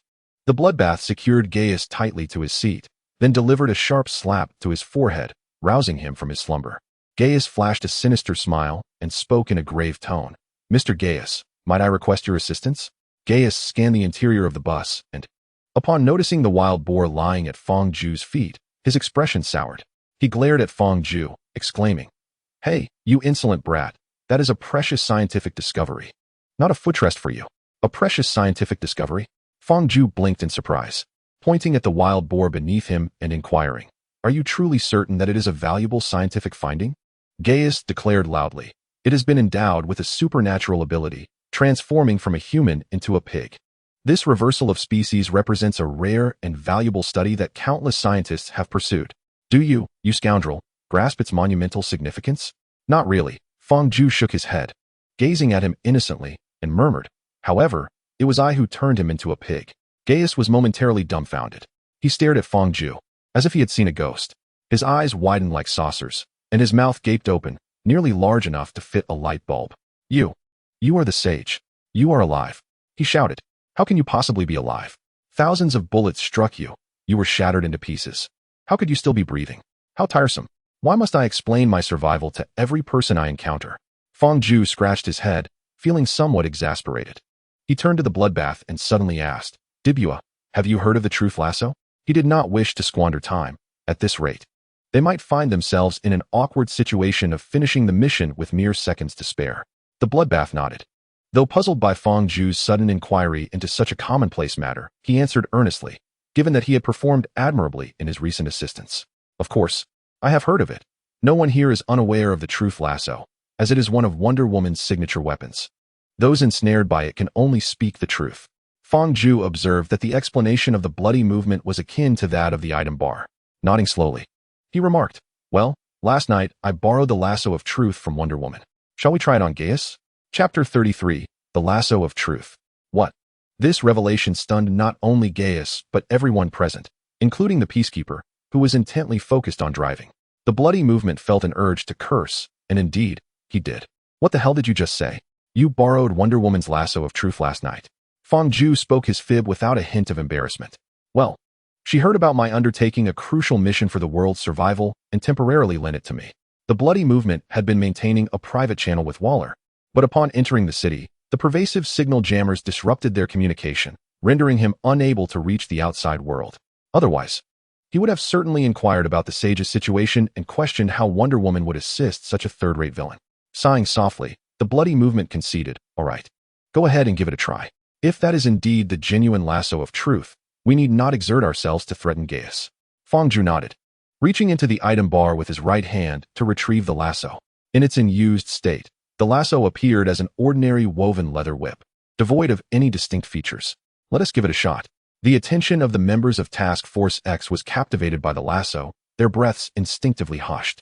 As Fang Zhu lifted the lasso, an ordinary appearance transformed, suddenly illuminated by a golden light. The radiance swiftly expanded, and in an instant, it became a shimmering golden lasso of light. Fang Zhu raised an eyebrow and swung the lasso, ensnaring Gaius's right leg. This was indeed the genuine article. The first to react was Gaius, caught in the embrace of the lasso, his eyes nearly bulging from their sockets, a mixture of astonishment and dread overwhelming him. The bloody movement glanced between Gaius and Fang Zhu, incredulously questioning, "Sage, you didn't, by any chance, sleep with Wonder Woman, did you? Get lost." Fang Zhu shot him a glare, directing his focus back to Gaius. "Now, pose your inquiries properly." Flustered and enraged, Gaius seemed to be in a precarious position. "Based on my experience, such reactions often indicate a kernel of truth." The bloody movement muttered under his breath before turning his gaze back to Gaius. "Speak. Reveal everything you know about Jotunheim. This includes, but is not limited to, methods of entry, the research conducted within, who is conducting it, and any affiliations involved." Gaius opened his mouth to fabricate a lie, but under the lasso's compulsion.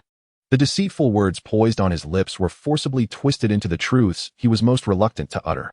"Jotunheim is under my stewardship, and the experiments and research conducted therein are primarily orchestrated by me. To gain entry into Jotunheim, one must possess a password and undergo my personal iris authentication.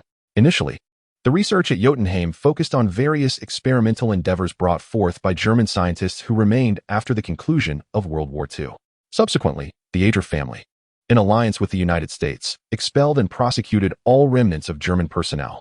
As a result, the Adler family established a more profound connection with the United States.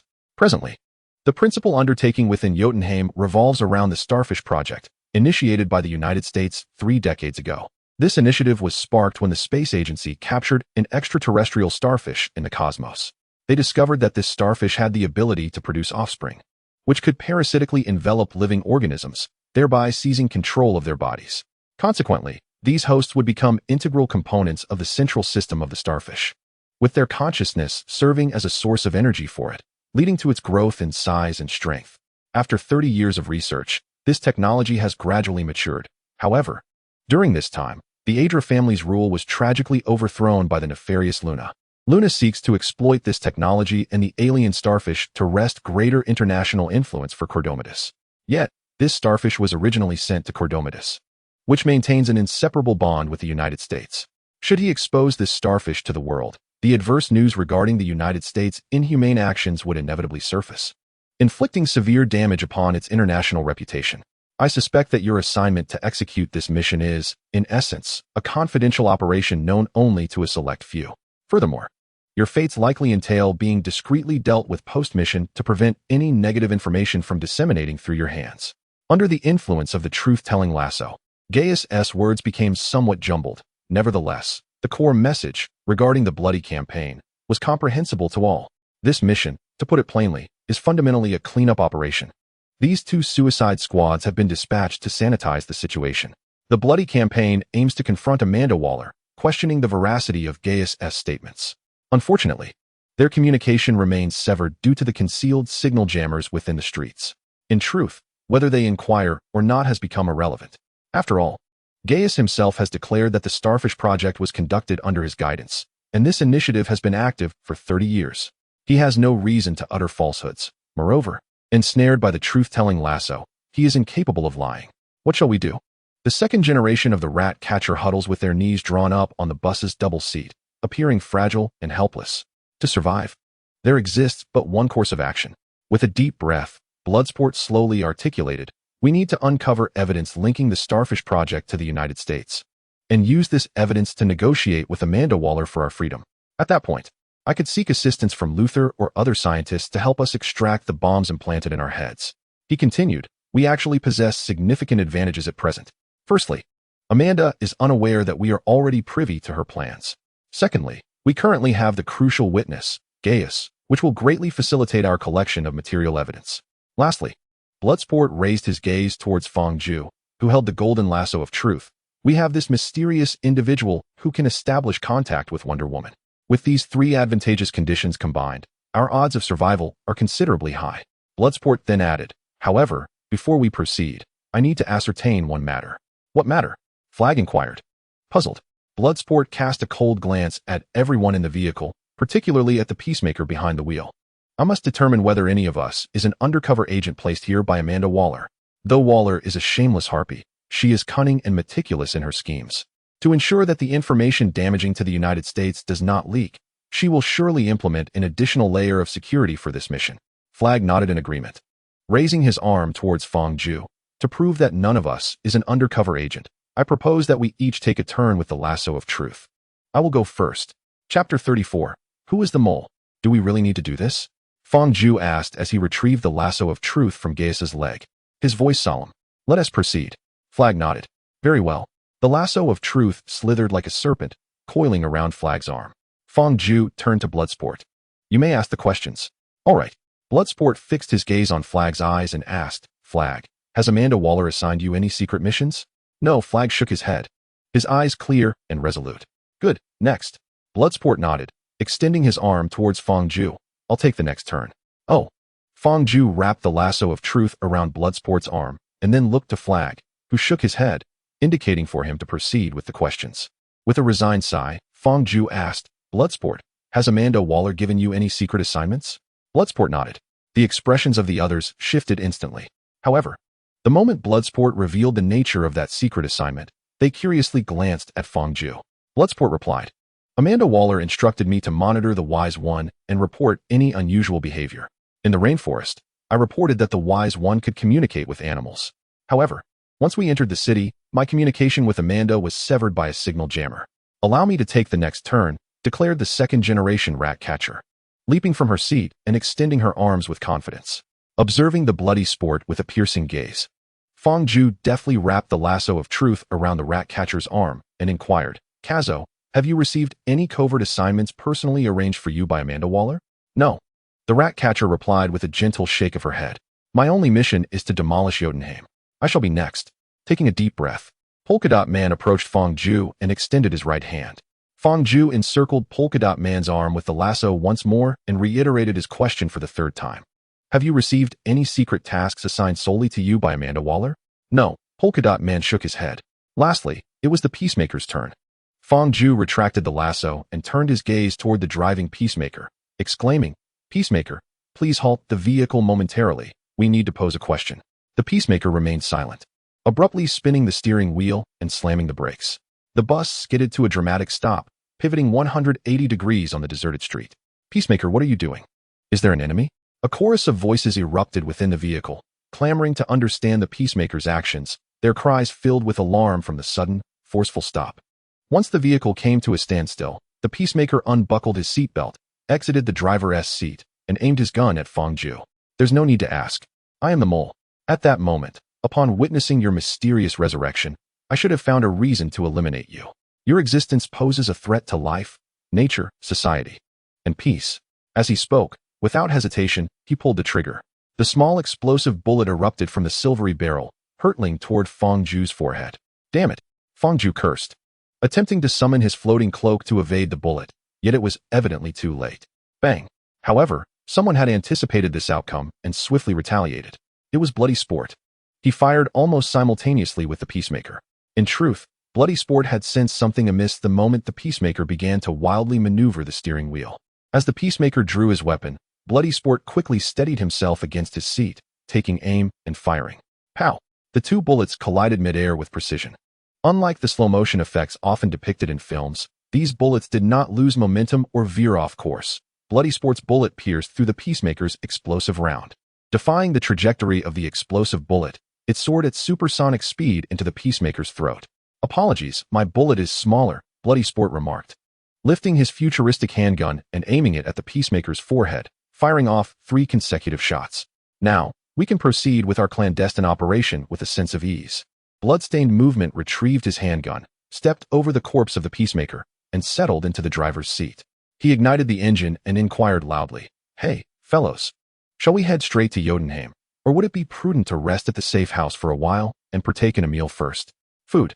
exclaimed Nanawi, the first to respond, and indeed, it acted accordingly, advancing toward the Peacemaker before engaging in an indescribable act. "I too desire sustenance." "Agreed. Agreed." Fang Ju voiced his approval, bending down to lift a small wild boar and tossing it toward Nanawi. "Here, Nanawi, this wild boar is for you as well." "Ah, my friend, very well," Nanawi replied, catching the small boar amid another round of indescribable antics. Bloodstained Movement adjusted the vehicle's direction, activated the onboard music, and proclaimed, "All right, let us first journey to the safe house and enjoy a meal." The safe house was not far from the presidential residence. After navigating a clear road for nearly 10 minutes, Bloodstained Movement halted before an old 3-story building. The group escorted Gaius out of the vehicle.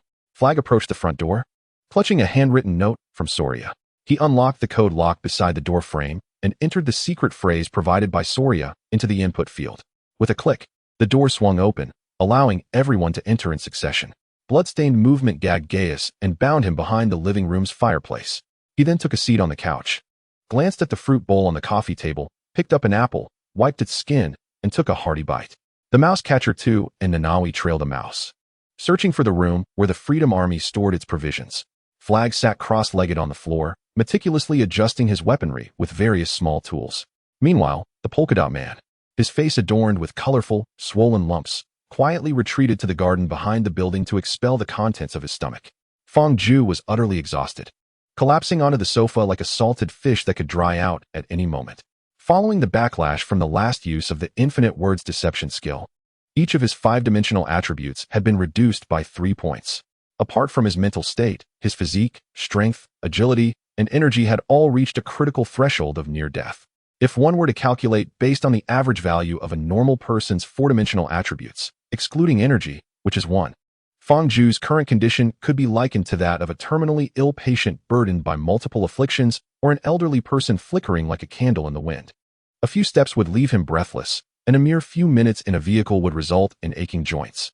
Were it not for the weight-sharing assistance of the floating cloak and the continuous recovery bestowed by the blessing of the agricultural goddess, he would scarcely have had the strength to disembark and enter the safe house. Chapter 35, Skill Upgrade. Fang Ju lay prostrate on the sofa, his eyes devoid of spirit.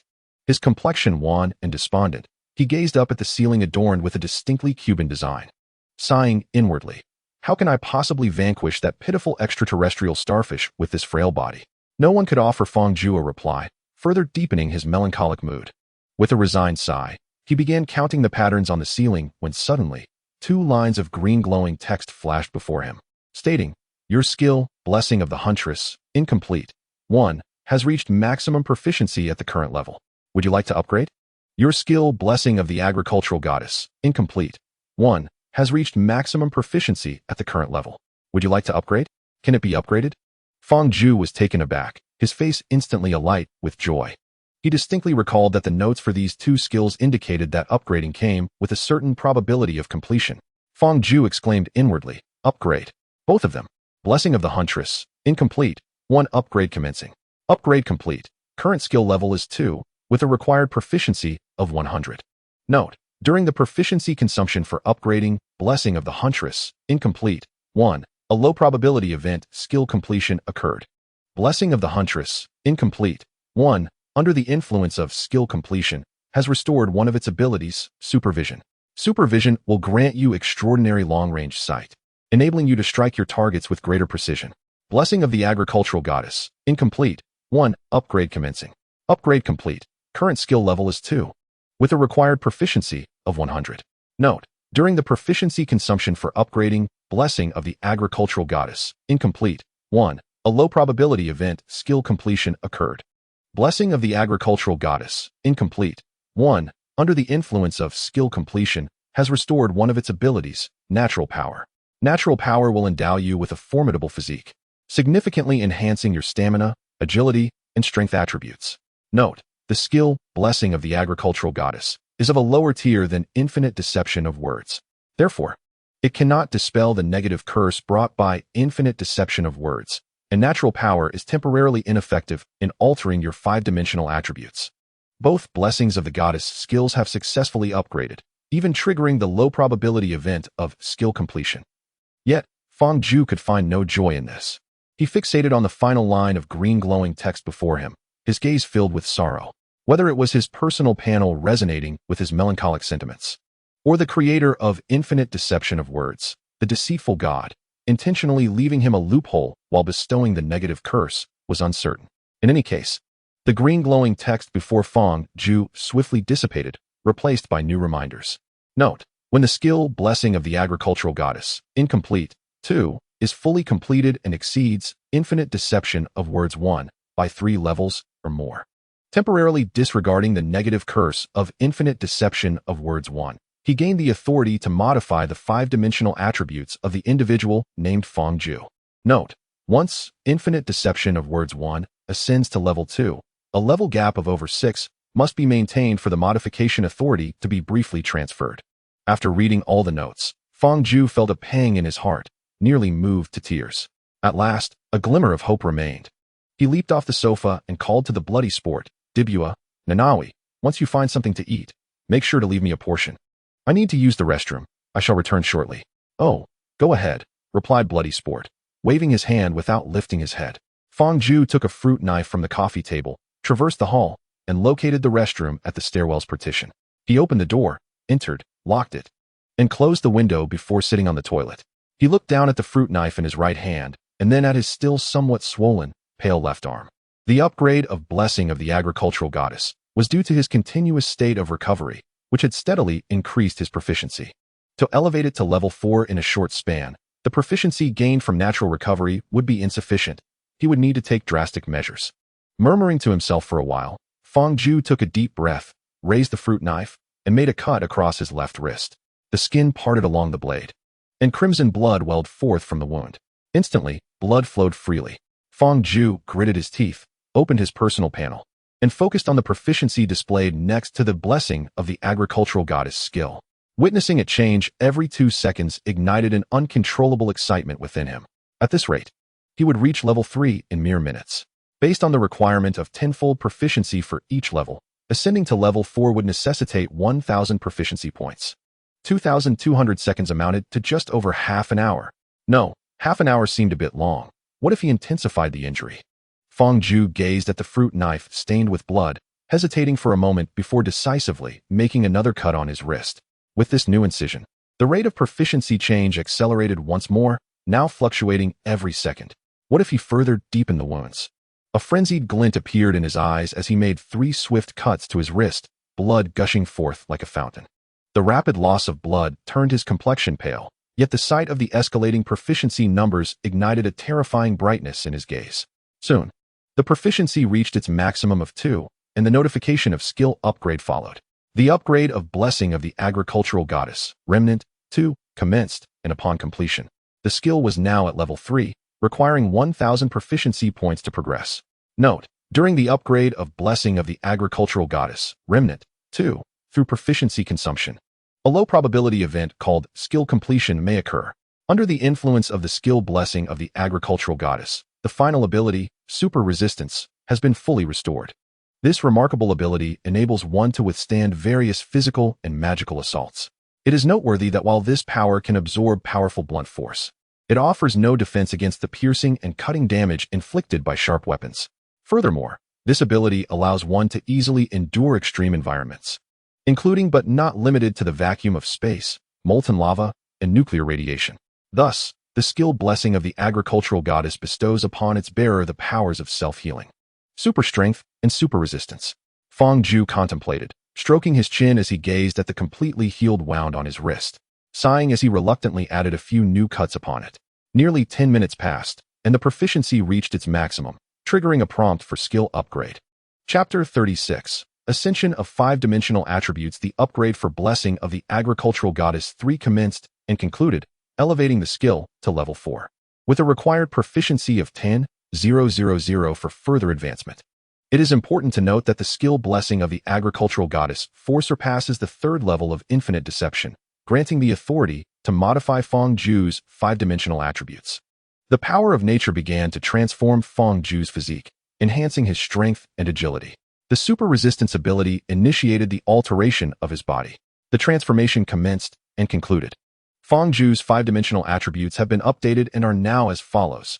Name: Fang Ju Strength 1002. The average strength of an ordinary person is 1. Agility 1001. The average agility of an ordinary person is 1. Physique 1002. The average physique of an ordinary person is 1. Spirit 36. The average spirit of an ordinary person is 1.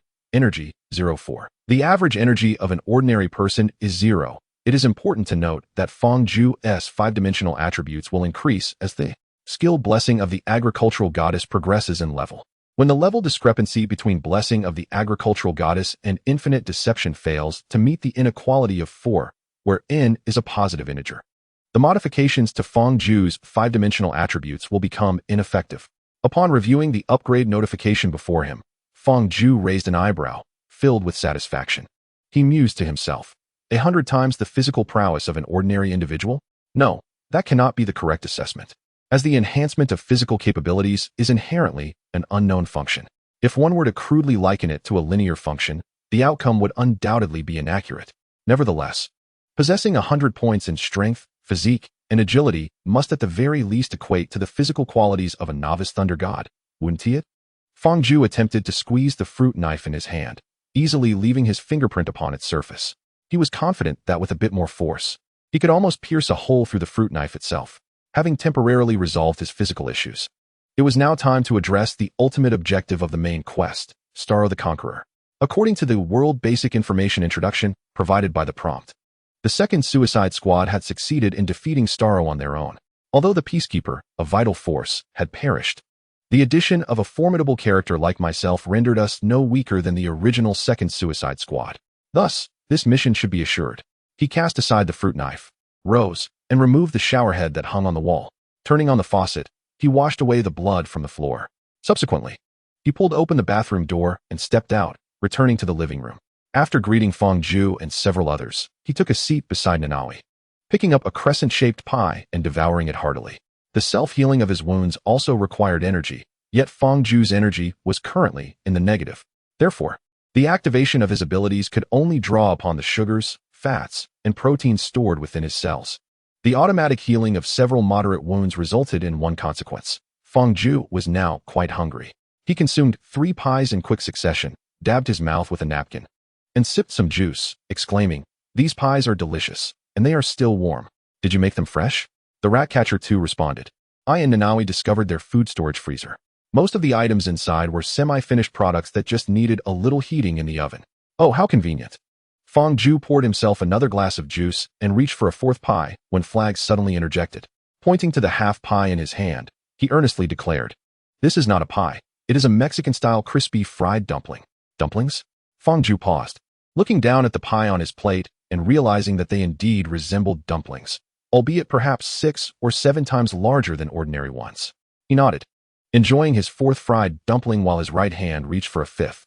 "Oh, this is my first time trying such fried dumplings."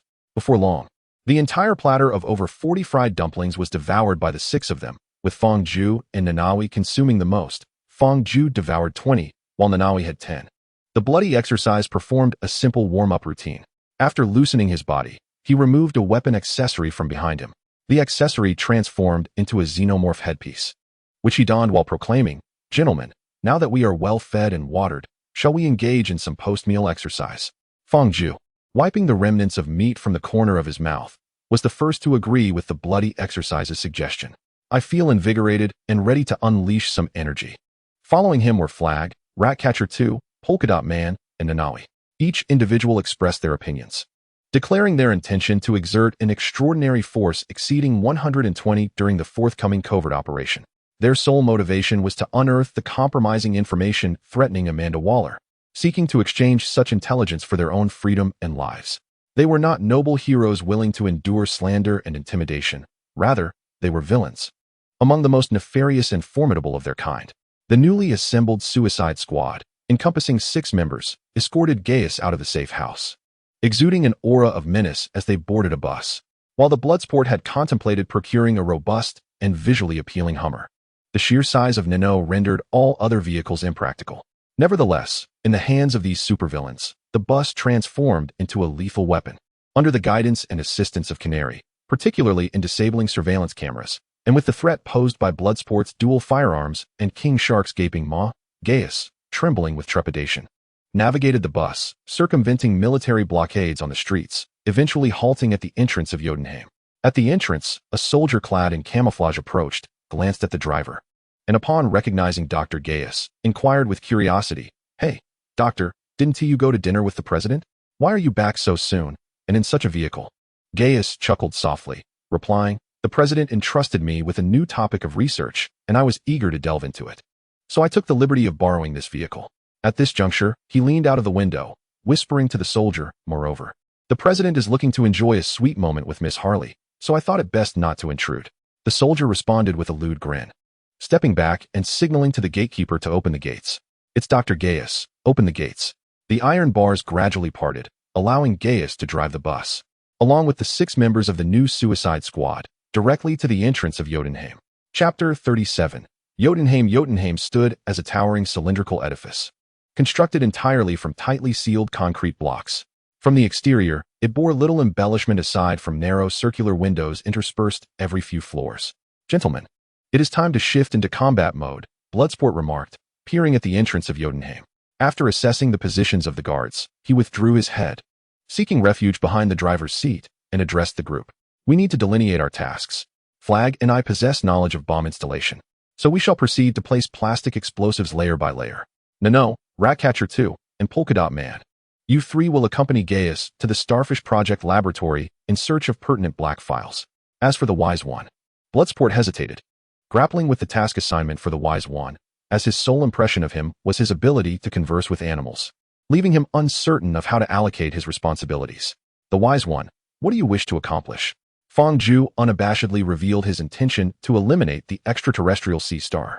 "Very well, you shall join Nanawi and the others to the underground laboratory of Jotunheim." Bloodshed nodded in agreement, then turned to the spotted man Abuna, slowly stating, "Abuna, you shall accompany us to place the explosives." "I have no objections." The spotted man accepted Bloodshed's arrangement without hesitation. "All right, I will count to 3, and everyone disembark. 1, 2, 3, disembark." As Bloodshed's voice echoed, Flag swiftly opened the door, and the occupants of the vehicle leapt out, utilizing his newly acquired supervision. Fang Ju instantly locked onto the 7 guards at the entrance. He swung his extendable truth lasso, ensnaring 2 adjacent individuals. Subsequently, he spun the lasso like a meteor hammer, using the initial 2 as a battering ram to send the remaining 5 sprawling. The second-generation Ratcatcher blinked in astonishment, pondering the unexpected ferocity of Fang Ju's combat style. Just moments ago, he had appeared as a frail patient on the way to the safe house. How had he transformed into such a force? Had she misremembered? Or had Fang Ju taken some medicine? Fang Ju smiled enigmatically. "My combat style is rather versatile." Only after Fang Ju had dealt with the guards did Bloodshed rise slowly from the back seat, grasping Gaius by the collar and pulling him from the vehicle. He cast a bewildered glance at the now empty entrance, inquiring, "Where are the guards? Have you dealt with them?" Flag replied tersely, "Do not concern yourself with trivial details. Let us hurry into Jotunheim. The soldiers will soon react." "Oh," Bloodshed nodded, still harboring some doubts. He dragged Gaius to the main entrance of Jotunheim, where the spotted man had already activated the iris detection device. Bloodshed cast an approving glance at him before roughly pressing Gaius's eyes against the device. The first attempt failed to authenticate. He raised an eyebrow, lifted Gaius's head, and forcefully slammed it against the device twice more. Authentication successful. The audible confirmation rang out as the sole entrance to Jotunheim unlocked. Upon hearing the sound, Flag smashed the red magic detection device at the entrance, pushed open the tempered glass door, and swiftly entered the Jotunheim lobby alongside the others. As a frequent visitor to the battlefield, Bloodshed's first action upon entry was to threaten Gaius, demanding the entire Jotunheim be sealed off. He aimed his gun at Gaius's temple, coldly commanding, "Input the emergency lockdown code." Gaius shot him an unhappy glance, yet ultimately dared not resist, reluctantly approaching the keypad at the doorframe and entering the code to seal off all of Jotunheim. Confirmation clicked. At the entrance of Jotunheim, two sturdy steel plates suddenly sprang forth from the doorframe. Interlocking and overlapping, they ultimately formed a formidable iron door a meter thick. Witnessing the sole entrance being meticulously sealed, the Bloodsport lowered his weapon and swiftly approached Flag, assisting him in dividing the plastic explosives into 3 bags. Conveniently, the Polka Dot Man and Flag each took 1 bag. The trio ascended the stairs with the explosives, while the remaining 3 encircled Gaius, casting him looks of ill intent. Fang leaned towards Gaius, gesturing with a gentlemanly flourish and smiling, "After you, Mr. Gaius." Gaius pointed towards a bluish-lit entrance at 3 o'clock in the hall and began to speak slowly. "That is the entrance to the Starfish Project. I can guide you there. Furthermore, I can testify against those scoundrels in court. However, I have a few questions. Without the answers to these questions, I would die with my eyes closed." He gazed intently at Fang, his voice deepening. "I have pondered this throughout the journey, yet it eludes me. Why do you possess Wonder Woman's lasso of truth? How do you wield the power to transform individuals into swine? How is it that merely an hour ago, you appeared as frail as a dying old man, yet now can effortlessly toss 2 grown men? Are you truly the lackluster villain known as the Sage?" Fang retorted. "What significance would it hold for you to know these things?" Gaius shook his head, his emotions suddenly surging. He exclaimed, "No, you are mistaken. Understanding these matters is of utmost importance. If I grasp these concepts, then science will unveil a new door before me. How many scientists, how many theologians have tirelessly pursued a future that has remained elusive for years? Imagine the future of humanity being birthed through me, Gaius Griffiths. That would be a sublime sensation. Oh, so it is for the future of humanity." After hearing Gaius's words, Fang suddenly burst into laughter, which grew increasingly mocking as time passed. Having spent a significant portion of his life within the Temporal Anomaly Management Bureau, he could claim to be among the few who truly understood what the so-called future entailed. "Gaius, allow me to offer you a sincere piece of advice." Fang took a deep breath and wrapped the glowing lasso of truth around his arm, a testament to the sincerity of his words. He spoke coldly, "Humanity has no future." Gaius looked at Fang, then at the shimmering lasso of truth encircling his arm. Upon confirming the truth in his words, his eyes gradually became vacant. He stood there, seemingly devoid of spirit. The second generation of the rat catcher frowned slightly. "Hey, Sage. We still need him to lead the way. If you've rendered him senseless, how shall we reach the laboratory of the Starfish Project? It is nothing. He merely finds it difficult to accept this truth for the moment." Fang shrugged, retracting the truth lasso, and approached Gaius. He patted Gaius on the shoulder and softly said, "Let us proceed to your laboratory." Gaius took a moment to respond, sighing heavily, as if in a trance, and stiffly pointed towards the entrance of the Starfish Project. "Follow me." Chapter 38. Cruelty as they passed through the entrance. Fang and the others followed Gaius into an antiquated steel elevator. This military-style elevator, popular decades ago, was robust, yet unappealing. Gaius gestured towards a row of glowing circular buttons at the elevator's entrance, his expression dark and complex, and weakly remarked, "Among the floor selection buttons is one marked with a sordid little secret. Press it, and you will be transported directly to the underground laboratory of the Starfish Project on the 4th level." Fang approached the elevator door and pressed the button marked with the sordid little secret. The elevator descended and soon came to a halt on the 4th level of Jotunheim. The heavy steel doors opened, and a cacophony of sounds rushed in as if seeking an outlet. In an instant, like a flood, they surged into the elevator cabin. The second generation of the rat catcher felt the agitated screech of her floral mouse on her shoulder. She stroked its head, attempting to soothe it with the warmth of her palm. Yet, the fear that the underground laboratory instilled in it was evidently profound. It tugged at her fingertips, seemingly wanting to flee from this place of turmoil. The second generation of the rat catcher placed the floral mouse into the front pocket of her attire, gently patting the pocket, reassuring, "Sebastian, it's all right. Do not be afraid. I will protect you. We shall be safe." The four exited the elevator and traversed a pitch-black corridor, where they soon reached the source of the clamor. It was a dimly lit chamber, constructed from rows of enormous iron cages. The floor, walls, and ceiling were all enveloped in these massive cages woven from steel bars. Under the cold, eerie light, they entered the room and gradually discerned the prisoners confined within the cages. They were living human beings, treated like beasts, their bodies exposed, emanating a repugnant odor, devoid of any semblance of human dignity. Upon closer inspection, Fang and the others noticed something peculiar. Each prisoner bore a strange, two-tone starfish, its skin a pale blue and pink, with an eye sprouting from its center, covering their faces. As the prisoners noticed Fang and his companions approaching, they rose in unison.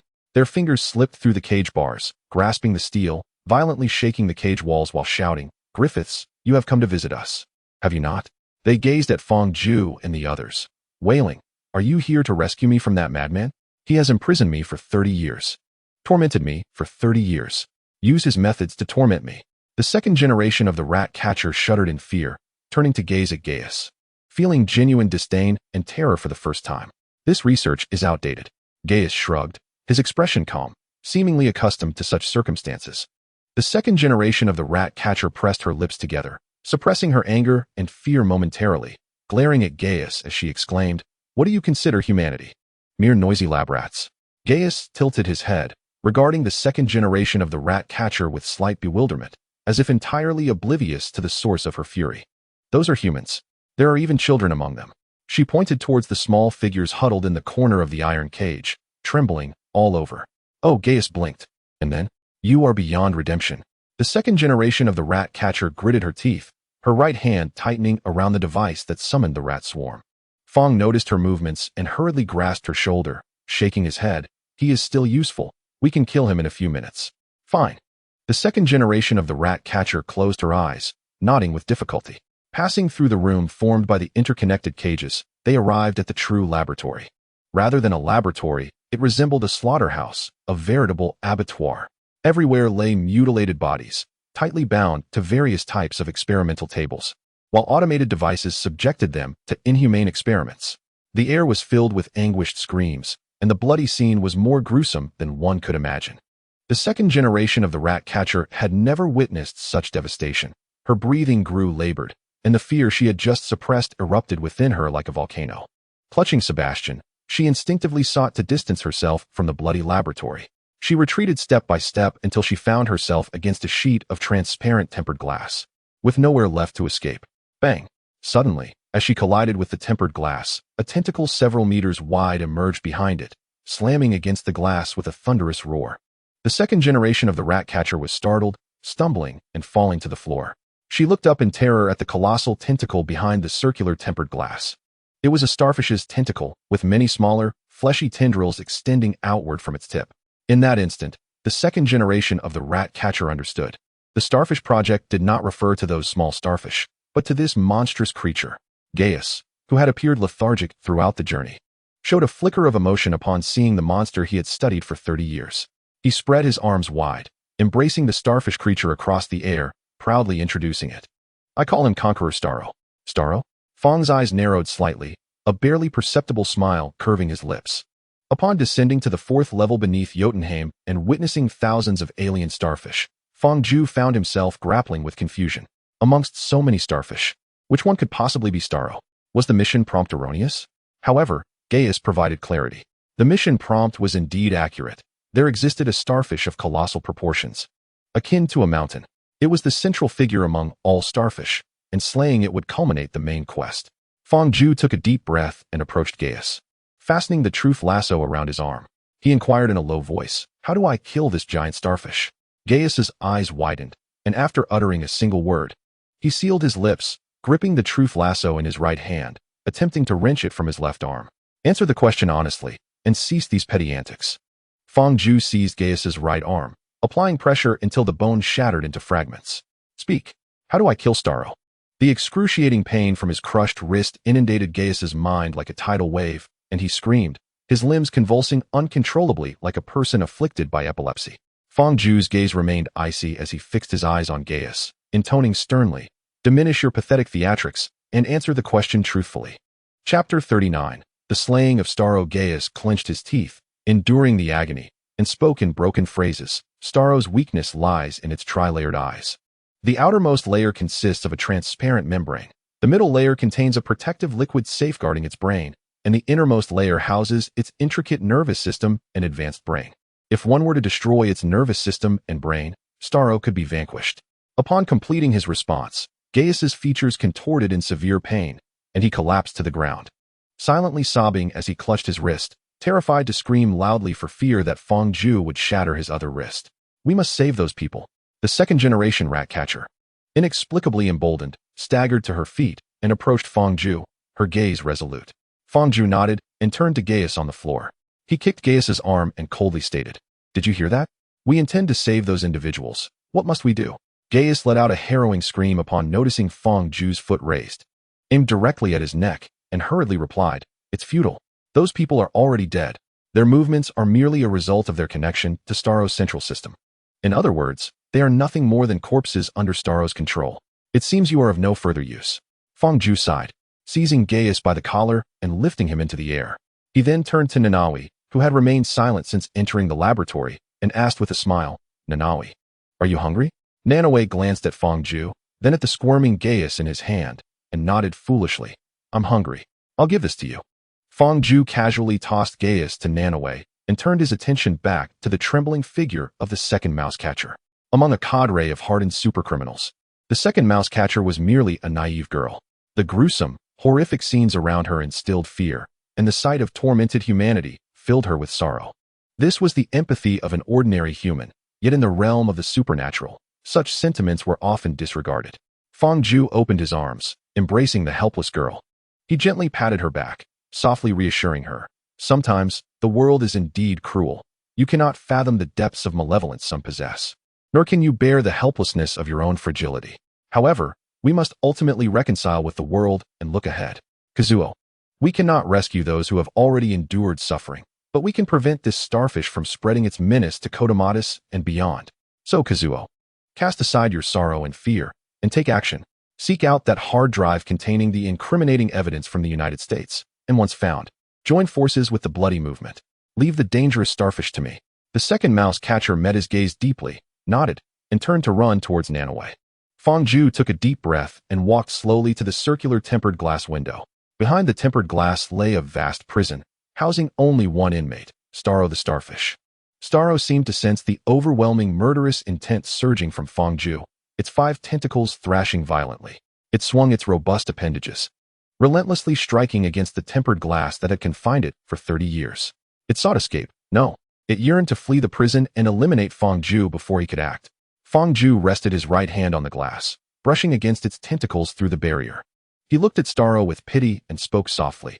"I find our experiences quite similar.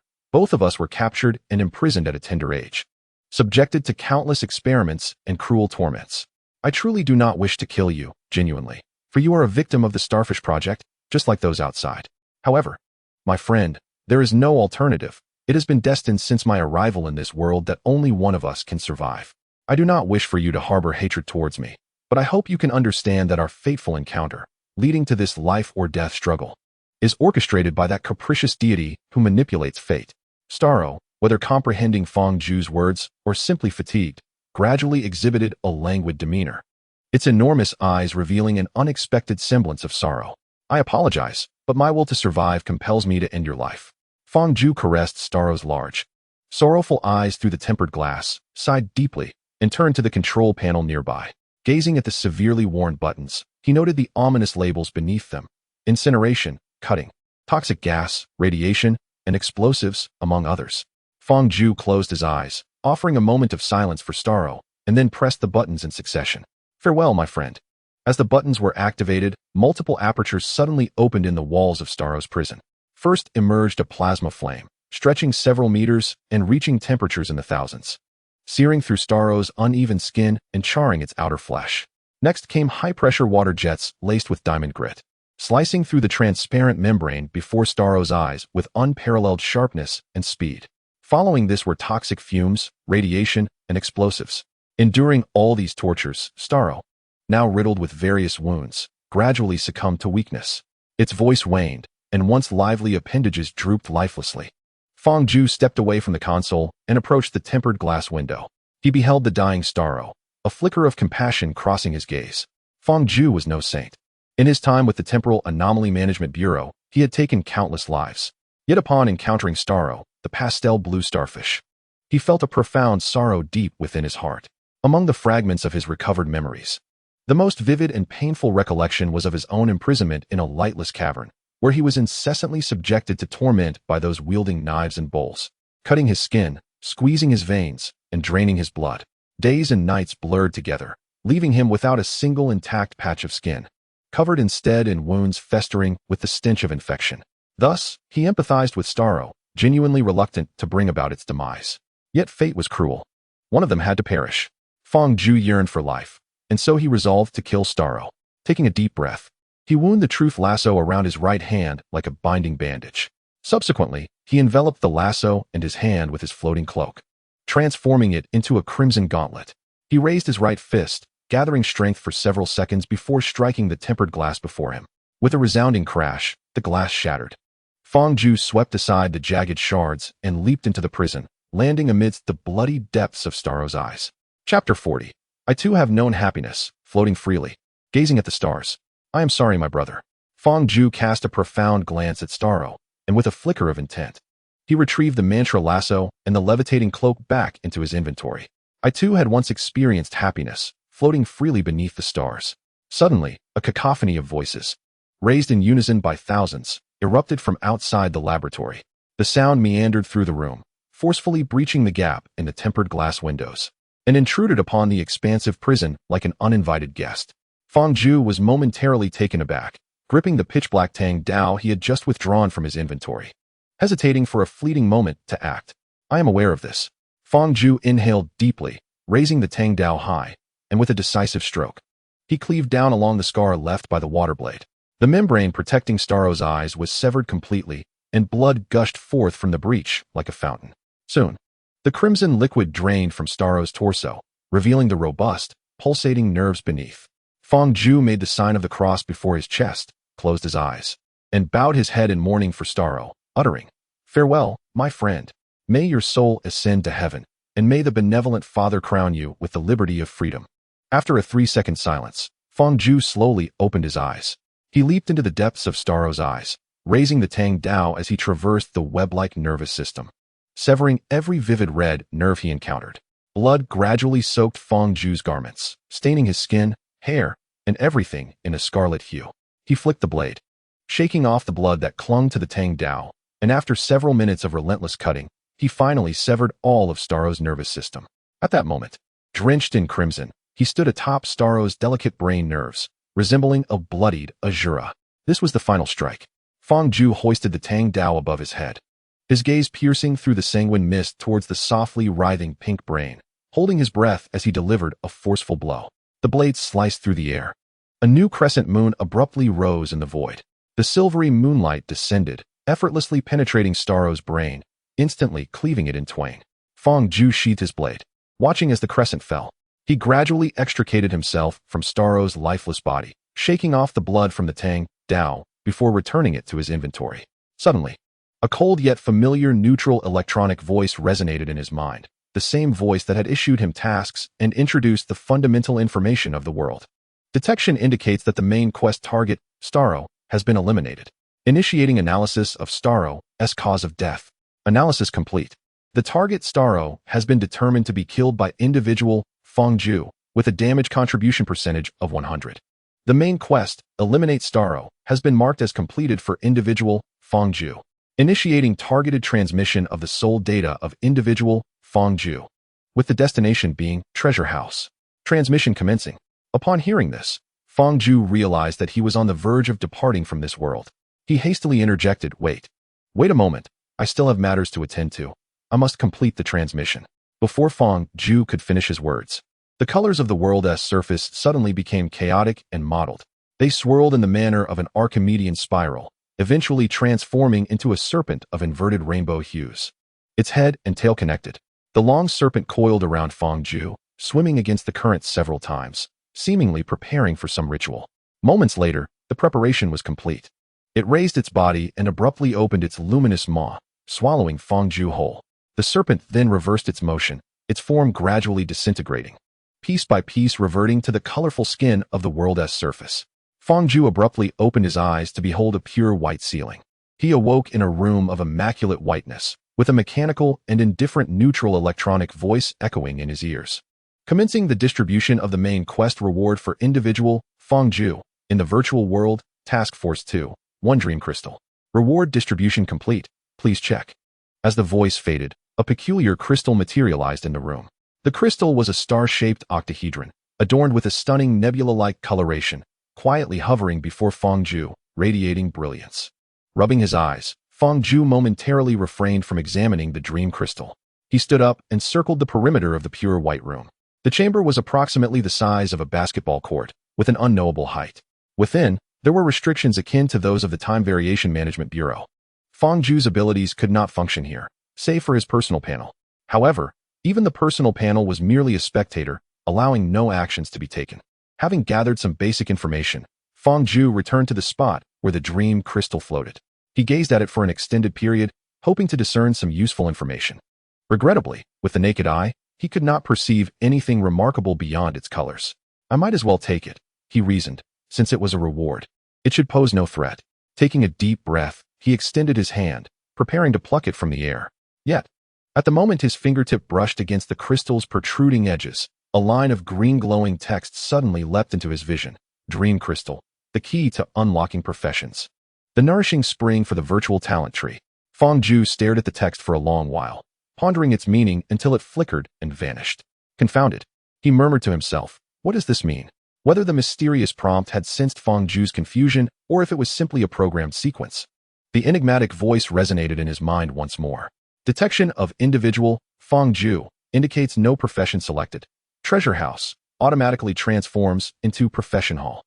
Please select a suitable career path from the 5 foundational professions and insert the dream crystal into the door to commence the employment quest. As the sound subsided, Fang noticed that the pure white wall before him suddenly transformed.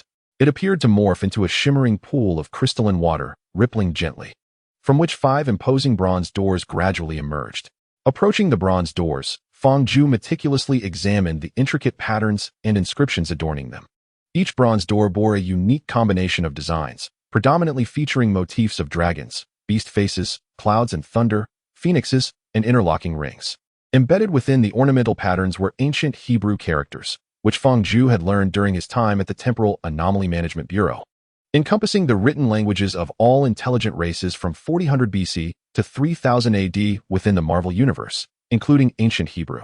These inscriptions delineated 5 distinct professions: doctor, craftsman, sorcerer, hunter, and priest. Each vocation had its unique merits, surrounded by a constellation of descriptive terms. Doctor, anatomy, medicine, plague, surgery craftsman, mechanics, art, material decomposition sorcerer, elemental, arcane knowledge. Dimensions hunter, taming, precision, range tracking priest, prayer, oracle, divine enhancement. Influenced by his experiences at the Temporal Anomaly Management Bureau, Fang's breadth of knowledge was somewhat limited. After perusing the descriptions of the 5 professions, he fell into a contemplative silence. Judging by the literal interpretations of the terms, the sorcerer undoubtedly stood out as the most formidable profession, given its association with the enigmatic concept of dimensional arcana. However, since the other professions coexisted within the profession hall, they were evidently not as simplistic as they appeared at first glance. A deeper exploration might reveal even greater potential. Suddenly, a question crossed Fang's mind. Is it possible for one individual to select more than one profession? Chapter 41. The Sorcerer Profession Sequence. Fang carefully recalled the enigmatic voice's hint, which suggested the use of dream crystals to obtain a job assignment. The introduction indicated that the dream crystals served as the key to unlocking a profession. Thus, if he were to possess 2 dream crystals, could he not acquire 2 job assignments and thereby 2 professions? Alas, there was no if in this scenario. He did not possess 2 dream crystals. With a soft murmur, he lifted his gaze once more towards the 5 ancient and formidable bronze doors. Yet, If he were to acquire another dream crystal, would he be able to return to the profession hall to select a job assignment? No one answered Fang Zhu's musings. He clicked his tongue, shook his head, and took a deep breath, slowly approaching the bronze door designated for the sorcerer. Since he could choose only one profession, it was imperative to select the one that appeared the most grandiose. Within the confines of Fang Zhu's limited knowledge, he had encountered various sorcerers, such as the Supreme Sorcerer and Scarlet Witch from the Avengers, along with Loki, whom he had personally captured. The Supreme Sorcerer and the Scarlet Witch are both formidable entities capable of matching, if not surpassing, Thanos. Meanwhile, Loki, despite his lackluster performance on the sacred timeline, has, according to the interloper's words, managed, alongside Lady Loki, to bring an end to the tyrannical reign of the Time Variance Authority over the multiverse, a feat even the cosmic titan Thanos could not achieve. This clearly illustrates the remarkable prowess of the sorcerer profession within the Marvel multiverse. Although Fang Zhu is uncertain about the relative power levels across the myriad worlds of the Marvel universe, he personally perceives them as formidable. Fang Zhu halted before the bronze door marked with the sigil of a sorcerer, raising his hand to gently press the iridescent dream crystal against the star-shaped aperture at the door's center. Instantly, the intricate patterns and ancient Hebrew inscriptions on the bronze door illuminated. Each motif and word shone in a myriad of colors, harmoniously intertwining like a splendid symphony of hues. The system detected the individual named Fang Zhu and confirmed the sorcerer career path. It commenced filtering suitable virtual worlds for Fang Zhu to assume the role of sorcerer. The filtering process concluded, targeting the world of fantastic beasts and where to find them. 1. Task details and foundational information about the virtual world will be disclosed upon Fang Zhu's adaptation to this realm. The construction of the virtual dimensional gate began and was completed. The transmission of Fang Zhu's soul data into the virtual world, fantastic beasts, and where to find them 1 commenced. As the transmission occurred, Fang Zhu's consciousness slipped into a profound darkness. Transmission complete. The virtual reincarnation begins. Please proceed with caution. At the end of 1926, in the office of the president at the Shaw News building, a concerned voice, tinged with a typical American accent and a deep timbre, broke through Fang Zhu's haze. Henry, are you all right? Is the pressure too much? We must approach the election with patience. Groggy, Fang Zhu struggled to open his eyelids as dim light flooded his vision. With the aid of a desk lamp, he discerned the spacious office, adorned in a richly hued Victorian style that exuded a sense of nostalgia. Apart from him, an elderly man with silver hair sat on a leather sofa to his right, gazing at him with evident concern. I'm fine, Fang Zhu replied, rubbing his eyes as he gradually acclimated to the dimly lit office. Then let us continue discussing today's charity gala. Before the old man could finish his thought, the wooden door of the office swung open with a resounding crash. A dark-haired man burst in, clutching a stack of newspapers, exclaiming excitedly, I have breaking news. The elderly white man shot him a glare, his displeasure evident as he reprimanded, I am currently occupied with your brother, Landon. We are in the midst of planning his campaign. I have no time to entertain your nonsense. Landon, undeterred by the man's words, continued to sift through the pile of newspapers in search of pertinent information. Soon, he unearthed several key photographs. Clutching the images, he turned to the old man and introduced the middle-aged woman donning a bell-shaped hat, who had just entered behind him. This is Mary Lou Bear from the New Salem Protection Association. She has significant news to share with you. She has news? Really? The old man glanced at Landon, awaiting an explanation. Landon pointed to the photographs in his hands and proclaimed, strange occurrences abound throughout the city, and the orchestrator is not you or me. This is witchcraft. Can't you see? Upon hearing the term witchcraft, the old man sprang from the sofa, and Fang Zhu instantly became alert, pricking up his ears to eavesdrop on their ensuing conversation. He was currently in a transitional phase, unaware not only of his forthcoming task, but also unable to access his personal panel. Thus, Fang Zhu refrained from acting impulsively, opting to wait until his personal panel activated and his assignments were issued before making any decisions. The old man circled the coffee table and approached Landon, exasperation evident in his voice as he called out, Landon. In an instant, Landon grasped the implication behind the old man's words and retorted vehemently, she is not motivated by money. The old man paused, then slowly offered a new argument. Then either her story is worthless or she has ulterior motives. No one divulges valuable information for free, Landon. The woman in the black bell-shaped hat, whose sharp features had been the subject of much discussion, suddenly interjected. She fixed her steadfast gaze upon the elderly man, her voice resonant and commanding. You are correct, Mr. Shaw. What we seek is invaluable. Your influence. Your newspaper reaches millions of readers, and they must be made aware of the dangers at hand. Landon pointed to the items depicted in the photographs, hoping to bolster the persuasiveness of Mary's words. The chaotic turbulence in the subway, the peculiarly dressed figures in the Woolworth building, the wondrous creatures of Brownstone Street. Just look at these images. Yet the old man's heart was solely focused on Henry's upcoming campaign, showing no interest in such speculative news. He shook his head, issuing a dismissal. Landon, take your friend outside. Landon was incensed. He glared at the old man and shouted in a fit of rage, "No. You will miss a golden opportunity for news. This is irrefutable evidence." Really? The old man scoffed. The quarrel between Landon and Shaw persisted, yet Fang Ju's attention shifted. Upon hearing the phrase magical creatures, the long-anticipated neutral notification tone finally resonated in his ears. Chapter 42. Employment Mission. Upon detecting key vocabulary, it has been determined that the individual named Fang Ju has adapted to the parameters of the virtual world fantastic beasts and where to find them. The transmission of fundamental information about this virtual realm commences. The year is 1926 in New York's magical world, fraught with peril. A mysterious force wreaks havoc in the streets, threatening to expose the existence of the magical society to the fervent anti-magic organization known as Second Solomiers, intent on eradicating it. Meanwhile, the formidable dark wizard Gellert Grindelwald has vanished after unleashing devastation across Europe, leaving no trace behind. Unbeknownst to the rising tensions, magizoologist Newt Scamander arrives in New York, concluding his global journey dedicated to the study and rescue of magical creatures. Within his seemingly unremarkable magical suitcase lies a treasure trove of wondrous beasts. However, an unforeseen incident occurs when a muggle named Jacob Kowalski inadvertently releases several of Newt's magical creatures at the most tumultuous moment for the magical community in New York. Seizing the opportunity, the disgraced former Auror Tina Goldstein, suspended for grave violations of the secrecy laws, seeks to reclaim her former position as an investigator. Yet, the enigmatic American Ministry of Magic's magical security minister, Percival Graves, harbors suspicions towards both Newt and Tina, plunging the situation into peril. Thus, the reluctant partnership of Newt and Tina, along with Tina's sister Queenie and their new muggle friend Jacob, forms an adventurous team. They must swiftly locate the lost magical creatures to prevent them from falling into dire circumstances. However, the true danger is far graver than these four fugitives can fathom. As they confront dark forces, and a war between the magical and muggle worlds looms on the horizon. Transmission complete. Commencing assessment of the difficulty rating for the virtual world fantastic beasts and where to find them. Assessment initiated and concluded. The difficulty rating is determined.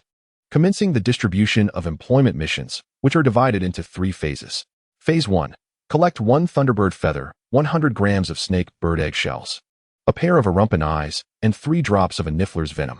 Completion of Phase 1 rewards. Potion of the wizarding profession. To unlock Phase 2 of the employment mission, the prerequisite is to consume the potion of the wizarding profession. The prerequisites for unlocking Phase 3 of the employment mission are currently undisclosed. Mission rewards: 1 dream crystal, 1 wand exclusive to the wizarding profession, and the activation of the wizarding talent tree. Mission penalties: permanent closure of the wizarding profession gateway. Mission duration: 24 hours. As the voice subsides, Fang Ju's thoughts gradually detach from the introduction of the employment mission, returning to the reality of the world outside. "Randall," I said, "take your peculiar friends and leave my office at once." Just as I regained my composure, I heard the furious roar of the old man, Shao, not knowing what irritating remark his younger brother, Randall, had made to provoke such ire. However, the escalating argument between his brother and this man, who bore a resemblance to his father, rendered it unreasonable for him to remain passive. Taking a deep breath, Fang Ju temporarily set aside the matter at hand. Rising to stand beside Randall and Shao, he placed a hand on each of their shoulders, drawing them into an embrace, offering a gentle smile. Patting the back of old Shao's head, he spoke softly, "Do not let Randall's behavior ruffle your feathers. He has always been this way, as you well know. His intentions are kind, though his approach may leave much to be desired." Turning to Randall, he continued, "My foolish brother, your eagerness to impress is your undoing. I understand. Truly I do, but one must provide compelling evidence if one claims that this mundane world harbors wizards and legendary sorcery. Do you not agree?" Old Shao huffed, albeit reluctantly absorbing Fang Ju's words. He extricated himself from Fang Ju's grasp and sank back onto the sofa, closing his eyes in contemplation, seemingly relinquishing the resolution of this matter entirely to Fang Ju. Seeing old Shao retreat to his corner, Randall also let out a small huff. Though his anger had considerably diminished, he picked up a photograph, pointing at the remnants of what appeared to be buildings ravaged by terrorists, exclaiming, "Henry, is this not sufficient evidence? The authorities claim these structures collapsed due to a gas explosion. Yet, I have thoroughly investigated and found no signs of gas leaks at the scene. Is this not enough?" Fang glanced at the photograph, raising his eyelids slightly, and patted Randall's shoulder, smiling. "Randall, even if this were not a gas explosion, it could still be attributed to other causes. We are a news organization, and our pursuit is for truth and evidence. If these photographs alone suffice to prove that wizards and sorcery exist in our reality, then surely the enigmatic Egyptian pyramids could also substantiate claims of extraterrestrial beings." At that moment, Mary, adorned with a bell-shaped hat, interjected, "We possess more evidence." "Oh." Fang released Randall and turned his attention to Mary, who was evidently connected to the Second Salem organization. The foundational information indicated that Second Salem was privy to certain secrets concerning the magical realm. He chuckled lightly. "Pray, do enlighten us." Mary's expression gradually transformed into one of sorrow and anger, as if haunted by unpleasant memories. Through gritted teeth, she declared, "In the Second Salem space, I once encountered a witch. Her footprints remain in my room, along with the scent of her perfume and her magic, yet I can no longer recall her visage. The accursed witch has cast a spell upon me, rendering me unable to recall her very existence. Such are the wizards of the magical realm. They recklessly manipulate the memories, minds, and bodies of humanity, enslaving and tormenting us. In this modern age, amidst our ever-evolving civilization, one would expect them to temper their actions. Yet, their audacity only grows bolder. They have now begun to target our magnificent New York City, a testament to human ingenuity. Those mysterious explosions are but omens of their sinister deeds. We must unite to resist them, to hunt them down, to incinerate them." As Mary spoke with increasing fervor, her voice rose in intensity. In that moment, she appeared not as an ordinary middle-aged woman, but as a zealot of a cult. This left Fang with significant doubt regarding the veracity of her claims. After all, humanity has a penchant for embellishing its own narrative, particularly when self-interest is at stake. When a matter pertains to oneself, all utterances may, whether intentionally or inadvertently, be cloaked in a degree of self-serving embellishment. This often leads to the discrepancies seen in court testimonies, akin to a Rashomon effect. Human words are inherently untrustworthy. Moreover, the fervent ramblings of a brainwashed cult member can be deemed at least 70% unreliable. Chapter 43. A Toast to Punishment. Very well. Fang pressed his lips together, nodding slightly. "I concede that the dangers posed by the wizards you speak of could indeed threaten the lives of ordinary humans. However, your assertions remain overly subjective. I require more tangible, objective evidence. Should you procure such proof, I would gladly allocate a dedicated space in the publication to feature your statements regarding the wizards." Mary glared at Fang her tone laced with dissatisfaction. "Councilman Xiao, you still do not believe my words. Do I share the surname Xiao as well? It seems old Xiao is indeed my father." This thought briefly crossed Fang mind as he turned his gaze back to Mary. To be frank, he held no concern for the fate of the Second Salem cult. His sole intention was to utilize these individuals to uncover the hidden magical world within New York. From there, he aimed to procure the materials necessary for his assigned tasks within this magical realm. Whether wizards existed or if they enslaved humanity was of no consequence to him. He could only remain in this world for a mere 24 hours. Once that time elapsed, he would depart. Furthermore, was he not justified in seeking more objective evidence? He had already promised to publish findings and create a dedicated section for this matter. Was that not sufficient? Fang demeanor grew increasingly frosty as he regarded Mary, his tone sharpening. "Ah, do not presume I am oblivious to your intentions. Utilizing my brother's eagerness to prove his worth, you manipulated him with nonsensical photographs to persuade him to bring you to meet my father. Subsequently, you concocted absurd tales, so implausible that even a 3-year-old would not believe them, in a bid to deceive us and undermine our influence in the media realm. And what then? Are you intent on selling scandalous stories of our group's alleged adherence to witchcraft to rival companies, thereby diminishing our stock prices and tarnishing our reputation? Oh, you chose to act just as I am about to launch my campaign. Are you aiming to fabricate scandals linking me to clandestine meetings with cultists, facilitating my opponent's ascent to power? Miss Mary, your schemes are indeed well calculated. Yet our family is not composed of the manipulated oddities you command. You are woefully inadequate to play such tricks on us." With that, Fang without waiting for Mary's response, bellowed, Bring me these miscreants and, while you're at it, alert the authorities, stating that Second Salem attempts to steal the commercial secrets of our news group. You, Mary, taken aback by Fang Zhu's ruthless stance, pointed an accusatory finger at him, speechless with fury. Fang Zhu grasped her finger, applying just enough pressure to disregard the grotesque expression on her face, leaned closer to her ear, and chuckled softly. Miss Mary, do remain composed. There is no rush to be irate once we reach the police station. I couldn't help but notice, your little companions bear quite a few injuries. Have you been abusing them? You must be aware of the severe penalties our country imposes for child abuse, yes? Considering my position as a congressman, if I were to charge you with stealing our Shao News Group's commercial secrets, alongside child abuse, operating an unlicensed orphanage, and disseminating cult ideologies, how many years do you think you would face? Henry Shao? Mary's eyes blazed with fury as she shouted, you have no idea of the terror that witches embody. You will regret your choices today. Oh, perhaps, but it matters not. Once my campaign is successful, the public will only recall me as a congressman devoted to the welfare of New York City, while your Second Salem will be remembered as a nefarious orphanage. Even without your Second Salem, I could enlist our journalists to investigate matters concerning witchcraft. Fang Zhu shrugged, feigning innocence. So, Miss Mary, what should I regret? You scoundrel! Mary screamed, attempting to wrench her finger from Fang Zhu's grip. But how could her meager strength contend with his formidable might? With a smile, Fang Zhu observed the security personnel rushing in from the hall, releasing Mary's finger and dusting off non-existent dirt from his hands. He instructed the guards, remove them. Oh, and remember to retain those pamphlets promoting cult ideologies. These will serve as the evidence we will present against them in the future. Indeed, Congressman Shao. The security guards respectfully saluted, promptly closed the door, and escorted the group from Second Salem, a man and 3 women, out of the Shao News building. Applause erupted suddenly within the president's office once the security had departed. Fang Zhu turned to see old Shao, who regarded him with a gaze of paternal pride, akin to that of a father witnessing his son's maturation. Old Shao commended, Henry, you have finally grown up, learning to wield the rules as weapons against your adversaries. Fang Zhu, feeling a tinge of embarrassment, touched his neck and replied, it is all thanks to my father's excellent education. Old Shao shook his head, asserting no. This knowledge is yours alone. I have not imparted much to you. If I had truly educated you well, then why has Landon, who grew up alongside you, turned out to be such a disappointing character? Fang Zhu felt a sense of gratitude towards Landon, had it not been for him. Adapting to this new world and achieving his objectives would have been far more challenging.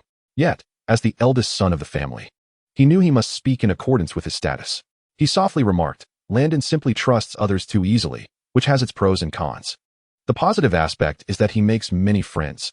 The downside is that many among them harbor ulterior motives, often fixated on our family's wealth or enterprise. Brother, came the voice of Landon, who had been silent for some time, now looking up at Fang Zhu. This time, he refrained from addressing him as Henry, instead politely referring to him as brother. Landon pondered, are those people from Second Salem truly frauds and cult members?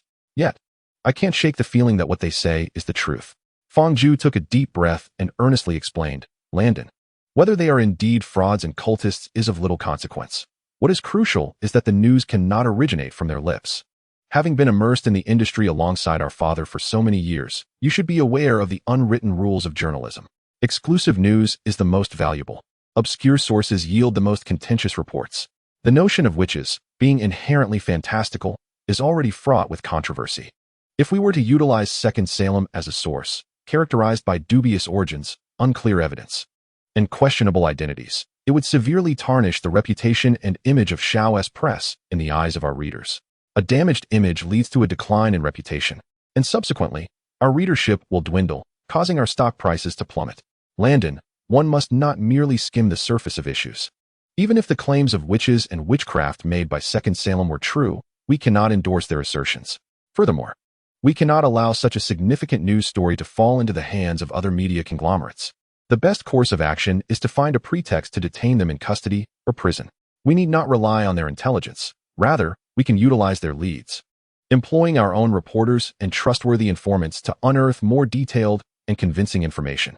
Indeed, we could establish a dedicated section for citizens' letters, inviting them to share the peculiar occurrences they encounter in their daily lives. This initiative would enhance their interaction with our newspaper and foster greater user engagement. Even if we fail to uncover genuine witches and magic during this endeavor, it would not be of great concern. However, should we discover authentic practitioners of witchcraft. Our publication would undoubtedly experience a remarkable surge in readership. At that moment, our esteemed Shao family press will rise to prominence as a leading media outlet in America and even across the globe. Chapter 44. Deception. Applause echoed through the room. Not only was old Shao impressed, but even Landon found himself in complete admiration, applauding vigorously while gazing at Fang Ju with a look of reverence. Landon exclaimed, "Brother, I comprehend now. I shall investigate the background of the Second Salem and follow the clues they left behind to uncover evidence of the true existence of witches." "Yes, go forth," Fang Ju replied, feigning profundity with a nod. In truth, most of what he had just articulated was mere unfounded bluster.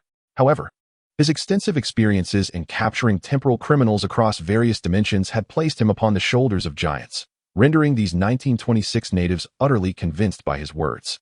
Landon excitedly dashed out of the president's office, embracing the security guard stationed at the door in his fervor. Old Shao watched him depart with satisfaction and turned to Fang Ju, saying, "Henry, I now feel confident that even if you were to fail in your campaign, I could safely entrust the Group S affairs to you. You are a genius. You are the pride of our Shao family." "Father, you flatter me," Fang Ju replied, smiling sheepishly as he rose to firmly close and lock the office door. He meticulously checked the office to ensure its soundproofing, drew the curtains, and returned to the sofa. Observing his actions, old Shao grew more cautious, furrowing his brow as he asked solemnly, "Henry, do you have something important to discuss? If you are concerned about the safety of this office, we could convene in the basement at home." Fang Ju paused for a moment before shaking his head with a smile. "Father, although what I am about to share may be somewhat sensitive, it is not so clandestine that it cannot be spoken of here, provided no one else is listening." "What is it you wish to convey?" Old Shao inquired, his expression attentive. Fang Ju leaned forward, reducing the distance between them, and whispered, "I believe Landon and the Second Salem are telling the truth. Witches and magic do exist." Old Shao, puzzled, responded, "Did you not just state that you required decisive objective evidence before you would believe? How is it that as soon as Landon leaves—" "Father, I have evidence," Fang Ju interjected, lowering his voice and adopting a serious demeanor. "What kind of evidence?" Fang Ju stood and approached the wardrobe in the corner of the office, opening it and pretending to retrieve clothing as he discreetly extracted the floating cloak from his inventory. He held a deep crimson, richly medieval-hued floating cloak and approached old Shao, pointing at it. "Father, this is a cloak I discovered at the flea market. I intended to use it for a Halloween promotional photograph. However, upon donning it, I found that I could actually fly." Old Shao, skeptical, replied, "Are you suggesting it is a magical cloak?" "Indeed," Fang Ju nodded, draping the floating cloak behind him. He then commanded it to levitate, and the cloak obediently lifted him off the carpet to a height of nearly half a man's stature. "Oh my God!" Old Shao was utterly dumbfounded. He hurriedly stood, glancing around Fang Ju's feet and above his head, ensuring there were no hidden strings or props, and his expression grew increasingly vibrant. His eyes widened to the size of copper bells, nearly popping from their sockets as he exclaimed, "Henry, this is astonishingly real. This will be groundbreaking news." As Fang Ju descended back to the ground, he shook his head slowly and replied, "Father, we must refrain from publicizing this just yet. We should wait for Langdon's clues and intelligence. If he indeed discovers something significant, we can seize the opportunity to announce a major story regarding wizards. If he finds nothing, we can still utilize this magical cloak to substantiate the existence of wizards and thereby gain considerable leverage." As he spoke, Fang Ju smiled cunningly and added, "Moreover, Father, this is a cloak that enables flight. The advantages of exposing it pale in comparison to the benefits we could reap by keeping it secret and accomplishing feats unattainable by ordinary means."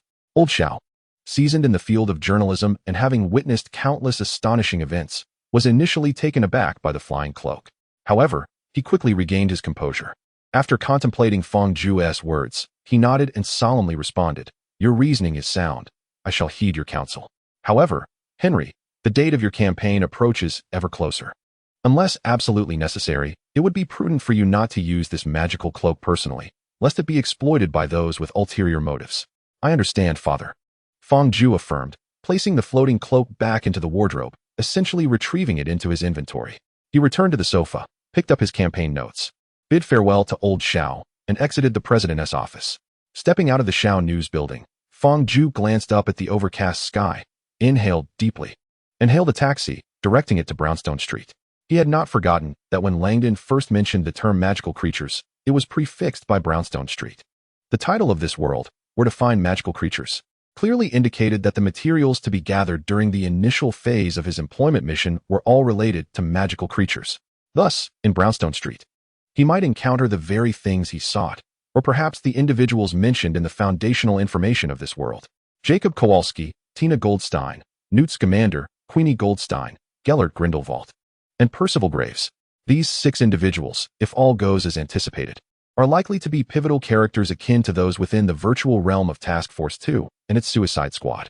Fang Zhu believes that by locating just one of them, he could resolve the majority of the materials required for the first stage of his employment task. Particularly, the magizoologist Newt Scamander, who harbors numerous magical creatures within his suitcase, piques his interest. One wonders how many creatures can truly inhabit a single suitcase. Lost in thought, Fang Zhu's taxi halts on Brown Sandstone Street. He pays the fare, exits the vehicle, and stands at the bustling intersection, scanning his surroundings. He hopes that with the extraordinary vision and animal communication abilities bestowed upon him by the blessing of the Huntress, he might uncover traces of magical creatures that elude the average person. Before long, he spots his target. A plump American sparrow alights at the edge of the street, hopping about and pecking at breadcrumbs discarded by passers-by. While feasting, it chirps a whimsical tune of its own creation. Fang Zhu approaches the chubby sparrow quietly, crouching down to admire its rotund form, and greets it with a smile. "Hey, friend, I have something even tastier for you. Would you like to try?" "Delicious. Bread is delightful." Upon hearing a familiar voice, the sparrow abruptly halts its song, flapping its wings and turning to regard this unusually large and peculiar counterpart. "Is there anything tastier than bread?" Chapter 45. The Bird Snake and the Invisible Beast. Fang Zhu replies with a grin. Indeed, there are many delicacies, such as tiny shrimp, dried fish, mung beans, and corn, that surpass bread in flavor. The plump sparrow, hopping excitedly, exclaims, "I want to eat. I want to eat." Fang Zhu gently strokes the sparrow's feathers, inviting it to perch on his palm. He whispers, "I will take you to enjoy these treats, but first, I would like you to answer a question." The sparrow, eager for a feast, chirps, questions, ask away." Fang Zhu inquires, "Have you seen any peculiar creatures nearby? Ones unlike the animals you usually encounter?" Aside from me." The sparrow points its beak in a certain direction, chattering in response. "There's a large snake with wings over by the place with plenty of delicious food, and a white-furred monkey is with it." A large snake with wings? A white-furred monkey? The winged snake likely refers to the bird snake, and the white-furred monkey might represent another kind of magical creature. Fang Zhu contemplates for a moment, then places the sparrow on his right shoulder, smiling. "Shall I take you to that place filled with delectable treats? I will ensure you enjoy your meal." Yes, but I need you to lead the way." "Not a problem, just follow me." "Thank you." Hey, how delicious. The bread is delightful, and the little shrimp is scrumptious." The plump sparrow flutters its wings and takes flight, beginning to hum a melody of its own creation, adding a few new lines to the tune this time. Following the chubby sparrow, Fang Zhu traverses 2 bustling streets, ultimately arriving at 5th Avenue, right in front of Macy's department store. Astonishingly, it truly exists. Fang Zhu gazes upward at the grand edifice, catching a fleeting glimpse of a colossal blue figure through the attic window. Though it is but a momentary sight, he distinctly perceives its form, a serpentine creature adorned with a beak and wings. A bird snake. This discovery has come with remarkable ease. Fang Zhu gestures for the plump sparrow to perch upon his shoulder, smiling as he says, "Let us proceed, little chub. I shall take you inside this department store for a stroll." Delicious. The chubby sparrow hums with increasing cheer. Fang Zhu silently chuckles, stepping before the entrance of the department store, only to be halted by 2 doormen adorned with colorful ribbons. "I apologize, sir, but Macy's does not permit pets inside." "Is that so? How unfortunate," he replies. "Indeed, it is the establishment's policy, sir." "Very well," Fang Zhu nods, briefly explaining the situation to the plump sparrow before addressing the doorman once more. "Would you be so kind as to purchase some corn, shrimp, dried fish, and mung beans for my friend, the little chub? It has not eaten for an entire day." As he speaks, he retrieves several bills from his pocket, placing them into the hands of the 2 doormen, adding, "The remainder is your tip." The doormen feel the thickness and texture of the bills, realizing they are substantial amounts, likely more than they would earn in a month of standing guard. They nod eagerly, exclaiming, "Of course, sir. We would be delighted to assist you. Might we ask your friend to wait just a moment at the entrance?" "Oh, I appreciate your help. If it feels thirsty, please also prepare some fresh water or milk for it." Fang Zhu nods, informing the plump sparrow that the doorman will attend to its needs. He then gently sets the sparrow down, pushes open the door, and steps into Macy's department store. Ascending the staircase, Fang Ju swiftly arrives at the attic's entrance. Standing there, he can more clearly hear the sounds emanating from within. There are the chirps of the bird snake and the chattering of monkeys. Their mental acuity evidently does not exceed a state of 36, allowing Fang Ju to discern the meanings behind their calls. The bird snake's cries translate to fear, hunger, fear, hunger. Meanwhile, the monkeys convey a message that surprises Fang Ju. Someone has arrived. He is here to capture us. Prepare to flee. The knowledge of an individual standing at the door is not particularly alarming for many animals with keen senses. However, the ability to perceive his deeply concealed malice piques Fang Ju's curiosity. Fang Ju donned his floating cloak, grasped the truth-laden lasso, took a deep breath, and pushed open the door. Inside, the azure bird snake writhed in a state of panic, its massive form thrashing against the confines of the attic, shattering the jars and bottles that cluttered the space, while the floor creaked under its astonishing weight. Meanwhile, the monkey that had previously detected his arrival was nowhere to be found. Fang Ju contemplated the pressing issue at hand. To capture the bird snake, he required its eggshell. Did this mean he must wait for it to lay eggs before he could procure the coveted shell? Suddenly, a grave realization struck him.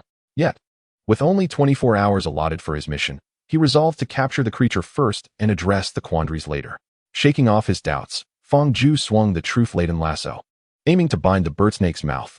At that moment, an invisible hand unexpectedly seized the glowing lasso in his grip, tugging at it with intent to wrest it away. However, its strength paled in comparison to Fang Ju's. With a firm pull, he yanked the lasso, causing an unseen figure to collide with him. Quick-witted, he reached down and grasped a furry entity that had been concealed. Wrapping the truth-laden lasso around the invisible, furry creature, he demanded, "What are you?" The creature gradually materialized, emitting a series of chattering sounds akin to a monkey. The sounds translated automatically into a language comprehensible to Fang Ju. Invisible beast. Invisible beast? Fang Ju was taken aback, glancing down at the white-furred monkey in his grasp, raising an eyebrow in surprise. He had not anticipated that this was the fabled invisible beast. He had assumed that a creature bearing the title of invisible would be exceedingly difficult to capture. Yet here it was, willingly ensnared. "Why did you do this?" Fang Ju inquired. "I wish to protect the little bird snake. It has only just been born and is terrified," the invisible beast replied. "Only just born?" Fang Ju glanced at the enormous bird snake that nearly filled the entire attic, frowning. "You consider this creature to be newly born?" The invisible beast responded with a blank expression. The bird snake can alter its size according to the dimensions of its enclosure. In a teapot, it measures only a few centimeters, yet in the attic, it spans over 10 meters. Is that so? How do we coax it into the teapot? A mere insect can lure it into the teapot. Oh, I see. Fang Ju cast his gaze upon the floor, quickly spotting a cockroach in the cracks. He refrained from immediately pursuing the bird snake. After all, he had stumbled upon a wondrous creature that possessed significant knowledge, and he was determined to extract all the information he needed. Chapter 46. News from Newt. Fang Ju asked, "Are you wild or domesticated? Do you know where to find the venom of the curled-winged demon, the feathers of the thunderbird, and the eggshell of the bird snake? We are magical creatures rescued by Newt Scamander. He has nurtured us within his marvelous suitcase. The items you mentioned can all be found within his suitcase." The invisible beast swiftly responded to his inquiry, adding, "I noticed you removed my eyes. Although I am uncertain of your intentions with them, might I implore you to spare the little bird serpent? It is far too young, having yet to witness the world. It cannot be allowed to perish so pitifully." Without hesitation, Fang Ju nodded. "I can certainly grant you this request. All I require are your eyes, the venom of the coiled-winged demon, the feathers of the thunderbird, and the eggshell of the bird serpent. The rest holds no value for me. Not only will I refrain from harming the bird serpent, but I shall also ensure your safety. I could even assist in returning you both to Newt. However, there is one condition. You must surrender your eyes and accompany me to meet Newt to procure the materials I seek. Should you comply, I may even find a way to provide you with a new pair of eyes." The invisible beast fell silent for a moment, its ciliary ring emanating a luminous azure glow, seemingly gazing at Fang Ju while, in truth, it was contemplating the probable near future. It nodded gently and replied, "I accept your terms. I hope you are true to your word." "Rest assured, I am a man of my word." Fang Ju smiled, extending 3 fingers and, with lightning speed, plucked the 2 eyes from the invisible beast. As soon as the orbs landed in his palm, a line of glowing green text flashed before his eyes. "Acquired the eyes of the invisible beast. Accessible. Quest progress stage 1 reached 25. Fang Zhu stored the eyes in his inventory, releasing the truth lasso, allowing the invisible beast to fall to the floor without concern. He approached the cockroach, lifted his foot, and sent it flying through the air. The cockroach quickly caught the attention of the bird serpent, which ceased its writhing and extended its long neck, preparing to swallow it whole. Simultaneously, Fang Zhu dashed to a complete teapot, lifted the lid, and hurled the teapot toward the cockroach. The teapot engulfed the cockroach, while the bird serpent, to Fang Zhu's astonishment, rapidly shrank and slipped into the ceramic teapot. Fang Zhu hastened forward, securing the lid atop the teapot before it could hit the ground. He glanced at the invisible beast, whose eye sockets were oozing blood, and, to demonstrate his sincerity, handed the teapot containing the bird serpent to it. You shall take care of the little bird serpent. Later, when we meet Newt, you should know how to explain the loss of your eyes. The invisible beast gently touched the teapot and, hearing the chirps of the little bird serpent within, nodded solemnly. It was the black market traders. They ambushed me and the bird serpent, stealing my eyes. You are my savior. Fang Zhu nodded, pleased with the invisible beast's understanding. Yes, that will suffice. Fang Zhu instructed the invisible beast to enter its invisible state, while he carried the teapot, descending the stairs and returning to the entrance.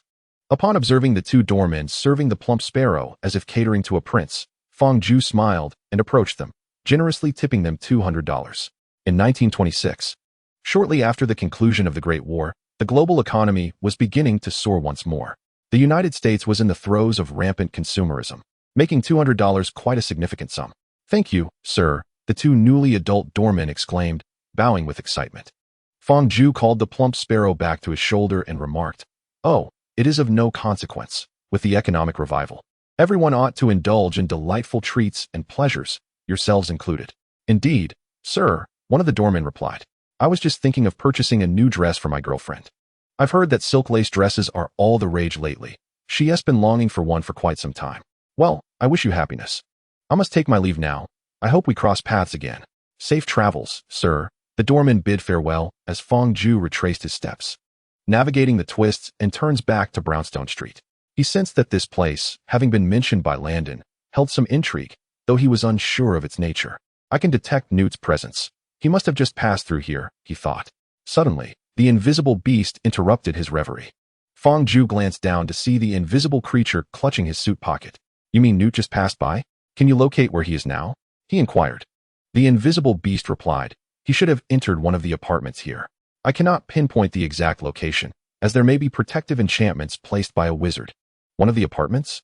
Fang Zhu mused, glancing at the nearby row of townhouses, stroking his chin as he lapsed into contemplation. According to the foundational information about the world, Newt was not a New Yorker, thus the likelihood of him residing in such a long-term rental townhouse was low. Local landlords would hardly lease their properties to someone who would only be there for a few days. Therefore, it was reasonable to conclude that these apartments belonged to the Goldstein sisters. After all, the invisible beast had mentioned protective enchantments, and Jacob, being a non-magical individual, would not possess such defenses in his dwelling. With this thought in mind, Fang Zhu straightened his attire and approached the entrance of the townhouse. Passing through the iron gate and following the address, he found an office dedicated to rental services. "Knock, knock, knock. Please come in." Upon receiving permission, Fang Zhu opened the door. The office, a narrow space of perhaps 5 square meters, contained only a desk, a chair, and a coat rack. An elderly woman with silver hair sat behind the desk, poring over a document and comparing it word for word. Upon noticing Fang Zhu's entrance, she paused in surprise, then smiled warmly. "Senator Shao, what brings you to visit this old woman?" Fang Zhu glanced at the nameplate on the desk and smiled warmly. "Mrs. Esposito, as you know, I have been quite occupied with my campaign lately." The wrinkles on Esposito's face rippled like gentle waves. "Yes, I read in the newspaper that they all say you are the future of America." "It's merely others' exaggeration." Fang Zhu chuckled softly before continuing. "I actually came to inquire about someone."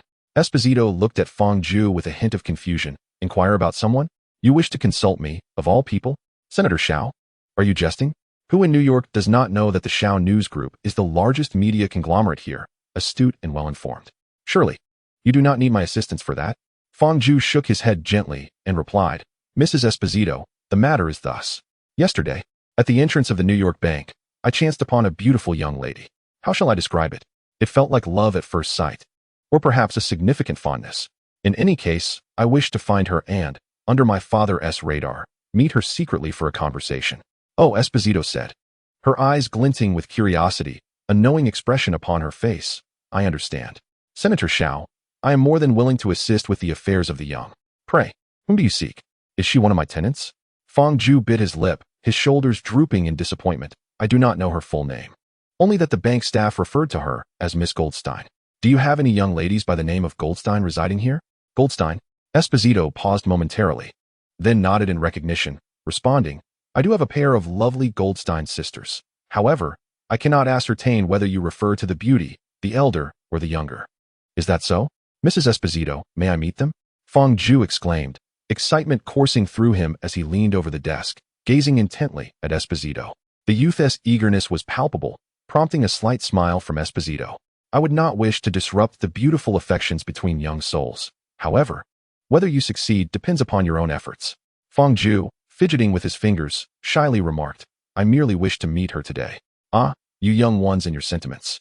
Esposito teased, casting him a sidelong glance before gesturing with her left hand towards a direction. Ascend the stairs on your left. The first brownstone apartment on the left is where the Goldstein sisters reside. It was once their mother's home, which I later purchased and rented to them at a modest rate. Thank you, Mrs. Esposito, Fang Zhu said, bowing in gratitude before stepping out of the office. He climbed the wooden staircase on the left and arrived at the door adorned with the Goldstein nameplate. Knock, knock, knock. May I ask if Mr. Nutzgomand is present here? Fang Zhu gently tapped on the door, emitting a mechanically polite inquiry akin to that of a salesman. Inside, for individuals gathered around the dining table, poised to partake in their evening meal, momentarily stunned by the sound of the knock. They exchanged glances, each looking at one another, until their collective gaze settled upon the disheveled-haired Newt. Tina, lowering her voice, urgently inquired, Why would anyone come looking for you? I have no idea. Newt replied with an expression of innocence. The number of acquaintances he had in America could be counted on one hand. How could anyone seek him out? Tina then turned her attention to her recently seated sister. Queenie, can you read his thoughts? Not at all. Queenie shook her head, her demeanor grave. He must be a master of mental concealment. Tina posed the final, crucial question. Who will open the door? Since they are looking for me, I suppose I shall go. Newt said, glancing at the entrance. Taking a deep breath, he adjusted his clothing, gripped his wand tightly, and slowly approached the door. Just then, Fang Zhu's second inquiry resonated. Is Mr. Scamander not here? Newt refrained from opening the door. Instead, he leaned against it and quietly asked, Hello, I am Newt Scamander, currently standing right behind the door. May I inquire as to the purpose of your visit? Receiving a positive response, Fang Zhu smiled and waved his arm. Ah, there you are, splendid. While shopping at Macy's for my pet sparrow, I overheard it mentioned that someone was capturing an invisible beast and a snake bird in the attic. I rushed to the attic, drove off those individuals, and rescued them. However, the invisible beast has had its eyes gouged out and is gravely injured. I require your assistance. Dughole. Newt's expression shifted, and he turned to open the door, only to be halted by Tina's interjection. She cast a meaningful glance at Newt and whispered a spell that transmitted her words to his ear. Ask him how he found this place. Anxious about the invisible beast's condition, Newt urgently questioned, How did you locate us? Fang Zhu raised an eyebrow, recognizing Newt's caution, and slowly replied, I can converse with animals. I inquired with the invisible beast and the surrounding creatures to ascertain your whereabouts. I know that, aside from you, there should also be Jacob Kowalski, Queenie Goldstein, and Tina Goldstein in the room, correct? Tina nodded at Newt. Open the door. Taking a deep breath, Newt promptly swung the door open, his anxious gaze fixed on Fang Zhu. In the crook of Fang Zhu's arm, he spotted the vacant-eyed Dughole and the teapot cradled in Dughole's embrace. Please, come in. Newt urged, lifting Dughole and gesturing for Fang Zhu to enter. Fang Zhu glanced at the floor and inquired politely, Oh, thank you. Must I remove my shoes? Not at all. Tina answered on behalf of Newt, who had already dashed towards the bedroom. Fang Zhu nodded, secured the door, and leisurely stepped into the room adorned with a heavy fireplace in the Victorian style. He greeted the plump Jacob with a smile, and then turned his gaze towards the Goldstein sisters, who embodied two distinct forms of beauty. The dark-haired Goldstein appeared somewhat austere, sporting short straight hair and clad in a professional attire of a shirt and suit. In contrast, the blonde Goldstein exuded a more liberated aura, her hair styled in curls and wearing a light-colored dress that radiated warmth and charm. Fang Zhu pointed to the fruit-filled bread on the dining table and inquired with a smile, Oh, are you having dinner? Queenie waved her wand, summoning a set of cutlery to the vacant spot at the table. Indeed, would you like some? Oh, that would be delightful. Thank you. Fang Zhu nodded, pulling out a chair for himself beside the newly placed cutlery. You must be Councilman Shaw? Jacob had been gazing at him ever since he entered, and only after Fang Ju sat beside him did realization strike him as he slapped his forehead. Oh, I've seen you in the newspaper. Fang Ju neatly tied his napkin around his collar and politely extended his right hand, introducing himself. I am Henry Shaw, currently preparing to run for the next New York City Council. Jacob reached out to shake Fang Ju's hand, introducing himself in turn. Jacob Kowalski, currently preparing to open a bakery. Fang Ju sliced a piece of the fruit-filled bread and remarked with a smile, Oh, a bakery. I adore desserts. How is your craft? If you open, I shall certainly support you. Jacob's eyebrows drooped as he sighed, expressing his resignation. I have no collateral, so I can't secure a loan from the bank. Thus, my bakery plans may be doomed. That is indeed regrettable. Fang Ju seemed to empathize deeply with his plight.